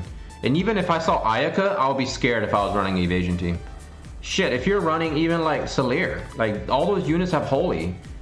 You know what I'm saying? Why would you go against those units? They're gonna one-shot your guys. Even if it's a straight trade. What, did everybody just leave or what happened? What's up, Sid? 19? We got room for one more. I don't know what happened. Was you guys waiting on me? What happened? But yeah, there's like, personally, I feel like there's no true badass triple, end-all be-all team. Nah, I don't think so. There's always hard counters and there's always soft counters to every unit in the game. I think ultimately is based on synergy, right? Is your team just going to be able to survive hits? That's it. And get lucky on RNG, and that's pretty much it, Let me recharge while we're waiting. I'm gonna go with a full. But yeah, to talk about my fantasy experience, Calvin. Basically, I took over this guy's account, right? This guy was like fucking AWOL or something. He went AWOL, right? So I took over his account, but they never told me that this guy was dead last. I guess I should have asked. But I had to take over the account. It's like 20 bucks. I didn't really care. First time doing it, I was excited that someone even asked me to join their league. And I thought I was done for, and I thought I was pretty confident in terms of learning. I know my basketball players more than I know NFL players. Long story short, I was able to actually crawl all the way from the bottom to joining the playoffs, right? I made the final playoff spot. Then of course COVID happened, and then boom, we scratched the whole thing. But I got some really good trades. I got some really good pickups, and I think I was able to defeat any team. Because at the very end of the second half of the season, I was able to go like literally like 6-0 in this one stretch, and I beat every player. I beat everybody in the league. When I first started, I couldn't, but then when I got to that point, I was able to beat everybody, no problem. And so I was pretty confident that I was going to be able to have a chance to win the whole thing. What's going on, Hero? How you doing, man? Welcome. Let's go. Let's get it rolling. So to answer your question, that was the first time I ever done fantasy, but I would like to do fantasy football. I hear that's a lot of fun, because I'm a huge football fan. My favorite team is the Pittsburgh Steelers. Yeah, I got 222 because what happened was I will always, if you notice, I have less of the others. I just kept using the baby ones because I simply didn't have enough time to play using the big pods every day. And then for the first two months, I just only played multi. That's all I really did. I just kept farming random stuff. That's why I have so many hoarded. I think Keto Fae is definitely one of the better units in the game, along with Venera. Those two units are pretty solid. But we're gonna have to see if they can live through the test of time. And of course, power creep. Because power creep is a real thing in games. Unless you're a tank or something, right? And then maybe you can live through power creep for a lot longer. But with Super Stern and Kane, those units are pretty gross. They do a lot of damage. I mean, we're talking about a shit ton of damage. Like enough to wipe your team if they get opportunity to do so. Maybe not so much Kane, but definitely Super Stern, because he has that AoE like similar to Gafgarion, right? So he's gross. Von Bang, what's going on? Yo, Mash Taters. I don't believe we met, but yes, welcome, man, welcome. Odoa. Who's Odoa? Wait, is that the thick girl? Is Odoa the thick girl? She has a great TMR, right? Isn't that the TMR that increases AP gain? Isn't that similar to the Bell from Ziza? No, you were actually wouldn't be wrong if you said Mash Tater, because that's where the name was derived from, Vaughn. Yeah, if Odo is the thick girl, then her Trustmaster is legit, man. Yeah, congratulations, dude. That thing is that thing is boss.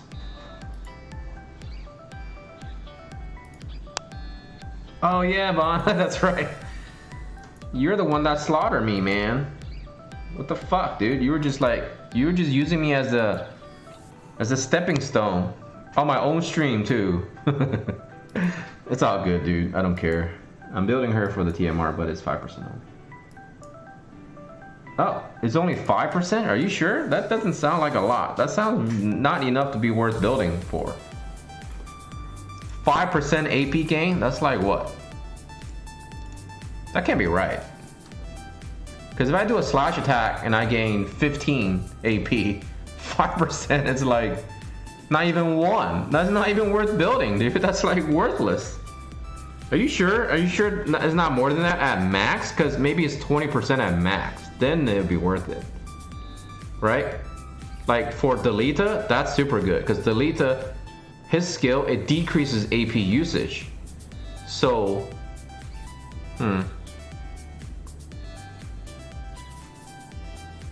it is 5%. So then it's trash. That is garbage, right? Or is it 5% of your base pool?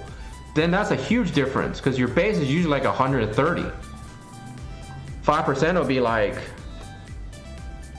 damn it, I should be good at math. 5% would be like 7 or 8. Nope, but it gives defense penetration. Yeah, you're right. It did. Yes, I just read it like 2 days ago. Yes, it does give defense penetration. Huh. 5% no matter what. But are you talking about 5% of your... Like, what are we talking about? Like 5% of your normal gain? Like, for example, if I did a slash attack, right, I gained 10. Are you talking about 5% of that gain? Or is it 5% of your base no matter what? Because that clarification is going to have a major impact on the difference, mathematical wise.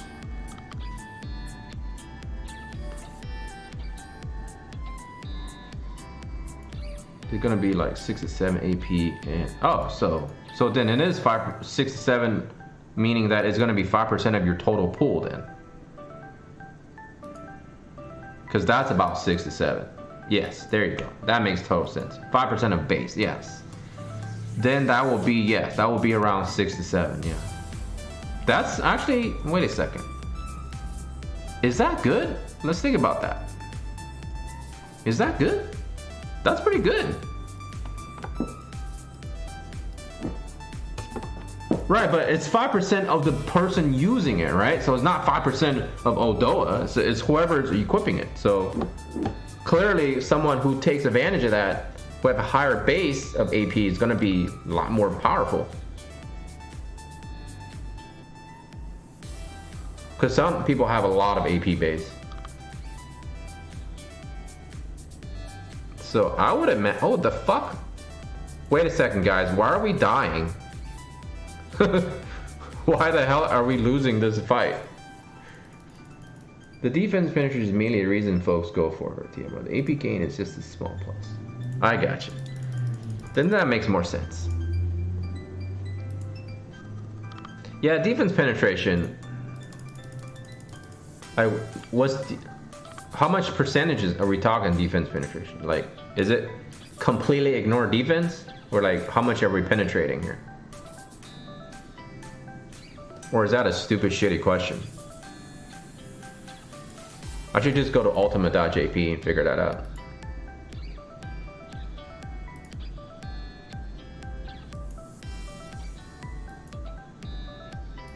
Okay, why are we getting our ass kicked? We have 2 units down. That shouldn't happen. Oh, you're using Odoa. Is that why? 30 to 50%. Damn, 30 to 50%? 100%?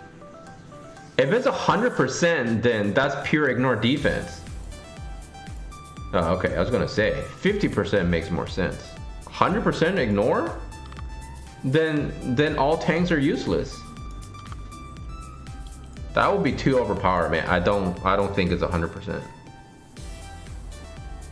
Why are we having so much trouble reaching this last archer with our team? Agrius, dude, what the fuck? You're not living up to expectation here. Come on, Agrius, do something. Do something relevant. The regen is not relevant. I think 50% makes sense. I think 100% maybe a little bit OP. Then I would have summoned for her had I known that. 50% seems legit though.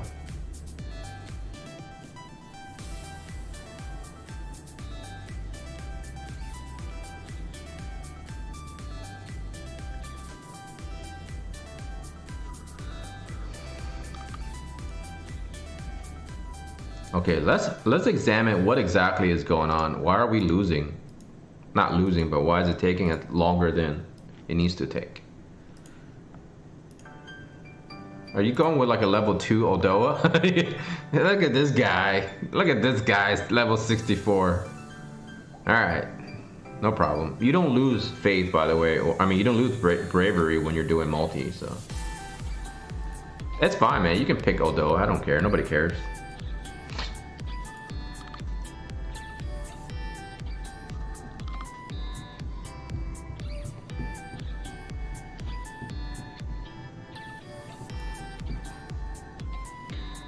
So my battery's running out on my iPad.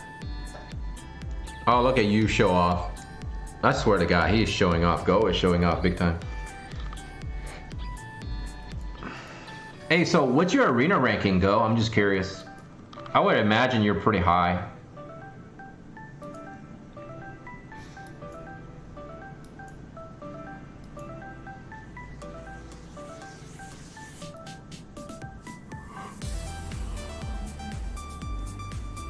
Damn, Keto Faye is that fast?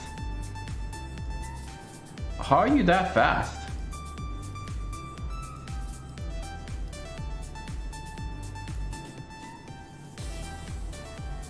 She's outspeeding Mediana.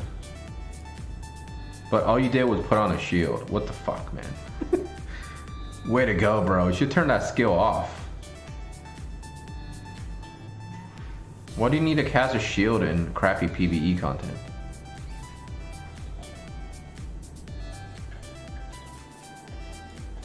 Alright, Keto Faye, you better just go in and tear all these units up by yourself.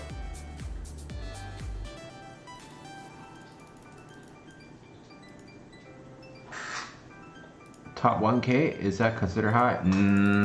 Honestly, no. I think top 100 is high. Top 1K is more like, I don't know, maybe that's like, I'm guessing you don't spend to restore your arena orbs. Is that why? Because with your amount of characters that you have, I'm assuming you're whaling. And if that's the case, then probably say top 100 should where whales belong. My guild leader, he's ranked top 20. That's true whaling right there. Yeah, there it is. That's why I figured. Because people who really give a shit about arena are the ones that are restoring. Like the rest of us, most of us don't care, right? Even you who spend a lot of money, if you don't care about it and you don't restore, then 1000 is probably where you're at. Because you clearly have better units in terms of arena than a lot of people. And I imagine your vision cards are probably going to be like decked too. Because you probably pull to build vision cards, right? I'm sorry guys, I'm not looking at the camera to talk to you because I have to look at my chat to talk. Unfortunately, my setup is kind of jerry-rigged, right? I guess people say this is what you do when you don't have two monitors. So I'm having my iPad going to look at chat to talk to you. Because if I had two monitors, then I can actually observe actual chat from my software for streaming, but I can't. Because I have a ghetto jerry-rigged setup. Like the highest I ever reached was less than 5K. And I was happy with that, actually. Yeah, I agree. I think vision cards is what sets you apart from other people. Because units are easy to build once you get it. It's pretty much inevitable you get it to 99. But vision cards are so hard to obtain.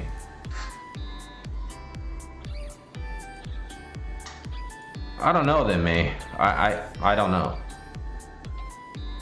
Because if you got to 600 free to play, was that sustained at the very end of the week, or was that sometimes? Because I've gotten higher than that too, but it doesn't mean anything. It does not sustain.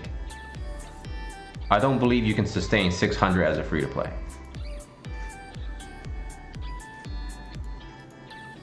You simply cannot compete against whales on vision cards. And with that amount of boosts that they get from vision cards, you're not going to be able to defeat them. Of course, unless you're just that fucking good, I guess. Where you have literally 0 losses.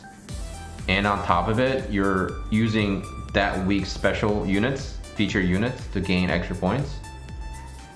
And or you're using refreshes. I personally don't think free-to-play can climb that high. Not saying you're wrong or saying you're a liar. I'm just saying without what I just said in terms of meeting those criteria, not possible for free to play in terms, unless you're refreshing, I'm guessing. That's the easiest way to say this. Because if Gold refreshed, he will be top 100, I would assume. Because in my content, in my videos that I create about Arena, that's what I noticed. That people who refresh are the ones that are gonna climb. People who don't are never gonna climb. Auto refresh from Orlando is AP gain?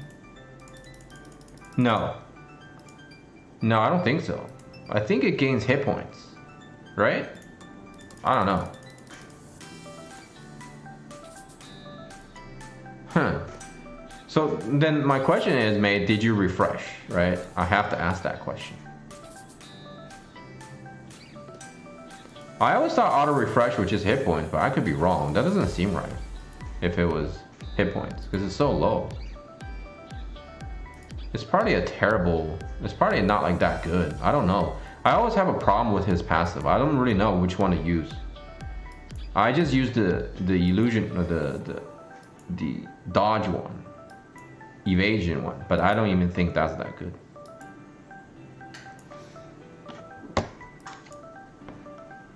Let's take a look.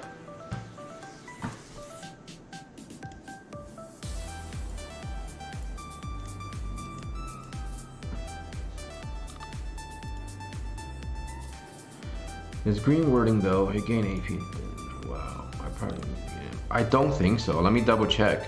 If you don't have him, you don't have Orlando, dude. You're well, and you don't have him. Come on, man. You need him. He's just old man. Like you can call him Old Man Sid. Hey, how come everybody left? We're just messing around, man. Don't leave.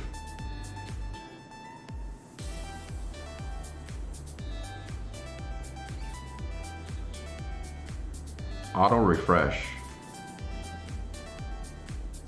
Holy shit, it is. It is AP. I always thought it was HP. Damn, I'm a noob. Damn, alright, I'm switching out right now.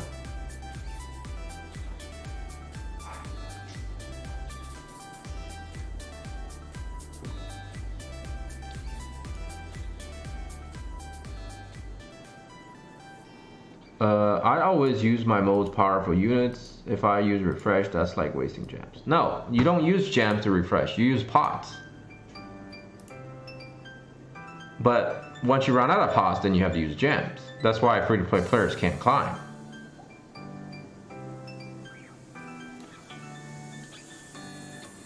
You're right, man. That is AP, dude. I'm a fucking noob. Alright, I'm gonna have to reset this shit. I have 25,000. I'm going to upgrade that junk right now. AP restore is way more OP than dodge. Because he's an offensive unit. Oh, that's right, Go. We talked about this. I forgot. You will. That shit hard, man. Alright, you should just go ahead and summon for that shit. Like next week. Get Orlando and max his ass.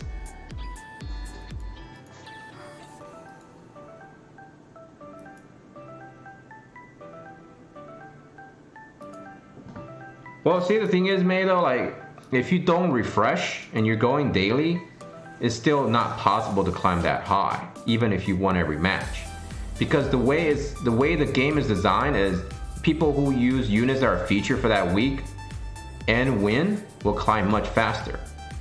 Added to the fact that if you refresh, you're going to be climbing really high. And there's always maintenance. So it really boils down to comparing resources, right? Even if you won 25 matches and you're not using feature units, you're gonna gain significantly less points. That's why Arena, in my opinion, is flawed and is geared towards whales for climbing purposes. But for an average player, it doesn't matter. You're there just to have fun, right?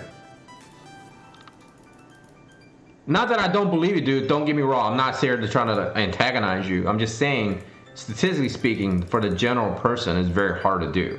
If you accomplish that, then you're obviously doing something right. And you definitely need to let me know how you're doing it, because I personally cannot ever climb that high. And I spend money on my main account, and I can never climb that high. So, not saying it's not possible. I'm just saying it's very hard to do, though. Because the best times I climbed was when I had the units for specific weeks, right? For example, Orlando, yes, I climbed quite high. Less than 5K, no problem. But that's the best I've ever done. But then again, I don't refresh, so. And then there's weeks where they like feature Stern, like this week they're featuring Stern. I use it to climb a little bit. And then once I get to the 10K range, yeah, it's hard to kill enemy units. Because they're all pretty strong, you know?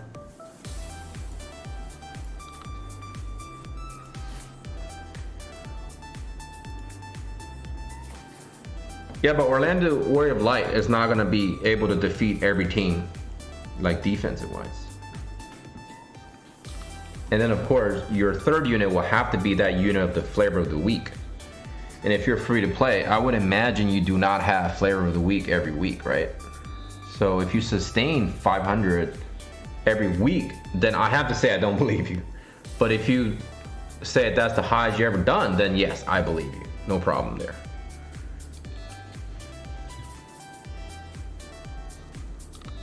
Because I think what makes and breaks this game is going to be vision cards and trust masters. And we definitely can't compete against whales, or even dolphins for that matter. Like this Vaughn guy right here.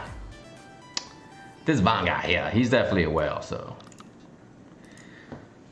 Can't compete against when he has like solid gear. Like he will smash me hard. I would play against you, Vaughn, if I use my pay to win account. See if I stand a chance.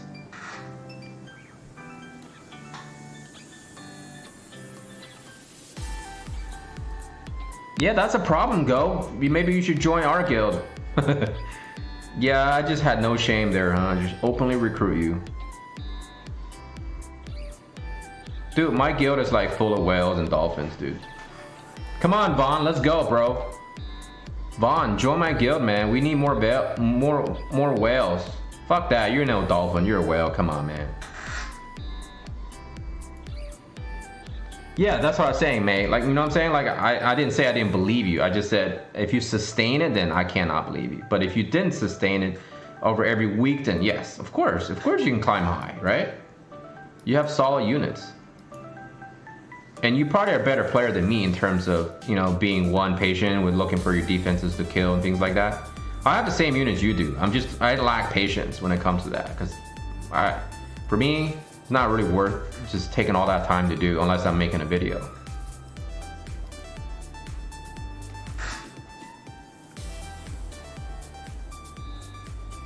Oh man, come on, man. You ain't loyal to your guild. Who you kidding, man? You ain't loyal. Come on. Alright, I'm just kidding, dude. Yeah, that's the problem. I realized that a lot of people, like, they're sticking to their guild even if they only have like a few people in it.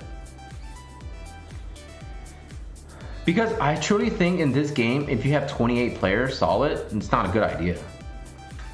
Because it makes the guild battles harder to win. The less people you have, you have to fight against guilds that have equal number of players, right? Most of the time. So it's more advantageous to have less people in your guild. The only reason you would need a shitload of people in your guild is to build the statues. That's it. That's the only real reason.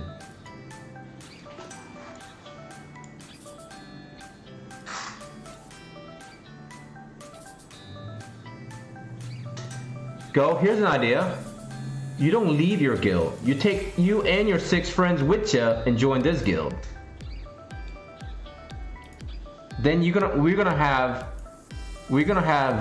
19 active players, including you and your 6 friends. Then we'll be legit. Oh, Whimsy shop time.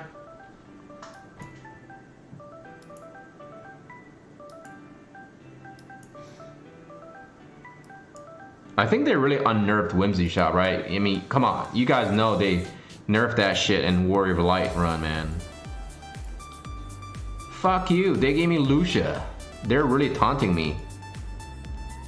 So I got Lucia, 20% off. I got Mustadio, not bad, 10 shards. And Adele at 5 shards. Oh shit, I almost bought MR eggs for gems. Bad idea there.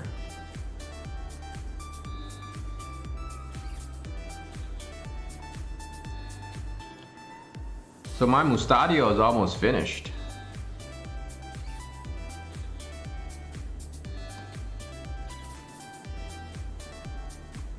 Augureus is almost limit break 4. No, I'm being serious, Go. Like, honestly, if you brought 6 of your friends with you, then we don't need to recruit anymore. We're done. Like, that's it. Like, 20 should be like what we need. We can start beating people's asses. It's gonna be full of like dolphins and whales and shit. You know, eventually they're gonna have to pit us against dolphins and whales, pretty much. Yeah, you're right, man, dude. Like, if people don't attack, then why are they even in guild, really, to be honest? Yeah, I decided to build Mustadio 99 and Augureus 99. Like, that's my current project. Like, I'm putting everything else on hold. Other than Rain, I'm still working hard on Rain. Rain is almost done too. He's about halfway through LP5. So, in many ways, I kind of wish I did pull Delita, but I can feature Delita and Rain on my free-to-play account too. So there you go, double dragon time, right? And by the way, I really love that thumbnail that I made. I know I know I'm patting myself on the back, but I love that thumbnail. I don't know if you guys checked that one out where you have Delita facing against the two fire units. I think that personally is like my best thumbnail I've ever done.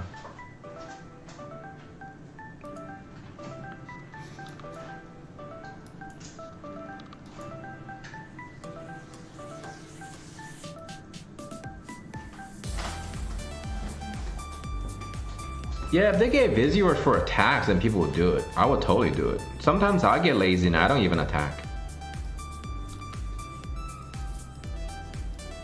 Because if I see the guild battle is already like leaning one way or the other, then there's really no reason for me to attack. I gain one fucking medal. What? One solid medal, dude? Like, what's the point? Why is Rain good? Did I ever do a review video on him? I don't know. I think I did. Rain is good because he's flexible. Like, he could be a magical attacker or he can be a magical tank. And not many units can do that in this game.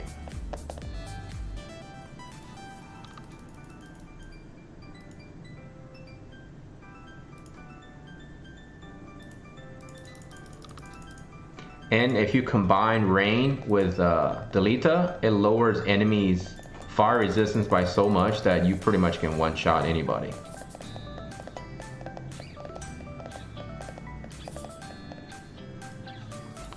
Vaughn, are you trying to steal May into your guild? Shame on you. No, just kidding. Dude, I think this game is shameless, right? We all need to be shameless.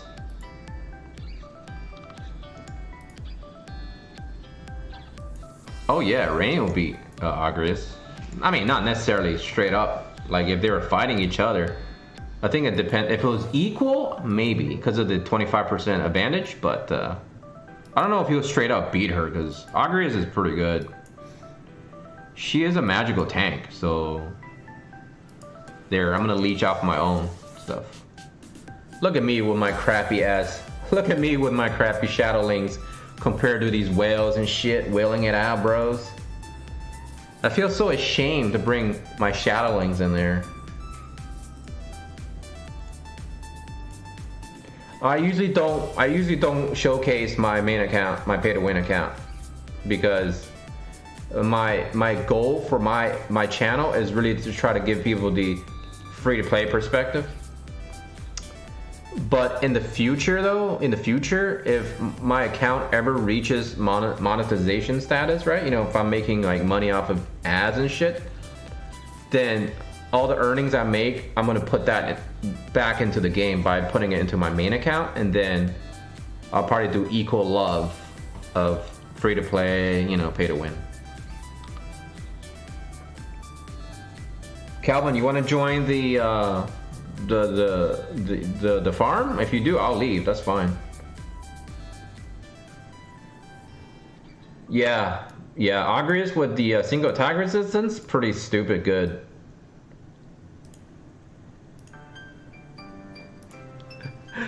I know, I'm kidding, Bond. Shadow Lynx is really good for this map.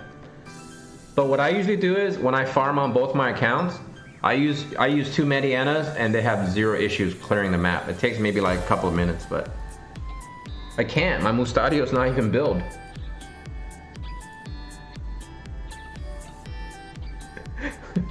What's that last word?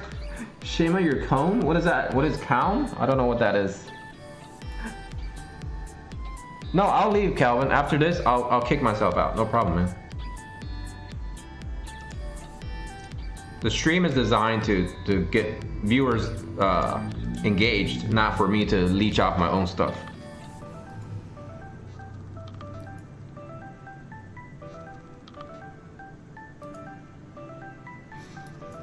Wait, who left? Don't leave, man. I'm leaving. Here, I'm leaving. There you go. Oh, you're low on battery? Okay, no problem. There you go, Calvin. Come on in. 86304. I'm definitely a nub. I don't know about the others, so. I learn something new every day when I play this game. Like, viewers help me out, or I'm reading something and I pick something information out.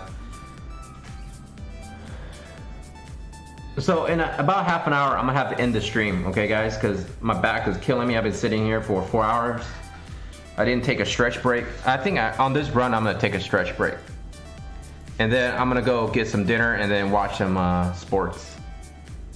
Hopefully, fiance will come home soon too, so.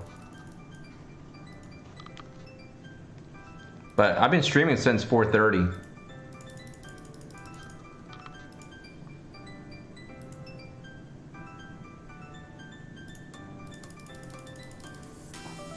All right, I'm gonna take a quick stretch break. Oh, guys. Stretch. Stretchy, stretchy.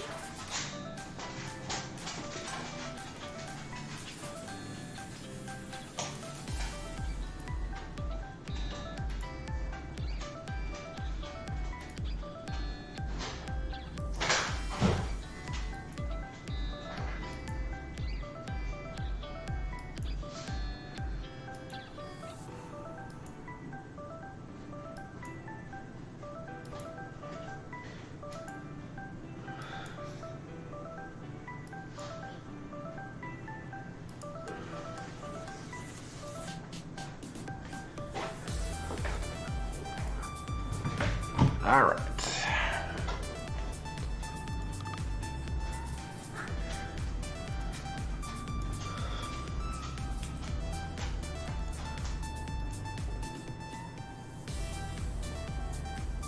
Yeah, I usually set my, if I was to stream, it's not usually on a whim. It's really like planned.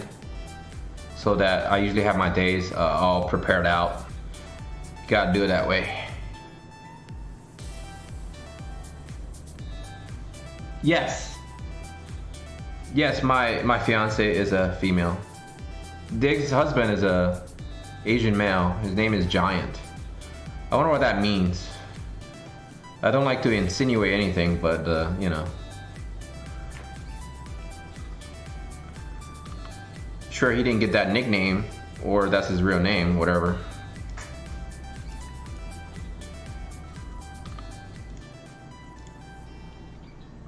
Diggs was in our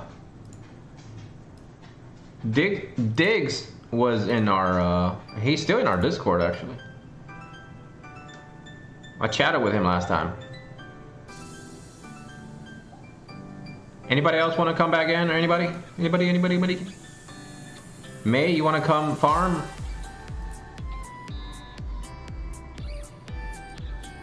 Nowadays, I don't assume anything on anybody.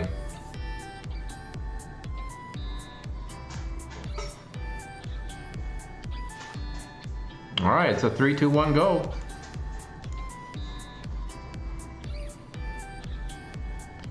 Do.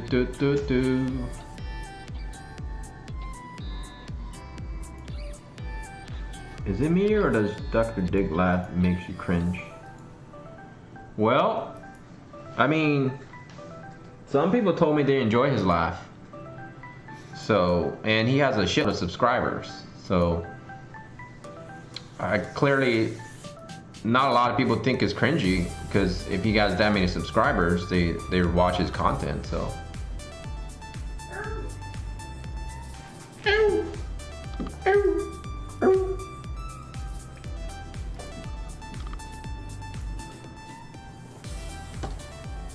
Alright, I'm gonna have to charge my battery. Because we still got about 20 minutes to go.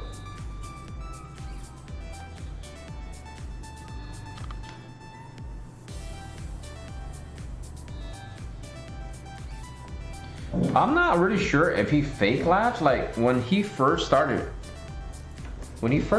his content, right? Like honestly, I thought of the same thing. Like I thought, was he fake laughing? I'm not sure. I don't know.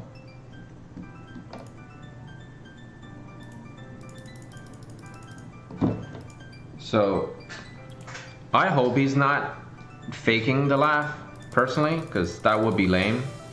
But I don't think he fakes it, because if you fake a laugh, that will have to be a lot of concentration and work.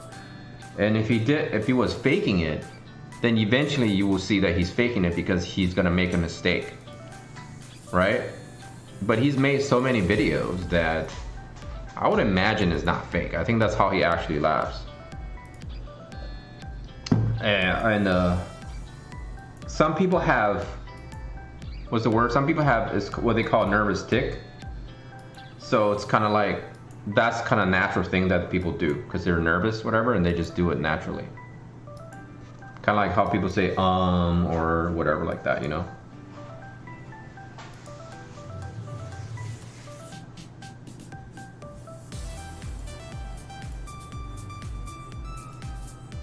What is my RR with your manic? What does that mean, RR?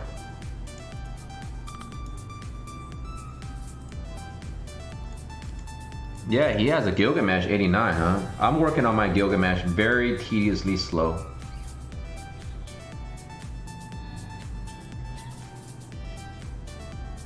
Whoa, did my stream die? Oh no. Yeah, AOJ has a very soothing voice. I agree. And AOJ don't give a fuck about nobody kind of thing, right? He has a mentality where like he says what he needs to say when he deals with a situation. He don't give a fuck. And he's not afraid to speak his mind because, yeah, it was just lagging just now. Something happened. Sorry about that. We should be good now. Like most YouTubers wouldn't dare to comment on other YouTubers, but he don't give a fuck.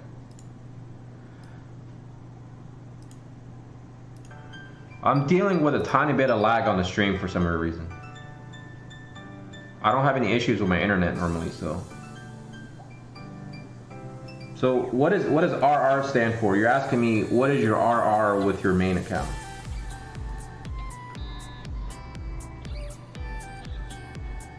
Lucky, to answer that question, the Whimsy shop, I would say if you wait 1 solid hour because of the cooldown, then it roughly takes about another hour to hour and a half to trigger the next one.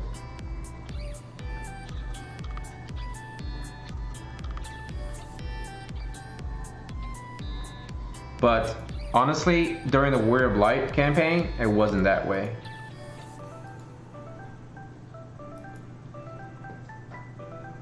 If I'm lagging really bad, then I think it could be my internet. If not, it could be something else altogether, so.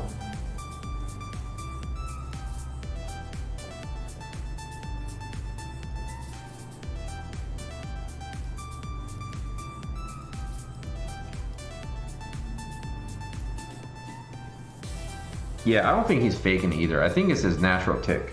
This is I think it's his nervous tick.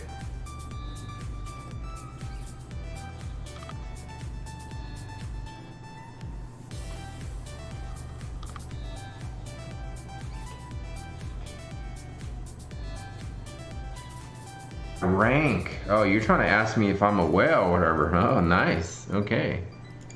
I am, I think, 5. I'm only 5.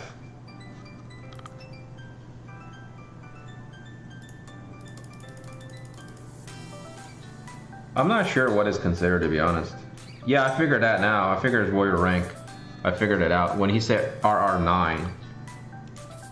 Yeah, RR9 is definitely well.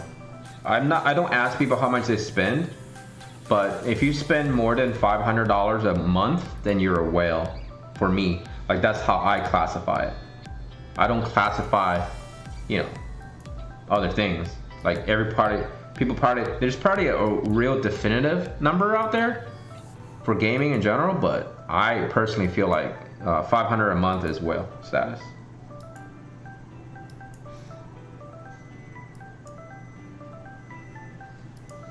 I personally go by amount per month. I don't go by total because obviously if you drop 20 grand in 1 month, you're gonna surpass that average, correct? But that just means you're welling out at that time. I think in general, the general consensus flow of things, $500 a month seems like a whale. You will be in the whale category regardless. The most I ever spent at one time was like 25 bucks. That's pretty much it. All the other ones are like baby chump change, like, you know, dollar here, dollar there. And I routinely buy the $8 monthly pack because I think that's fair, right? $8 a month for gameplay, that's pretty fucking good. Like Warrior Blight, I totally spent things like 12 bucks, 15 bucks, something like that. For Final Fantasy Tactics Part 2, so far I spent like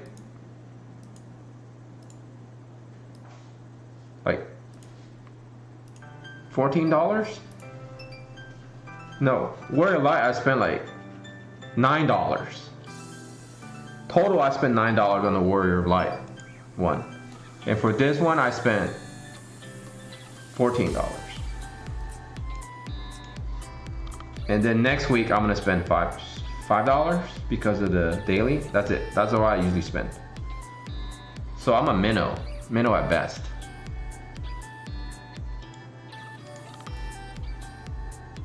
Watch us clear this with 2 people, by the way. So I'm definitely not even close to even whatever goldfish status.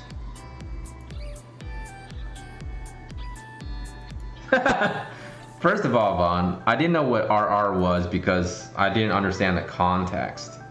But as soon as you attach a number to it, then I realized what exactly you're referring to.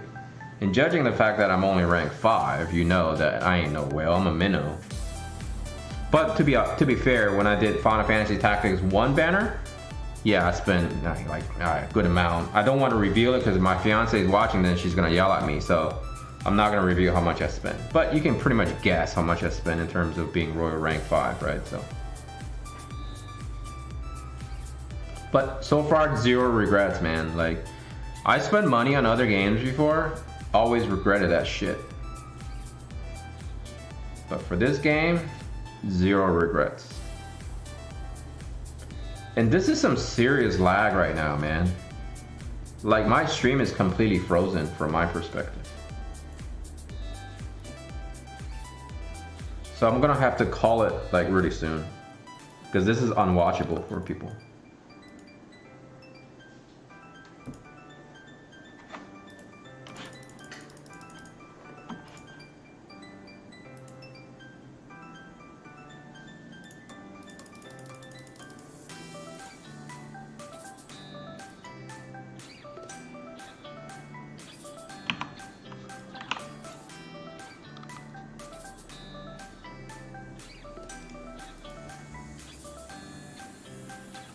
What exactly is going on?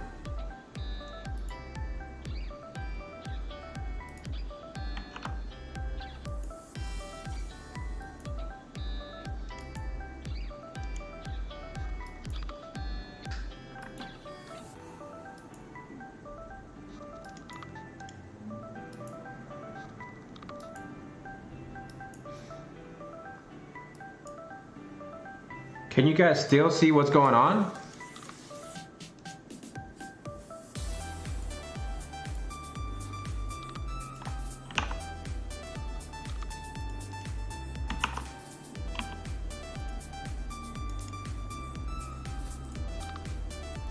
Did my stream die?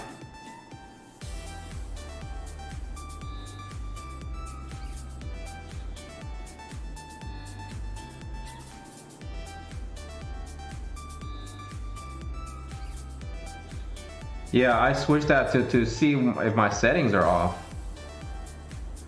Okay, it's still good then. And then I just switched it back. Nah, I feel like if you can afford it, then there's no problem. If you can afford it, why like think about it? Don't overthink it.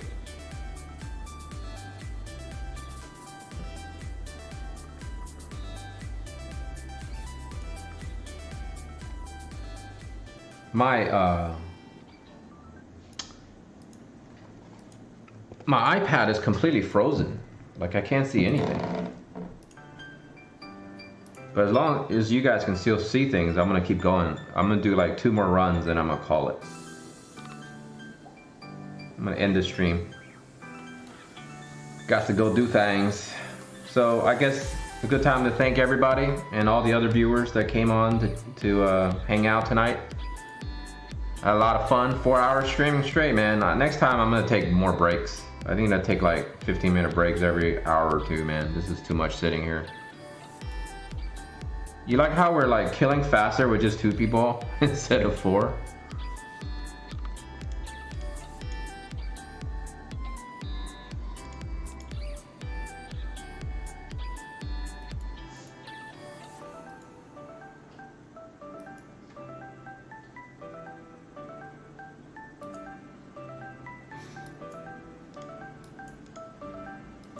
Actually, this will be the last run.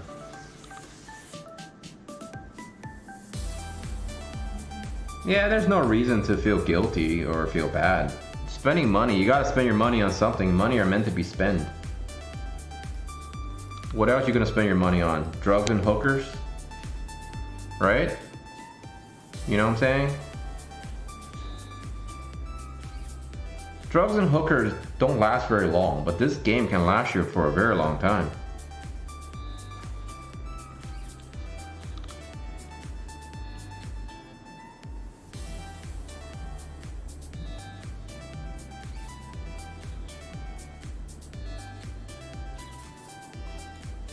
Like, just imagine if you spend like $100 on a nice steak dinner. That will turn into shit within what, 8 hours, and it's gone. And your enjoyment will only last you for, I don't know, a couple of hours. But if you're spending money on this game, $100, you can get what, like a big pack and a small pack? Maybe, I mean a big pack and a medium pack? And you can get a lot of goodiness for that. With all these guaranteed URs now, with pay gems. Boom. Instant gratification.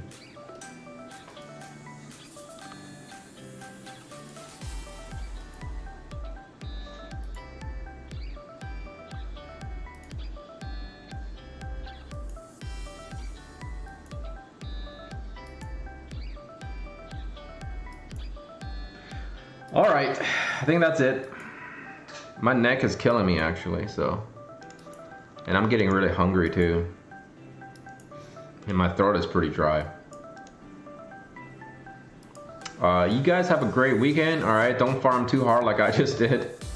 Sitting here for 4 hours straight, that's a lot of work, man. But you guys have a good weekend, okay? I'll see you guys probably again really soon. I think I'm gonna stream a little bit earlier next week. Eventually, I try to stream 2 times a week is my goal, so. I hope to see more people in here. I'm still trying to figure out the best time to stream. I know I get a lot of support from like folks from overseas, and so it's kind of hard to gauge that. So I don't think there's a perfect time, unfortunately. So, but all right, guys, thank you. Take care, and you know, take care of yourself and your loved ones. Nash Taters out.